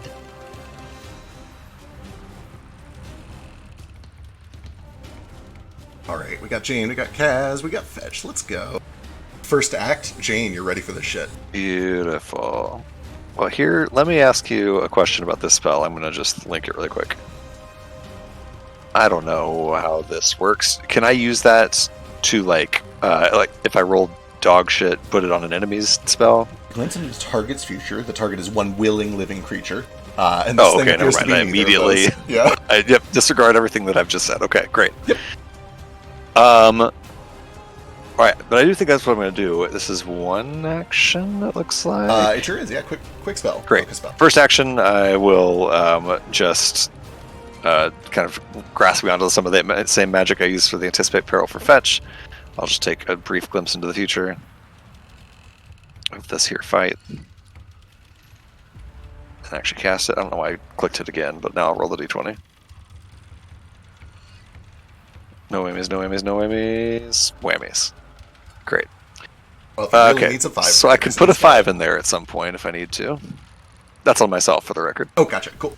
Okay, that's an action. There's no rule in this game about using multiple spells. Correct, yeah. If you in have a the round. actions for Great. it, you're good. Sweet. With my other 2 actions, then, I will again pull the top off of my waist. Jane's never fought anything before, so she's shaking as she puts the the top of the palm of her hand, holds it flat, and it begins to spin rapidly in her hand as she does the incantation. And then it very suddenly just like stops spinning and stands up straight. And I'll just do one of the hands. I'll cast the spell. Great. Don't forget you can hover over it and press T to target it before you do the attack. Sure, I can. It's not an attack roll. I think it needs to make a save or something. Sick. Here we go.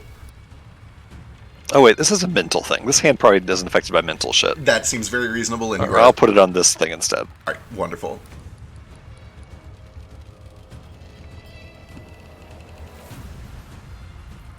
Oh, blessed be the fruit. That is a failure.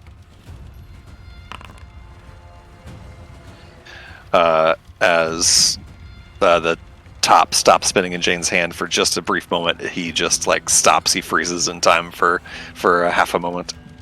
All right. You do see, you're a skilled arcanist. You would know that most undead things are typically completely immune to mental. This thing makes eye contact with you and connects. And you, for a brief moment, feel a mind inside of this particular thing. And then you are able to shock it for 4 points of damage. It stumbles back a little bit. Yep, and then it is stunned. Oh no, it didn't critically fail, so it is fail, not yeah. stunned. I'm sorry. So yes, it is only hampered for just a moment in a time stop for the top falls flat into Jane's hand, and she grabs it and sticks it back onto the waist, and that's my turn. All right, that brings us to the severed head, which is going to come rushing over to Cat. First action strike. And it does what heads do. It is going to try to clamp down on you.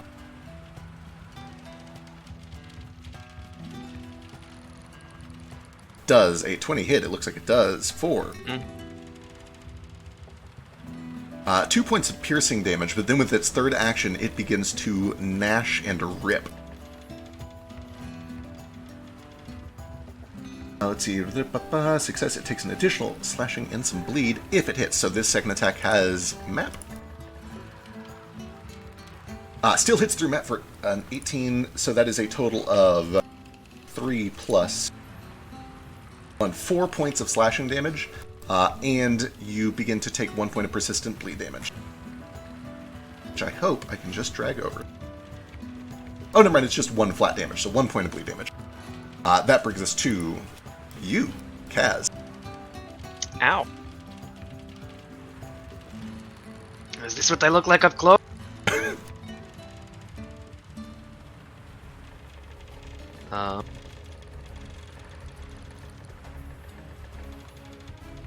As it pulls away with a mouthful of my own flesh, I'm gonna kind of first whip the bedsheet over it and just kind of try to catch it tumbling and kind of wrangle it in place for a second. I'm gonna faint. Excellent. Give me that deception check.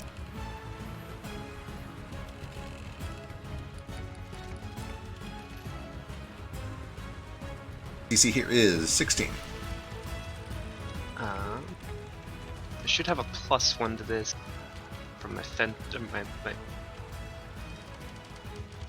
I have paid money for a dueling cape. I know we've said as a joke I'm using a bedsheet in this fight. Can I say it's the same thing? Yeah, go and roll it up, and I will. I'll look and see how it works. But go and roll it, and we'll see if it's close. Oh, plenty. Yeah, as you kind of whip the bedsheet in front of this thing, it temporarily kind of distracts and blinds it. It is off guard against your next melee attack. Off guard is what they're calling flat-footed now because of the OGL stuff. And I'm never going to get used to it. I'm just going to keep saying flat-footed. Flat-footed used to be more than just a -2. Yeah, it used to be like a whole touch AC thing. That's a different story. Yeah, you lose your dex modifier to armor class. All right, first action, successful feint. Yeah, since I successfully fainted, I also have Panat. You sure do.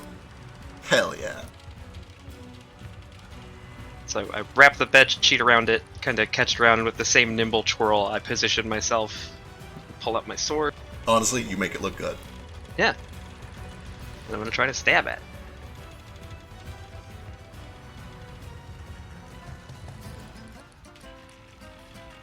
Oh, yeah, off by 4. That first attack is a miss. That's so fucking typical. Yeah, that sucks. You got a third action, though, if you want it. There we go. Second one lands. Let's see. Give me some damage. 4 points of piercing damage as you stab into this thing. Teeth come flying out of it. One of its eyes is kind of skewered through the back. But it is still floating around trying to gnash at you. Anything else? I think that's 3 actions. Yeah, I think that's it. Alright. Oh, yeah, that is a good point. If you want to hero point that second one, you're about to lose it, so you might as well. Sure. Go for it. See if you can finish this I fucker. have 2, so. Yeah, exactly. Oh, hey, can I spend a hero point on my divination thing? I'll say yes or no. I'll look it up. Pretty sure you Sweet, can. I'll do it. That is a hit, so go ahead and give me the damage for that next one. And that has panache on it. I guess they both did, but They both do. What does that add? it should be built in if you've toggled it. It looks like you I have have it. it It should on. be. I think it's just 2. I should really know this. Hang on. Let's do this damage first and see if it just kills it. When you have panache and you strike with an agile or finesse melee weapon, 2 additional precision damage. Awesome. So 2 successful attacks. That should be 4 more damage. That is just what you need to kill. Cool. All right. The head is skewered and drops. I pull the bed sheet away and wrap it around myself. All right. The Nome Elvides becomes agitated when you kill its head, and it is going to stride over here and at point blank range lowers this flintlock pistol to your chest and fire. Really wish you wouldn't.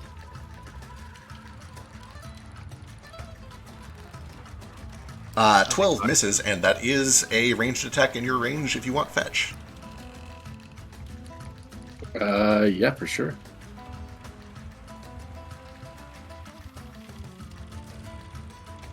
How far away are they? Right next to you. Yeah, perfect. I'll probably grab my weapon. It seems reasonable. Maybe. Yeah, you guys had time to like put up a bed sheet on. You could go grab your weapon real quick if you want.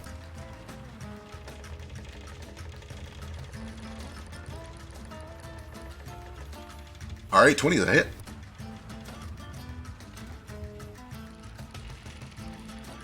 For 3 points.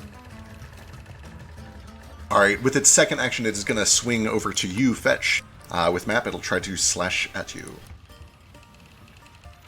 Or third action, rather. Second attack. That is a critical miss for no damage, and that brings us to the Crawling Hands. This one skitters up into your space. Kaz, and this one skitters over to Jane. I'd rather if it didn't. Oh, but it wants to. Jane, as that hand skitters over to you, you see that it is missing its index finger, just like Kaz is, and it has a thimble on it that seems to be made out of this rusted old iron. Intriguing. First, on Kaz. A natural 1 for no damage. Second shot.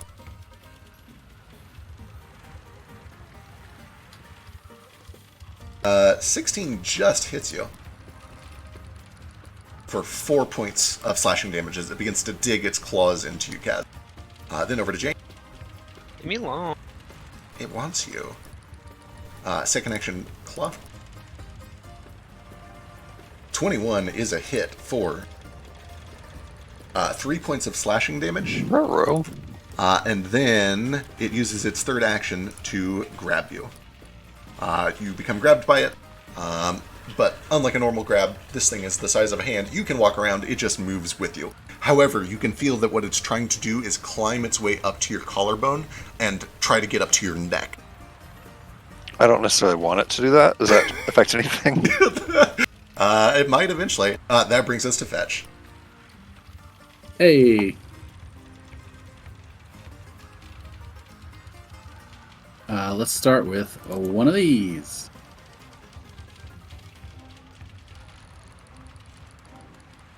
Ooh, 12 is no good as this thing kind of just ducks out of the way. You catch some of the cloth. Yeah, and then one of these. This thing grabs it with the second swing in his skeletal hand and just kind of shoves it back into the door behind you.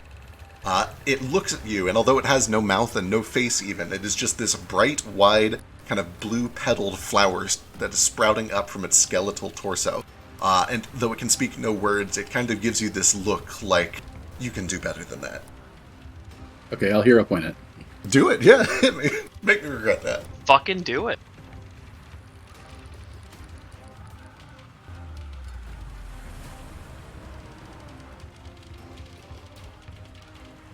That is a hit. You strike back, overpower this thing, and slam the sword in. Can I combo that with snagging strike, or do I have to announce that before I do it? Command free target with you combine an attack with a quick grappling movement. I think you have to do it ahead of time. Gotcha. Looks like it. I'll take a look between sessions. All right. Well, then I'll try to snagging strike on map 8. All right. Good luck. That one is a critical miss. Okay. But give me some damage for that one that did hit. Oh, yeah.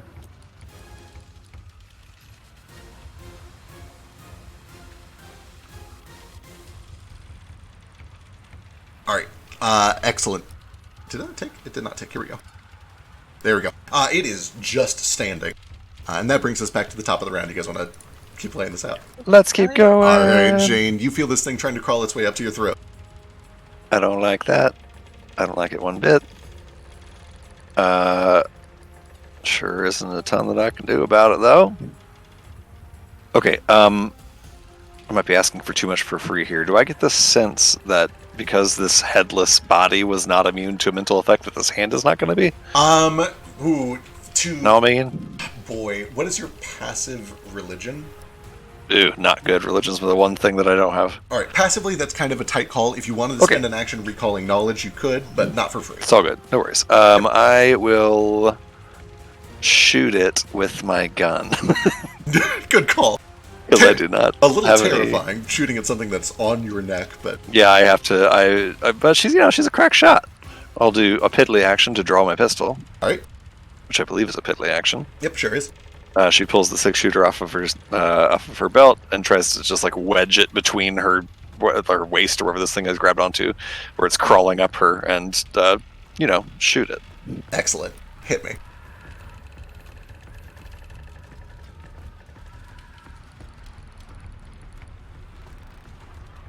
Oh, that was almost a 19 for me. 7 is a miss, though. Is that just one action to shoot? Just one action to shoot. Guess I'll shoot it again. You will have to reload. That is not piddly. Oh, how's that work? It's just an action to reload. Oh, gross. Yep, guns are pretty gross. Gross. You're telling me my wizard is not that good at this? Okay. For the record, what you want to get is a repeater. You want to get something that doesn't need to be reloaded between Well, that shots. doesn't make any sense. This is Old West 6-shooter. True. Which I don't think you have to reload between shots with her. Anyway, Okay. This is Pathfinder. I don't know how this spell works. I'm going to try it. Wait, hold on. That's only objects. Never mind. All right, fuck it. I am going to try this spell and see if it affects it or not. I will. The top will start to spin in my other hand, and then halt. All right. As you attempt to daze this thing, you find that it seems mindless. It is kind of moving of its own volition, and it is totally unaffected by the mental effect of daze. Hate it, and that's my turn. All right, that brings us back to Kaz.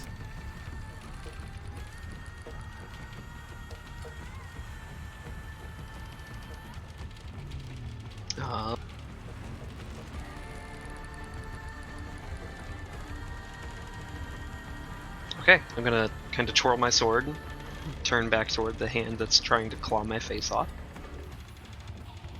I'll make a swing at that.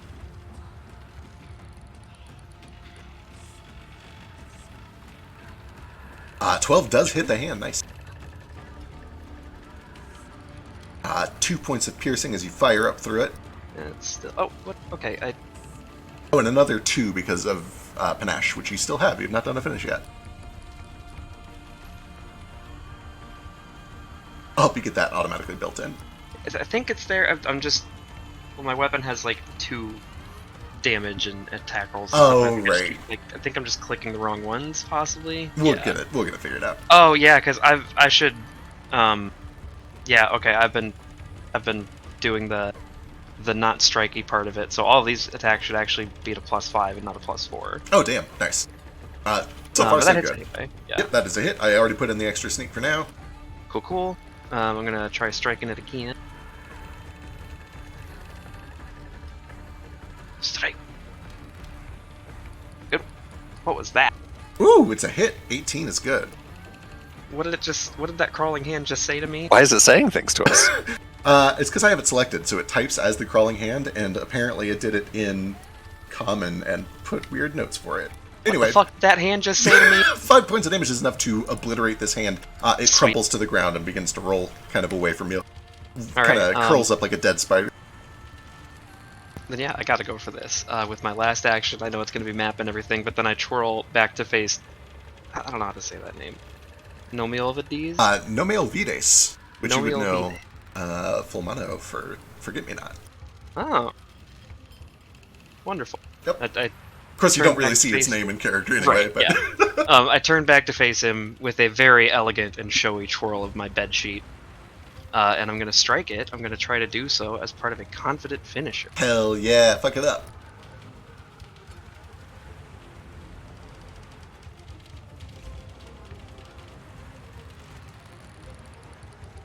Oh, that's a good time to use this. Even on the miss, you're good. You got this. Strike. Well, How'd that happen? map 10. Did you mean to have map 10? I think you should only have map 5 right now, right? Oh no, wait, that's right. That was your third attack. Yeah. Is that a crit? That is a critical miss. Do you still get your confident finisher? No, you only get that on a regular failure. So unfortunately, even with the confident finisher, he is just able to go wide. It says failure. It does. I'll double check, but I'm almost positive that failure effects don't apply on critical failure as far as like finishers go. Gotcha. I'll go look real quick. It takes 2 seconds. This will be your first cool kill. Hopefully. Finisher. Effects out of non-failure don't apply on a critical failure. Gotcha. Damn shame. I have another hero point. You got your last hero point if you want it. Yeah. Fuck it, yeah, You're fighting map 10 here, but all you need is a failure. Just don't critically fail. You need a 6 or higher. Oh, fuck that! You got a crit! Hell yes. Give me some big damage. That also doubles your finisher damage. Oh! Oh my goodness. Damn. Yeah. How do you do it? Yeah, I imagine like as I stab the hand the second time. Which hand was it? That was the left hand that was on you. And was that the one that had the forget me not being drawn on it? On your real body, it is your right hand. Okay. Neither of these zombie hands have the marigold on it. Oh, okay. Well, that makes this a little less cool. I was gonna stab it right through the flower, and then stab the sword through the chest of the guy with the hand still attached. But I can still do that. Love it. Love it, Just love it, like love it. right through the heart. Hell yeah. You skewer this thing, and it collapses. The bones collapsed into dust. And all that is left behind for a moment is this blue, kind of dark blue marigold that looks up to you and begins to wither and kind of fold in on itself as it turns to dust. There is still the one hand over by Jane that is kind of just crawling around frantically trying to get something done. But I believe that is all 3 actions, right? Yeah, that's all I got. All right, that'll bring us to the crawling hand. Now that it has you grabbed, it is going to climb up to your throat. And it begins to just kind of rest itself around and tighten and squeeze, making it harder for you to speak, harder for you to cast spells that require speech. And then it is going to dig its claws in. You are flat-footed because you are grabbed. Indeed. And that is a critical hit. Indeed. Oh, Jane, that's max damage. 10 points of slashing damage as it just begins to dig into your throat. You are barely standing. It has map on this. It is going to try to dig in some more.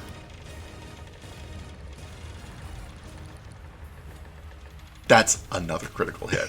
Oh no. Jane, you feel blood trickling down your throat. You feel yourself losing consciousness as you are unable to breathe. What do you think the first time that Jane encounters any combat, and this is how it goes? What are her final thoughts as far as she believes?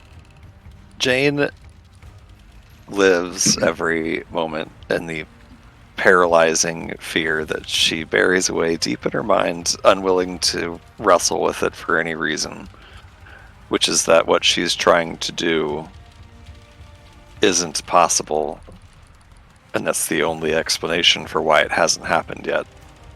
Or if it is possible, that she's not going to achieve it for some stupid reason, like she gets choked to death by a bodiless hand on the deck of a boat.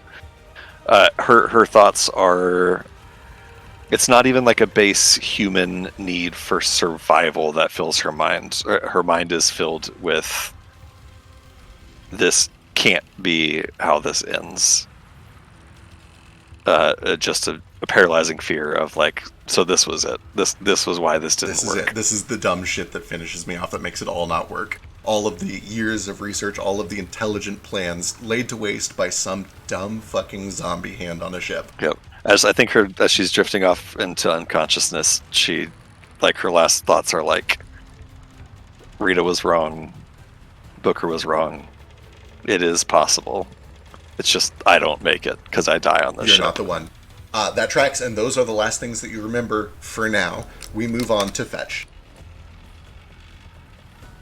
Well, there's only one thing to be done. One action to move. One action to strike with a hero point. What does that do for me? You can roll first and use the hero point if you need it. You don't get anything for calling it ahead of time. It's like a reroll. It's like inspiration. Basically. Yeah, it's kind of like inspiration, but you don't take the better. It's just a reroll. I am calling snagging strike for it, though. All right, that makes it off guard. Oh, Hey. ho, fuck it up. That gets doubled up to 12, which is way more than enough to cleave this. How do you do it? This is the hand that has the iron thimble on it. I'm literally sliding over the watery deck on my feet, and I'll cut all of the fingers off of it at once. All right, And yeah. then probably kick it overboard. Excellent. Yeah, it kind of flops around like a dying fish for a second until you flop it over. But the fingertips remain behind, including the thimble. Real quick, we do need to resolve this. Jane, because you went down to a critical hit, you are currently dying 2. Oh god. In How's Pathfinder, dying 4 is actually dead, and your death saves get harder the closer to death you are. Let's advance the timeline I need mud! to the top of the round. At the top of the round, where is our buddy here? Pritchard Ketterby. Steps up at the other side of the ship, sees what's happening. Oh, shit. Hang on. And he's going to use his last 2 actions to run over to Jane, but cannot stabilize her yet. That brings us to Kaz. What do you do? The very confident and smug grin Kaz had vanishes in a second, and he drops his sword and the bed sheet. Kind of runs over here, fully naked, and just is like, "Oh god, oh no, not like that! I can't be like this. I can't do anything for her. Can anybody do anything?" I can do it. Just give me a second.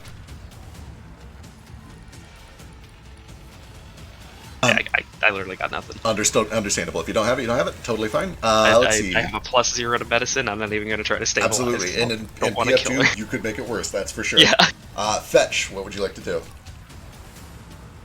If I roll untrained medicine too much, is there a chance I'll make it worse? It is. There is absolutely a chance you can make this worse. What you can do if you would like is do the aid action, which could make it a little worse, but you're not going to kill Jane, probably. Yeah, okay. I'll get under Jane. Well, I'll boost her up, hoist her up, get her like comfortable and secure, so she's not sliding around the deck. And that is how I am aiding. Okay, excellent. To make an aid check, I need a medicine check, and the DC, we're using a very common house rule where the DC is equal to the original DC, which I'm looking up. PF2, treat wounds. Is it 7? Is the DC 7 no, perchance? it certainly is not, but a 7 is probably at least not a critical failure.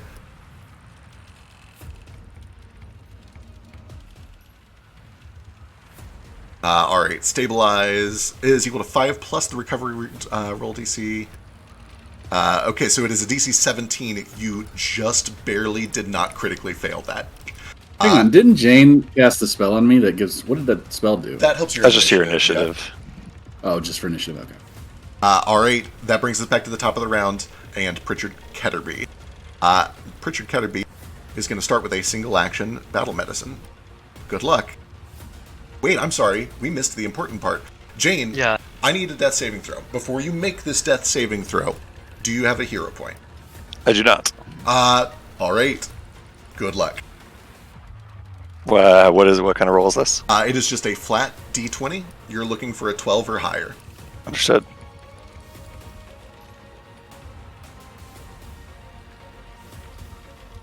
Oh my goodness. That is a failure. It is not a critical failure. You are dying 3. You are 1 step away from dead. Pritchard runs over, slides to his knees, and begins to attempt to battle medicine.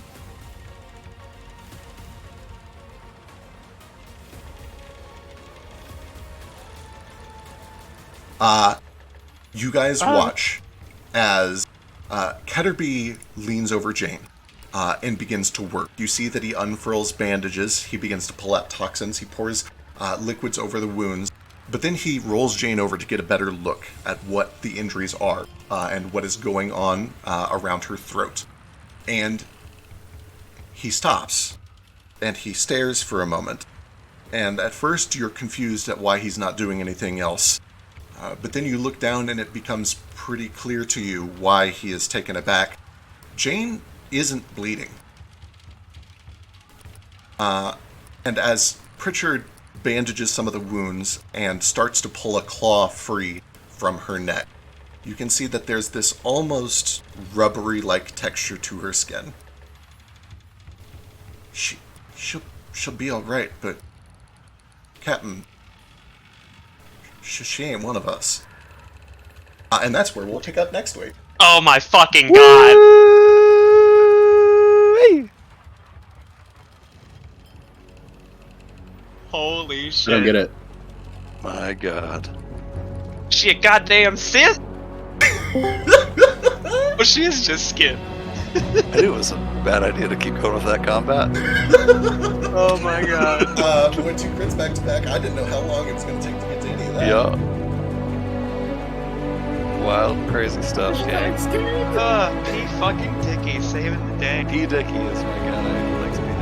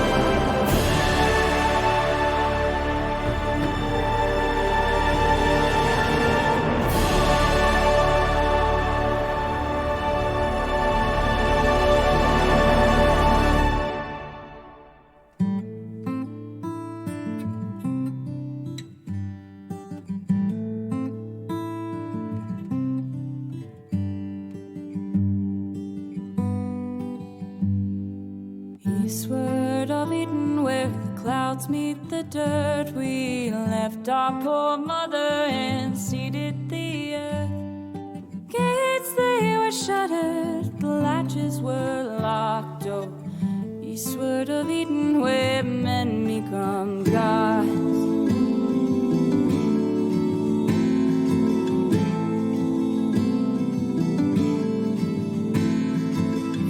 Though our people, we toiled as one, the fruits of our labors dry under the sun. Our children, they sped to outnumber the stars. So eastward of Eden, where day turns to dawn.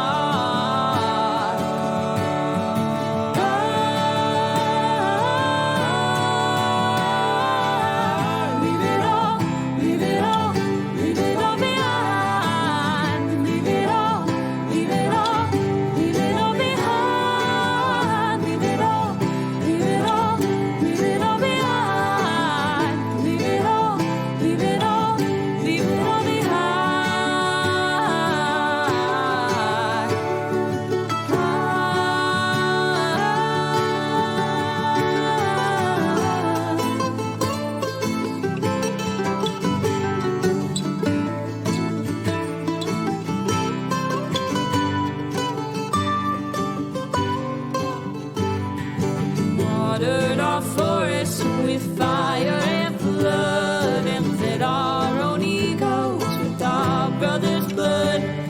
We starved every ocean till they ate up our shores. Oh, this word of Eden where we always want more. Our towers, they rose up and set with the sun. Our servants, they burned us with fiery tongue.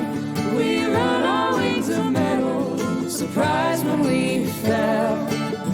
This word of Eden where heavens are hell.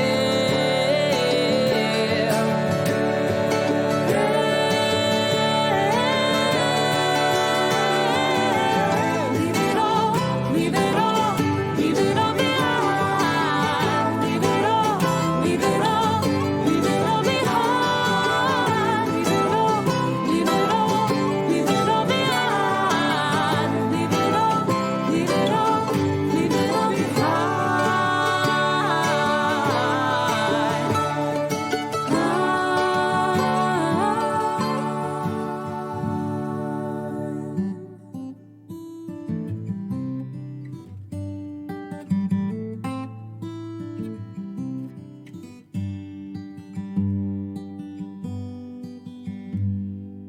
Eastward of Eden, where the dust meets the dirt, we murdered our mother and strangled the earth.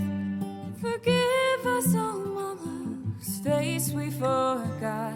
Oh, eastward of Eden, where men become gods. Eastward